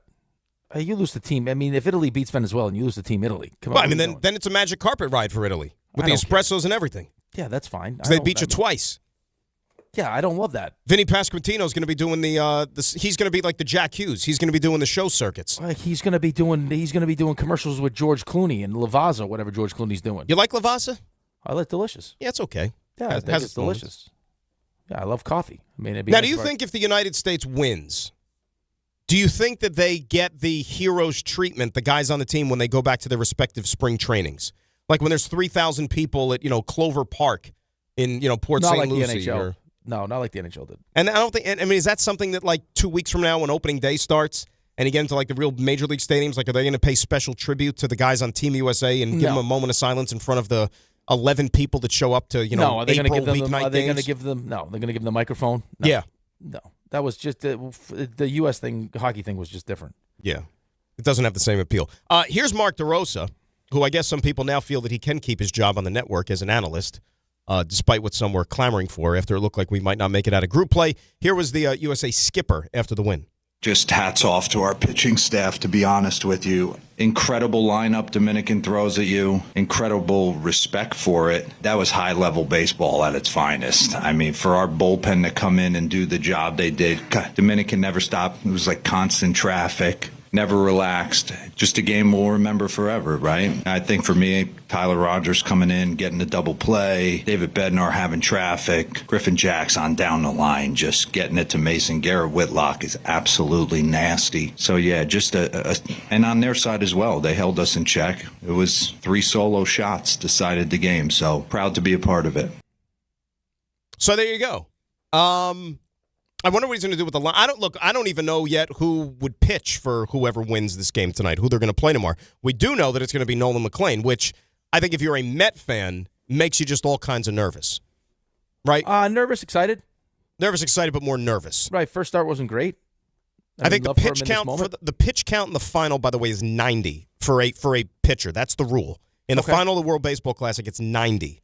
I think there's some questions as to whether or not Mason Miller will be available either, too, to close the game. Well, you do have a night off. Well, but I think this would be his third and fifth. I was reading this during one of the breaks. It would be his third right, there are stipulations with the relievers too, right? So I don't know exactly. But, I mean, Whitlock was lights out. I was actually surprised they didn't go back to him. But I guess you can't. But he was awesome in that eighth. He was nasty. That's just good baseball, man. I just enjoy good baseball. The defense, I get into this fight with Dave. We don't really get into a fight, but when we start talking about, like, the Hall of Fame stuff, and it's like Andrew Jones. Well, what happened to, like, the defense part? It gets like we pretend like defense isn't an important piece of baseball anymore. Right, exactly. You just made me think of something. Okay. Do you actually think that down the road, and it's not going to happen with somebody like Judge, I mean, who's like a slam dunk, but are we ever going to be in a position down the road where if some dude is like a borderline Hall of Fame candidate, that WBC goes? Somebody's going to actually like throw what they did in the WBC in your face? I think like good, bad, or indifferent. I'm like, come on, man. I think probably good, less than bad. You know, if Gunnar Henderson has like a borderline Hall of Fame career, and they're like, well, he hit that home run against the Dominican Republic in the semifinals in the WBC. Well, but you already heard these conversations. Like, oh, look, Judge in a big spot. There's Aaron Judge again. That's the Aaron Judge we know. It's baseball, man. I mean, this is baseball. That's what happens. On that note, let's say hi to Dan in Jersey, who's up next here on ESPN New York. Dan, good morning. How are you? I'm good. How are you, Dan and Rick? Excellent, Daniel. What's going on? I wanted to call in and say, like, I know Judge didn't have, per se, the big hit last night. I mean, he hit a ball that should have been a home run that Julio Rodríguez made just an excellent defensive play on. You don't usually get robbed like that, but he really won them their game. He helped them win with his fantastic defense. He made an excellent diving play to rob Juan Soto, and after he threw that runner out at third, the Dominican did not take any more chances on balls that were hit. So I felt like he kind of scared them off a little bit. I wonder how this will That was impact interesting his the way you phrased that, too. You said, like, the Dominican. You hear that, Rick? Like, it's like he was talking about, like, one player who happens to be Dominican in particular. He was like, the Dominican didn't take any more chances after that. I said Dominicans. No, you said the Dominican. Right, Rick? It sounded like he was talking about like one individual Dominican. Fernando Tatis was a little bit hesitant. Right. He was like, the Dominican didn't run anywhere. Well, which Dominican are we talking about? Go ahead, Dan. But he threw out Tatis. But I think that if he wins this, it's just he's continuing to show the national stage that he might be the greatest player, American player of this generation. And maybe if he continues to have a great career and he finishes out strong of all time. And I know it sounds crazy, but I already think he's the greatest right-handed hitter ever. Because if you look at what he's done over his career, like I just think that his greatness should be more appreciated than it is. Because he is just a fantastic player in every facet. He's a great average hitter. He's one of the best power hitters I've ever seen. Right, but Dan, So you think Aaron Judge is the greatest right-handed hitter / American of all time, or he's going to go down? There could be all time. Yes, I think right-handed hitter is definitely the case. I think he'll be in the conversation as one of the greatest right-handed hitters of all time. Yeah, I think that's crazy. So we're taking switch hitters out of this. It's only like strictly right-handed hitters. Greatest right-handed hitter. Yeah, I think there's a conversation to be had about that. Who would you say right now is a better right-handed hitter than him? No, he's still got how many more years of prime left? But does he have Albert Pujols' career yet? What's greatness? You know what I mean? And again, I know it always goes back to this. And I end up defending Judge more often than not. And Dan, thanks a lot for the phone call. I end up defending him. It seems like. But, I mean, eventually, like, if you're going to be, like, I know the fans geek out and they want to be fanboys and everything and they want to, like, elevate him even higher. But it's like, at some point in time, don't you at least have to put something on your finger and win a championship to be considered the best of something? The best ever? I don't know if in baseball you have to. Oh, come on. The best ever? Ever? I mean, did Ken Griffey Jr. win a World Series? No, but nobody said he's the best ever. I think that Ken Griffey Jr. is one of the best players in the history of the sport. He's one of the, but not the best. Did Barry Bonds win a World Series? No, but Barry Bonds was a pharmaceutical byproduct the second half of his career. I mean, but still. I just hate the way how we will got to be. Everybody's got to be like the best, the greatest, Well, that's Dan. First of all, that's Dan. So don't let him get in your head because that's what he does. Ken Griffey Jr. for me, pound for pound, even apart, maybe with the exception of Bonds, Ken Griffey Jr. when healthy, like prime Griffey, was like the best everyday player I've ever seen. Me too. I'm with you. I love that he's my favorite player of all time. That's how I felt about him. But he didn't win a championship. I think it's unfair in baseball. I don't know. I mean, I hear what you're saying. But I mean, again, if you want the great mantle, I don't mean Mickey Mantle. I'm talking about the title, the greatest. You got to at least have one chip, at least. I think that Yankees fans, see, I think to Dan's point, I think that Yankees fans are harder on Aaron Judge than nationally. How people feel about Aaron Judge. I think Yankees fans hold him to that standard. I think that's more of a byproduct of baseball not being as popular nationally as some of these other sports are. Well, I'm just telling you as like a Mets fan that watches baseball every day. I love Aaron Judge. Everything about Aaron Judge, how he leads, how he plays, all of it. I love it. Me too. Like I said, I defend the guy. Right, but for the Yankees fans, because he hasn't won a championship yet, because of outside of last year, he hasn't come up in big moments and done in the postseason and been Aaron Judge, they, again, will not put him in the same category as those guys that have. Like, Aaron Judge is a much better baseball player than Derek Jeter. But when you ask Yankees fans about who's better, Derek Jeter or Aaron Judge, they'll tell you Derek Jeter. Which is laughable. But that's how they feel, because Derek Jeter won all the championships. Alex Rodríguez was a better player than Derek Jeter. Even pre-steroids. Right, but he's never going to hold the same place in because of the championships, right. And he wasn't homegrown. So I think Aaron Judge is awesome. And I think that at a certain point, they're going to have to come to grips with, like, because the quote that Aaron Judge had before the season when they were asking about Cody Bellinger, and then this is something that we talked about for like a full week, and I heard people try to say, well, no, Aaron Judge isn't unhappy. He was nervous that they were going to sign, all he wanted was Cody Bellinger. And once they got Cody Bellinger, He was happy. No, if you listen to what he said was, I thought we would get Cody Bellinger done and Grisham done, and then we would add, because we're the Yankees. That's not what they did. No, they ran it back. They ran it. Their whole plan was, hey, we're just going to bring Cody Bellinger back, and this team is going to be good enough. That's not what Aaron Judge was talking about. I can guarantee you in a private moment, Aaron Judge is desperate to do more what the Dodgers are doing than the Yankees are right now. 100%. The Dodgers won back-to-back World Series. They just got the best free agent everyday player and the best closer after winning back-to-back championships. But you know what the funny thing about the Dodgers is, and I don't know, we've talked about, like, think about it. All this money, all the high-priced talent they have, the two guys who made like the most critical plays for him to help him win the World Series at the very end was Miggy Rojas and Andy Pages. And those dudes are not making like $100 million. Right, no, they're not. But I think that's the... But as I'm saying, you need a team. You know what I mean? Like to... Right, but I think that for me, the biggest difference between the Dodgers and everyone else is the drop-off from the $100 million players and everyone else isn't nearly as drastic as the other teams. Right, and I'll use the Florida Panthers as the example. Mm-hmm. Right, like I mean, when you have Brad Marchand on your third line. Yeah. Like I mean, what are we talking about here? Like their third line could be a first line somewhere else. Like the Dodgers drop off from Ohtani, Freeman, Betts, and now Tucker is not like they have their secondary pieces are really good players also. That can show up in big moments and make big plays, as opposed to like what you saw from the bottom of the Yankees lineup last year in the postseason. Even Grisham was an automatic out. That Volpe struck out almost he struck half the time. They stunk. And it's funny, the Yankees tried to, I mean, they almost had lineups like that, like in the like post-Dynasty, early 2000s, like 04, 05. You remember when like Robinson Cano was batting like 8th, right? It almost looked like a super team. Right. And yet they didn't win any championships with that. Well, eventually they did in 09. But that was a different team, you know, like the Sheffield was gone and, you know, they reloaded, if you will. Yeah, but there's no one doing it like the Dodgers are doing it right now. No, because here's the other thing, too. Dodgers, all right, you look at the roster, the big league talent, 1 through 26, whatever, and then they still got one of the best farm systems. And you say, how do they do this? Like, how do they keep restocking the shelves? That's what Steve Cohen, when he took over the Mets, he said, I want to be the Dodgers, not just to win and to have the highest payroll, but to also, like, organizationally from top to bottom, have, like, a super deep farm system to where we can be able to give ourselves flexibility to bring in talent. And if we have to make trades and so on and so forth, that's what you strive to be. Well, because they're flexing their greatest muscles, which is their money. Like, you didn't trade for Kyle Tucker. You didn't trade for Edwin Diaz. You didn't trade for Yamamoto.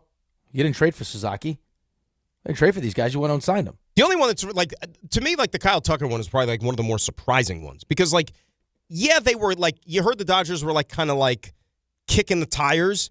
But then, like, when the news broke, remember it was supposed to be either the Mets or, I forgot what the other team was that was going to be, like, that was in on Kyle Tucker. I forgot who the other team was. Was it Blue Jays? Yeah, Blue Jays. It was either going to be like the Mets or the Blue Jays. And then freaking breaking news, the Dodgers. I was like, you got to be kidding me. Like, that's the one where you're just like... They just sit there and wait, though. Yeah. I mean, everyone thought he was going to get $400 million. That's like, okay, once that doesn't happen and his market doesn't materialize, what can we do? Right, and the Dodgers just tell these agents, like, look, whatever your final offer is, come back to us when you're done, and then we'll see what we can do. And it works. And it's definitely working. And it freaking works. RJ.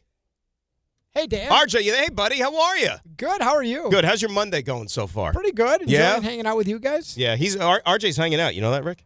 I know that. I mean, he's doing great work with the camera today. RJ's doing good. You know, because he's so nervous about the World Baseball It's another Classic. one of those things that's being actively sabotaged, okay? Still? Is this still a problem? Many things. No, you're fine. Oh. You're fine. You told me like not to move and don't move. Don't wander the studio. Don't. I get more room in coach for crying out loud. Don't get lost in a corner. Just sit where you are. You're good. Believe this, Rick? I don't. I don't believe. But this is we gotta play the cards that were dealt. You know. Some cards. Some cards. RJ, I know you have something for us, and actually a lot of things for us because we haven't just been able to touch on everything. That's why, and it's the stuff you missed. Now. Walk up three-pointer. He got it! See ya! Oh! Put it in the box! The you missed. Oh, yeah, that's nice. That's really nice. So, should tell you, Francisco Lindor made a spring training debut yesterday. Went 1 for 3, scored a run, first game.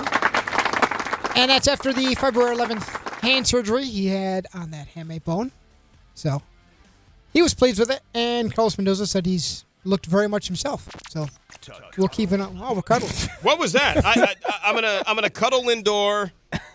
I'm gonna you're so happy you're gonna cuddle him. No, just cuddle. You trash the surgery. Trash the surgery, and I'm gonna marry the hamate bone. Yep.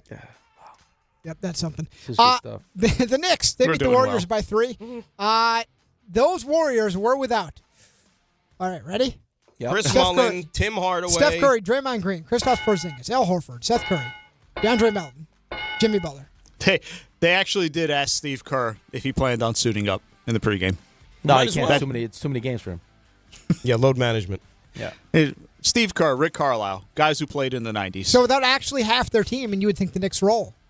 Nope. down by 21, had to storm back, and if the Warriors didn't fumble away a chance to tie the game late, they could have gone to overtime. Who knows?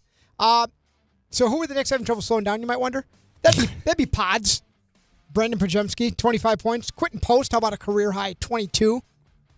And after all that, the Knicks trail the Celtics by a single game in the East. That's right. NBA, by the way, going to have their first key vote to explore expansion to 2 cities. Can you name them? Very obvious. Seattle. That's one. Vegas. That's the other. Great. You Let's guys get a got league this? now and have 2 more teams that won't try to win. Wow. Who knows? Maybe they'll try to win. And more games. College Yeah, they'll probably be 84, right? RJ, I just got a text message from Dave. Is that Vegas arena done yet? It's a shovel. How quickly will they have that up? They broke ground and it'll be ready to go. Yep. NHL is going to 84, right? Is it next year? Next year. 84. Love it. I see us. We want more, not More. less. That salary cap in the NHL flying through the roof. Skyrocketing. College hoops brackets are out. Men's side, it's Duke. They're the ACC champs. They're the number 1 overall seed. You got Arizona, Big 12 champs. They beat Houston. And Michigan, who lost in the Big 10 to Purdue. They're the other 1 seed, along with the defending champs. That would be the Florida Gators. The Johnnies, they win the Big East, 2nd year in a row. That's only good enough for a 5 seed, and they're headed out to lovely San Diego. They will face San Diego. It number is a 12 beautiful place, though. Yeah, Northern Iowa, first round. On Friday night, 7-10.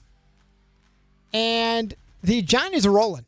They started slow, and apparently that was held against them this season, but they've won 19 of the last 20. The only loss that no-show to UConn, which they avenged. Apparently she was from San Diego.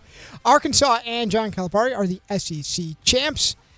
UMBC back in the dance for the first time since a 2018 win over number 1 Virginia. The first 16 to knock off a 1. They win the American East. Dan, watch this. TJ Power dropped 44 to lead Penn over Yale in the Ivy League men's final. How about Fran McCaffrey? Back to his alma mater, first year back at Penn after a great run he had at Iowa for all those years. First year, boom, right in the tournament. Fran McCaffrey called me one time. Did he really? He actually called me. Like called you, like, not on the job? I was trying to line him up when I was interning for a different radio station in a different city. And I called the SID, and Fran McCaffrey called me himself, like this Coach McCaffrey. Wow. When he was at Siena. When he was at Siena. Who was in the dance as well Correct. with Jerry McNamara as a 16 who will probably lose by many, many points to Duke. You know another fun fact about Fran McCaffrey? Sure. Because I know Rick hates this. He hates the fun facts. He hates the rabbit hole. I love fun facts. You can impress your kid when he comes home from school. Or he could run and tell the kids at school. Fran McCaffrey could potentially be related to who soon? Christian McCaffrey. Ed McCaffrey. Caitlin Clark. Ed Christian.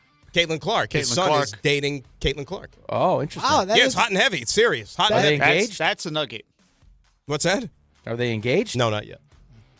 I see. But they've been together, I think, a long time, at least Right, years. but we should probably wait till, with the story that we talked about earlier in the show, we probably should just wait till I wasn't going to say it. we get through the whole nuptial thing. Do they have, like, joint bachelor parties or whatever? I see. It's mean. So, anyways, Providence, they fired Kim English after the loss to St. John. Cincinnati fires Wes Miller after 5 years. Jeff Capel going to be back as the Pittsburgh head coach next year. That's Women's a buyout bracket. situation. UConn, the number 1 overall seed on the women's side, followed by UCLA, Texas, and South Carolina, all on the one line. Austin Matthews done for the year for the Leafs after that hit by Reko Gudas, who was hit with a 5-game suspension. Blackhawks and Senators going to play 2 games in Germany next year. Cameron Young, birdie 17, wins the Players on the final hole. That course is diabolical. Yeah, it was. Made for a good watch yesterday. Yannick Sinner wins at Indian Wells on the men's side. Marina Sabalenka wins on the ladies' draw. And I watched those. we have it all covered Big here. tennis guy. Yeah. I was disappointed because I thought we were getting Sinner Alcaraz in the final, and Alcaraz played the worst match of the year on Saturday against Daniil Medvedev. And Ipso facto, Sinner's big winners at the Oscars last night. Wow, look at you. Wow, that was nice. I saw that Michael B. Jordan celebrated his Oscar. In-N-Out Burger. Went to In-N-Out, yeah. Standing among the people just holding his Oscar. Sabalenka celebrated hers with 5 guys, if you're wondering. Oh, my God. She loves 5 guys.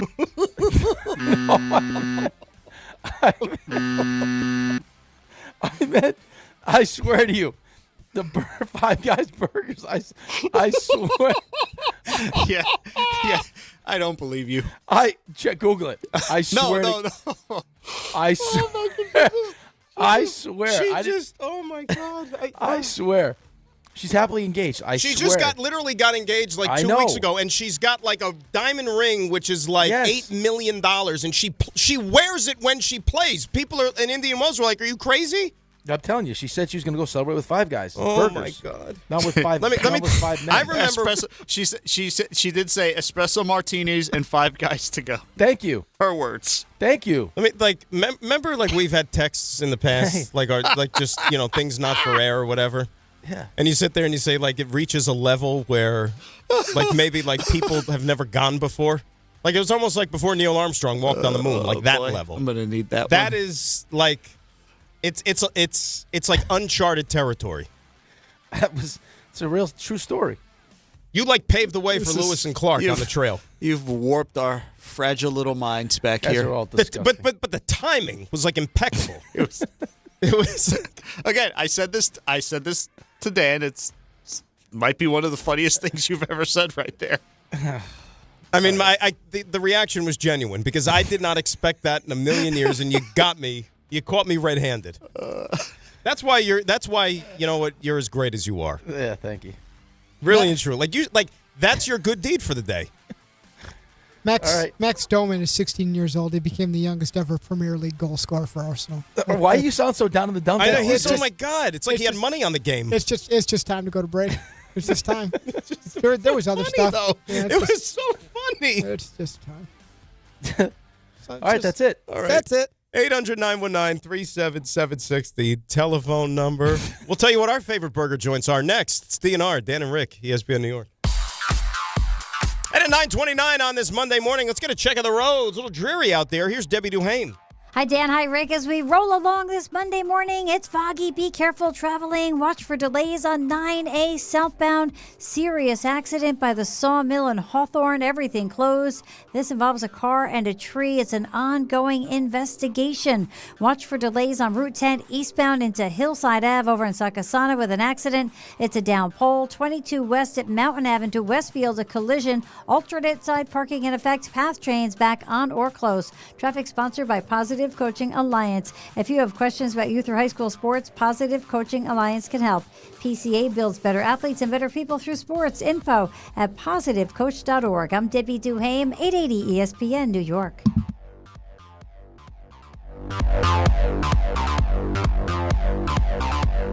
New York Knicks fans, here's a total slam dunk. For a limited time, get Verizon Fios and Alina Mobile for just $64.99 a month with AutoPay. Get Fios 300 megabit per second for $20 a month. And unlimited welcome for $45 a month plus taxes and fees when you bring your own phone. Visit a Verizon store today to learn more. For new Fios Internet and mobile customers, discounts applied over 36 months. Mobile and home discount enrollment required. Additional terms apply. In times of congestion, unlimited 5G and 4G LTE may be temporarily slower than other traffic. Domestic data roaming at 2G speeds. Prizes, flyaways, even cash money. You want it? We've got it. Find a list of all contests and official rules by visiting ESPNNewYorkContests.com. That's ESPNNewYorkContests.com. Right now, FanDuel's dropping bonus bets into everyone's account for the tournament. All you have to do is opt in to claim your bonus. Use them on your bracket picks, money lines, spreads, totals, game props, or even same-game parlays. But don't wait. These bonus bets are only available for a limited time. Just visit FanDuel.com/local to learn more. Right now, FanDuel's dropping bonus bets into everyone's account for the tournament. All you have to do is opt in to claim your bonus. Use them on your bracket picks, money lines, spreads, totals, game props, or even same-game parlays. But don't wait. These bonus bets are only available for a limited time. FanDuel, it's time to dance. 21 and over in physically present New York. Bonus issued as non-withdrawable bonus bets, which expire 7 days after receipt. Max bonus $500 unless otherwise specified. Restrictions apply. See terms at sportsbook.fanduel.com. For help with a gambling problem, call 877-8-HOPE-NY or text HOPE-NY 467-369. What if your instincts could pay off? With Robinhood Prediction Markets, you could put your sports IQ to work on the games you know best. It's not you against the house. It's you participating in a live market. Buy or sell your predictions all game long. Trade every play with Robinhood. Visit Robinhood.com/predict. That's Robinhood.com/predict. Futures and cleared swaps trading involves significant risk and is not appropriate for everyone. Event contracts are offered by Robinhood Derivatives LLC, a registered futures commission merchant and swap firm. Hi, this is Don LaGreca. I'm big on having the right game plan on the ice and at home, which is why I use Viking Pest Control myself as the pest control provider and proud partner of the New Jersey Devils. Viking has been protecting homes for over 45 years with expert pest control service and solutions tailored just for you. From ants and cockroaches to rodents, stinging insects, and backyard mosquitoes, Viking keeps pests out of your house and out of the play. Bundle pest control with mosquito services and save big. One call, one company, total peace of mind. Visit VikingPest.com. Viking Pest Control, protecting your home inside and out. Clinton Yates here. Game day brings the excitement. Your stay should feel just as memorable. With Marriott Bonvoy, official hotel partner of the NCAA and U.S. Soccer, you're connected to a portfolio of brands designed for how you travel. Some offer complimentary breakfast. Others give you room to spread out, space to stay productive, or extended stay comforts. So whether you're a traveling fan or part of the team, Marriott Bonvoy celebrates the moments that live on before and after the game. Marriott Bonvoy, where game day checks in. I'm Boomer Esiason. My mom died from cancer. She was only 37 years old. She didn't have life insurance, and that was devastating for my family. That's why having life insurance is so important to me. Ethos makes it fast and easy. Get a quote in seconds, apply in minutes, and get same-day coverage. You can get up to $3 million in coverage with no medical exam. Get your free quote at ethos.com/play. That's ethos.com/play. Paid spokesperson. Time spent on application may vary. Online health questions required.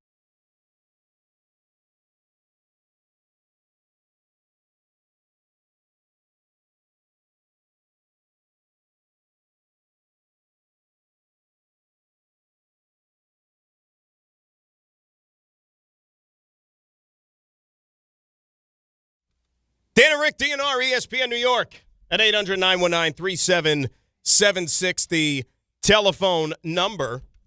Good tune. Aaron Judge, you know who he is, right, Rick? Oh, yeah. I think he was a Roy Rogers guy in his day. But nevertheless, here was Aaron Judge. Now, RJ, do you know in particular when this was from? Like when this was said? Looks like it was a scrum from last night. Oh, from last night? Yeah. Okay. So this is Aaron Judge talking about the crowds at the World Baseball Classic and comparing that to the one World Series that he's played in. Oh, I'd say it's been bigger. The World Series I was in, the crowd here, the crowd we had when we played against Mexico, it's bigger and better than the World Series. It's just, like I said, the passion that these fans have representing their country, representing some of their favorite players, there's nothing like it. And that's what you dream of as a kid. When I was betting in my backyard, playing wiffle ball, this is the moments you dream of, big spots, big situations, and it gives me chills right now thinking about how special that was. I try to take a moment every game to kind of look around, appreciate the crowd, appreciate the moment, and it's just a blessing that we get to go out there and do our thing. All right, I mean, I know that it's open to interpretation. I take that as a knock on Yankee fans. How else am I supposed to take it? Well, I don't think it needs to be a knock on Yankees fans. Well, that's who he was referring to. That was the World Series crowd, right? Right, it was the World Series crowd, but I mean, it's like I said, it doesn't mean it's better. It's just different. Like, I mean, watching that, like that crowd felt different. Like when you play in certain situations or certain arenas or whatever, it's different. Like when I was like, I don't want to just always go back to my own personal experience, but that's all I really have. Like when I played over in Europe and we played in Germany, like our home building, it was just different. It wasn't better than the Coliseum when the Coliseum was bumping. It was just different. Like the atmosphere was different. I don't remember what the crowds were like at the Jewish Y for the 3-on-3 tournaments. I don't remember. I'm sure it was bumping. Yeah. Right? I mean, watching you guys play, like just laying on the line, I'm sure it was crazy. It's just it's a different vibe. Like it felt different last night. Yeah. Like how those fans watching, like how those fans watch a game and participate in a game is different than how a lot of Major League Baseball stadiums feel. When it's very much like a soccer crowd. A soccer crowd, party. They have the group that's up the entire game, and they got the shakers, they're pitting the pots and pans, whatever, and they got the chants going the whole game. That's what a soccer crowd is, and there's nothing wrong with that. It's a completely different experience than a baseball game. I mean, a Major League Baseball game. But right, and it's also, I mean, what makes a difference too is that you're representing your country. Right, it's an international competition. Right, like I mean, I told Dave this. Like my first game in Germany, we win. And then as we're skating off the ice, like I'm skating off the ice because that's it. Like you celebrate with your team and you're off. And they're like, "Where are you going?" I was like, "Oh, what do you mean where I'm going? Where am I going?" They're like, "Well, no, we have to go over here." And we had to go to like our end of the ice where we had our fans that chanted the whole game and sang and danced. And they would dance, and then we would dance for them. And then they would dance, and we would. They had this whole thing after the game. Like, Was it tough dancing with all the goalie equipment on? No, it was nice. It was nice? It was fine, yeah. But that doesn't happen at an NHL game. No. Right? You get the stars, you pass out pucks, and then that's it. You're off to the next one. How long did you play in Germany for? Half a season till the lockout ended. Nice. And then we came back. Yeah, I missed a full season and a half with lockouts. Who was in charge in Germany then? What do you mean? Was it Angela Merkel? I don't know. No, I said, who was in charge then? I don't know. I was in Garmisch. I don't know. I was just focused on trying to play halfway decent hockey. You were there for half a season? No, you didn't bother to find out who's in charge? I go to someplace on vacation for a week, I find out who's calling the shots in that principality or wherever the hell I am. Why, though? I didn't know. I was went to the GM, and that was the coach. That was it. I got in trouble with the coach, too. He did not like me at all. Why? Why are you causing problems? I didn't try to cause problems because it was a miscommunication. We had a little break. The GM told us we were supposed to have practice on a Wednesday, but because it was an optional practice, we were in Italy on like a little vacation. Don't worry, we'll see you on Thursday. Didn't tell the coach. Now coach gets all upset, and he says, "Hey, you're not going anywhere now unless you give us. We need your cell phone numbers." So I decided that it would be a good idea to write my cell phone number down on a big piece of cardboard and then shut the lights off and play "Here's My Number, So Call Me Baby" when he walked in, and I don't think he loved it. And I sang and danced. I don't think he's a big fan of it. There's no video of that anywhere, is there? No. That would be amazing. And I may have humped his leg. It didn't go over well. Team loved it. Who was the coach? Is he a North American guy or no? Would I know? No. He was German. You treated this with a great level of professionalism. Yeah, that's what it sounds like. Yeah, it wasn't my best moment. You live and you learn, RJ. That's not his thing. But they'd love to have you back. I sang a nice rendition of "Here's My Number, So Call Me Baby." Yeah, he didn't love it. Let's say hi to Brandon. He's calling from Miami, if I could ever get the mouse to work. There you go. Hey, Brandon, how are you? Hello. Hey, Brandon, what's going on? Good morning, guys. How are you? Morning, Brandon. What's up? Not much. I just want to chime in on the World Baseball Classic talk. I was actually live at the game last night, and it's just a different way of taking in baseball. I mean, in and of itself, the two teams, but the game was also, I mean, it was 2-1. It was exactly what you could ask for. It came down to the last pitch, 3 solo home runs, absolutely electric. I mean, Judge, gets robbed in dead center field of a 400-foot bomb. He also makes kind of a diving play in right field and then waves his finger at Soto, and they used to be teammates last year. It was cool. It was really, really cool. It was a different way to experience baseball, but it was probably one of the best sporting events I've ever been to in my life. Now, was that the first WBC game you've ever been to? Yes, and I banked on USA hopefully winning, obviously, because that's who I'm cheering for. So I actually bought tickets to the final. Nice. Before first, so I will also be there tomorrow night. What did you spend on tickets? I'm curious. So both yesterday, I sat up in the 300 section, first row, and then tomorrow I just did the entry-level price, whatever gets me into the stadium. So I'm actually doing standing room only. Total for both games was $430. Now, is that face value or is that secondary market? Secondary market. That ain't bad for what, we saw the prices, Rick. $430 for 2 games is not bad. No, that's not bad at all. Just to be in the building? No. Yeah, and that, again, the experience was it was unbelievable. It's like you guys said, it was a World Cup soccer match, but watching America's pastime. And, for true baseball lovers to have, 15 of the 20 best players in the MLB on the field at the same time, you can't ask for anything better than that. And I think if you want that environment again, and Brandon, thanks for the call. Good for Brandon. His faith was rewarded in the old Stars and Stripes. He bought the finals tickets. They'd get to the finals. Well, you're going to want Venezuela to win. That's what you're going to say. Yeah, right? Right. For that environment, you want Venezuela. Yeah. Because the Italians, it's going to be basically like, I'm trying to think of some of the other games that Italy played, like not the United States. They weren't like, raucous atmospheres. No, I wouldn't expect a raucous atmosphere like you saw last night. But Venezuela was the other night when they played Japan. That place down in I can't believe, was that Miami? I think it was in Miami. But it was insane. So if you want all that extra, and look, you want the juice. It's the championship game, right? Of course you want the juice. Of course, that's exactly what you want. Visually it looks awesome, and being in the building, of course, that's exactly what you want. You just want to be a part of the energy. Yeah, if you just want to see a good old-fashioned, best atmosphere possible tomorrow, you're rooting for Venezuela tonight, whether you like pizza or not. Oh, I don't know what that. I don't know what that means. Italian pizza thing. Yeah, I get it. You get that part? It's not Five Guys. I like all sorts of Italian stuff. Maybe that's how you choose to celebrate, all right? 800-919-3776. Couple calls. Ray's got 3 stars as well. They got a nice hot dog at Five Guys, too, by the way. They do hot dogs? They got a nice hot dog at Well, Five you Guys. celebrate with the hot dog then. How about that? Please go to break. Stan and Rick, DNR, ESPN New York. Knicks fans, it's time to hit the court with BetMGM, an official sports betting partner of the New York Knicks. Download the BetMGM app today and add a boost of excitement to every New York game day with same-day parlays, live betting options, player props, boosted odds specials, and the best daily promotions in the business.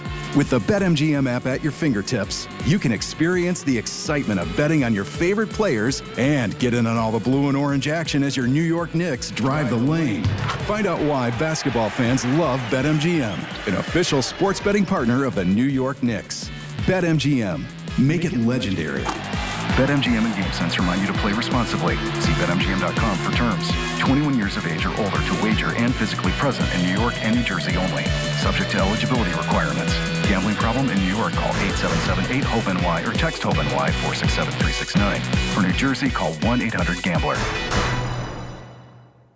Listen, I know the mentality. You try to play through pain and walk it off. Push through one more day. But when it comes to neck pain, back pain, sciatica, or nerve pain, that's a losing game. That's when you call Dr. J. Shaw at Sandwell Pain. Dr. Shaw is one of New Jersey's top pain specialists, Ivy League trained, double board certified, and he focuses on non-surgical solutions that get real results. No cuts, no downtime, no dependence on pain meds. He builds you a custom game plan for you so that you can move better, feel better, and live pain-free. Same day or next day appointments are available. Visit SandwellPain.com. Stop managing pain. Start beating it. There's a lot of reasons why people buy at Ramsey Mazda. It's their selection, it's their customer service, and it's their savings. Lease a new 2026 Mazda CX-90 Turbo Select with all-wheel drive for $279 for 36 months. Or buy with 1.9% APR for 36 months. Start shopping now at RamseyMazda.com. Choose wisely. Choose Ramsey Mazda. Call 833-853-2970 for lease details. VIN T1362010. MSRP $40,680. Zero security deposit. 1.9% APR at $28.60 per month per $1,000 financed, ends 3/31/26. If you've been injured on a construction site, then you need a lawyer who knows New York's unique labor laws. At the Parisman Firm, they have decades of experience handling construction accident cases and a proven track record of delivering huge results. Their team has already recovered nearly $1 billion for hardworking New Yorkers. From scaffold accidents to slip and falls and equipment failures, they've got your back. Call the Parisman Firm now at 718-WORKERS. That's right, 718-WORKERS, because your case is their cause. Get the justice you deserve today. As America's #1 motorcycle insurer, Progressive has your back. Oh, like roadside assistance. Oh yeah, Progressive offers that. Great. Do you have plans Saturday? My cousin canceled and I'd love to have someone to ride with. Actually, we just do insurance, not riding buddies. Cool, let's meet at noon. Actually, scratch that. 10 a.m., you and me, breakfast at a diner.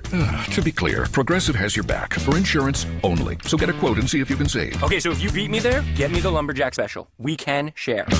Progressive Casualty Insurance Company and affiliates. Roadside assistance may require comprehensive coverage. A SoFi personal loan is here to help you achieve something once thought impossible: overcoming high-interest credit card debt. Walk the tightrope of your finances with one low, fixed-rate monthly payment, no fees required, and as soon as the same-day funding. That's right. Pull off your own debt-defying stunt with a SoFi personal loan. Visit SoFi.com/trick to learn more. Loans originated by SoFi Bank, N.A., member FDIC. Terms and conditions apply. NMLS 696891. Step inside the game you love with the NBA app. Tap to watch every game as it's happening. Jalen Brunson does it again! And never miss a moment of the jaw-dropping action. Get closer to the players than anywhere else. Follow the latest schedules, scores, and stats. Keep up with every story from across the league. And with NBA ID, it's all personalized to you. The game lives here. Download today.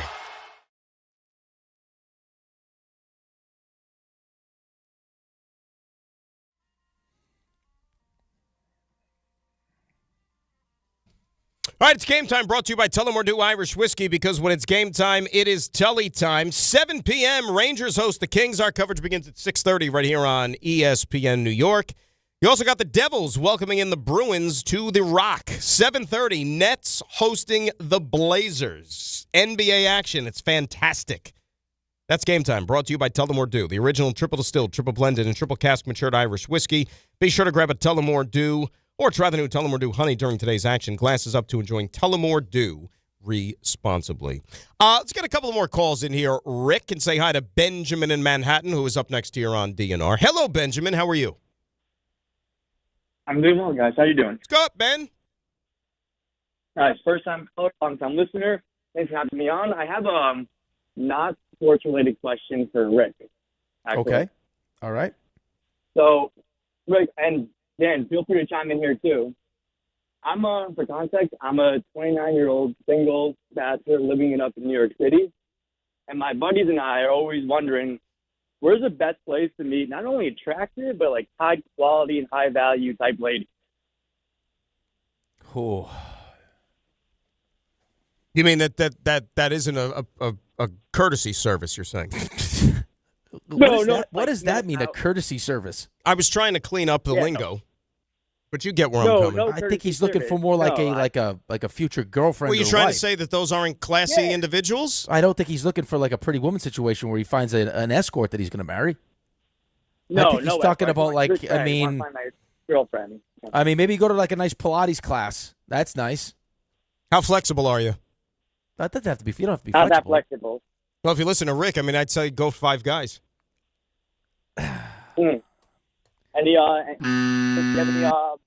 recommendations? Like, well, I mean, can I? Am I allowed to? Can I bring Ray into the conversation? Ray's a single guy. Ray is somebody who I know he works a lot, but he has when he does have downtime. I mean, Ray's like a magnet for crying out loud. So he would probably be the one to answer. Well, along the lines of the Pilates thing, man, just find. Honestly, the best thing you can do is find something to do and find somebody who that you just attract people by being out there and doing things you like. You're in your own element. What about that makes Benjamin? You like the show, right? You like sports. How about a nice sporting event? Not a bad call. You know what I'm saying? I mean, you have to have the onions to maybe strike up a conversation with somebody. But I mean, that's not a bad idea. I got the onions. Maybe I'll meet them at Rickleball Madness. Maybe that's a good. Hey, see, there you go, right there, boom, bingo. Yeah, love the show. Meet some people. That's a very nice thing. Love the show.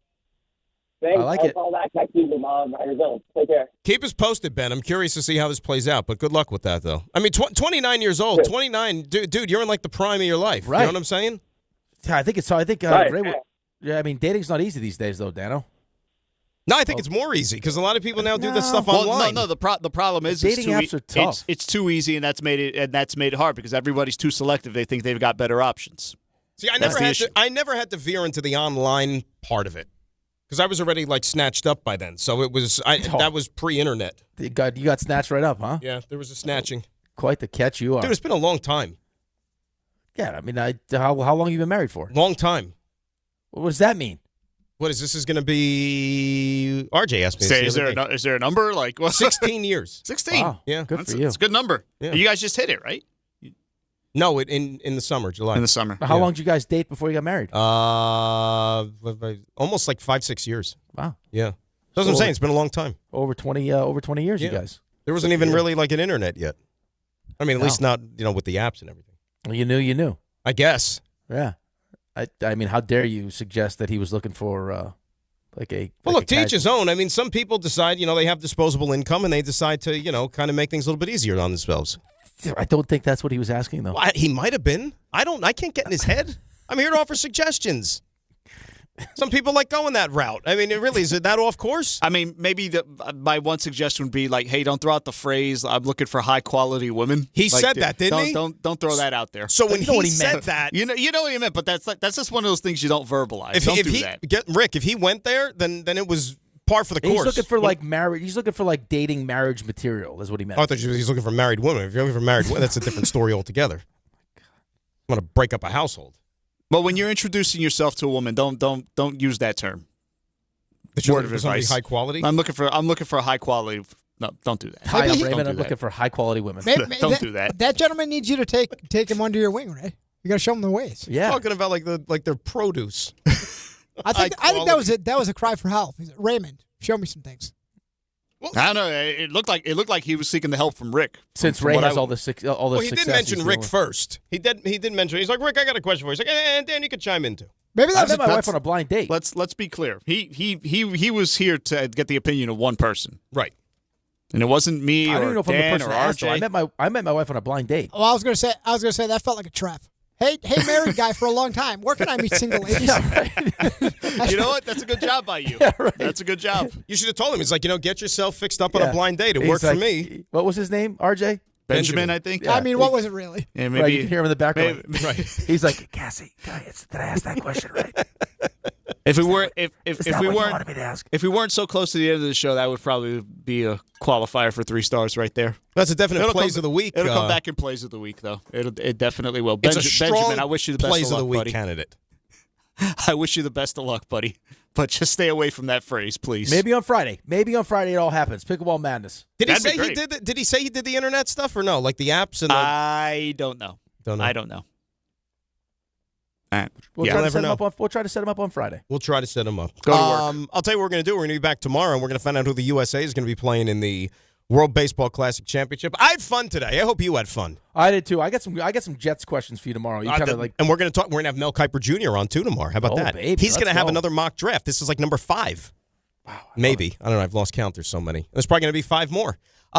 Anyway, it is time now for the 3 stars.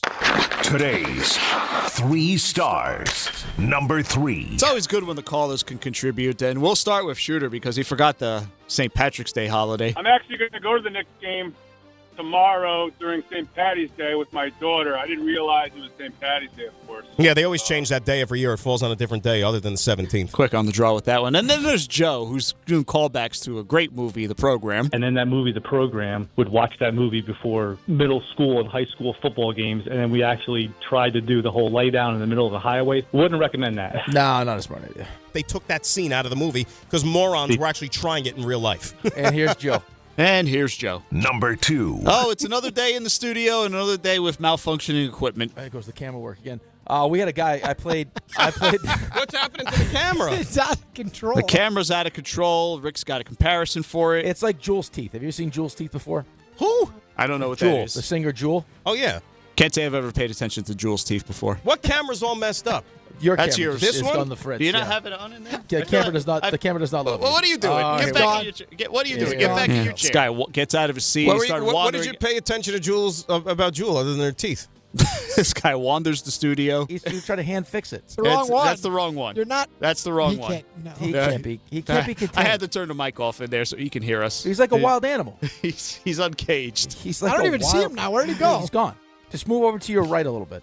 Why do I got to move? Where am the I camera going? can't. Because the camera can't. All right. Yeah, that little laugh from RJ made it. Number 1. Congratulations to Michael B. Jordan and his Oscar and his big celebration. Michael B. Jordan celebrated his Oscar. In-N-Out Burger. Went to In-N-Out, standing among the people, just holding his Oscar. Sabalenka celebrated hers with 5 guys. If you're wondering. Oh my God. 5 guys. Listen, Rick is actually in the clear on this. I swear to you. The 5 Guys burgers, I swear. No. Sabalenka, for the record, did say that she's going to celebrate the Indian Wells title with espresso martinis and 5 Guys to go. So, Rick, you're in the clear on that one. I'm proud of you. Real maturity today. Good job. That was that. I mean, again, even an hour later, I'm still laughing at that one. That is true genius, my friend. So is a little Rule 76. How about it? No excuse, playing a champion. It's DiPietro Rothenberg. 5 Guys right here on ESPN New York and on YouTube. 1-877 Cards for Kids. KARS Cards for Kids. Ready to get rid of that old car? Donate it to Cars for Kids. Call 877 Cars for Kids to reach a friendly live agent. Donation is super easy, and your car can be picked up as soon as tomorrow. Call us now or go to carsforkids.org. 1-877 Cars for Kids. Donate your car today. Did you know you can donate real estate too? Hey fans, come out to Yankee Stadium on Friday, April 17th when the Yankees host the Royals and be ready to receive a Yankees promotional giveaway that has become a fan favorite. It's Yankees Hockey Jersey Night, presented by StubHub. The first 18,000 guests in attendance will receive a Yankees hockey jersey. For tickets, log on to Yankees.com/tickets. Again, don't miss the Yankees and Royals for Yankees Hockey Jersey Night, presented by StubHub on Friday, April 17th. Visit Yankees.com/tickets today. Texting enroll enrolls you in a recurring automated marketing text messages. Consent not required to purchase. Message and data rates may apply. The team's looking good this season. I think so.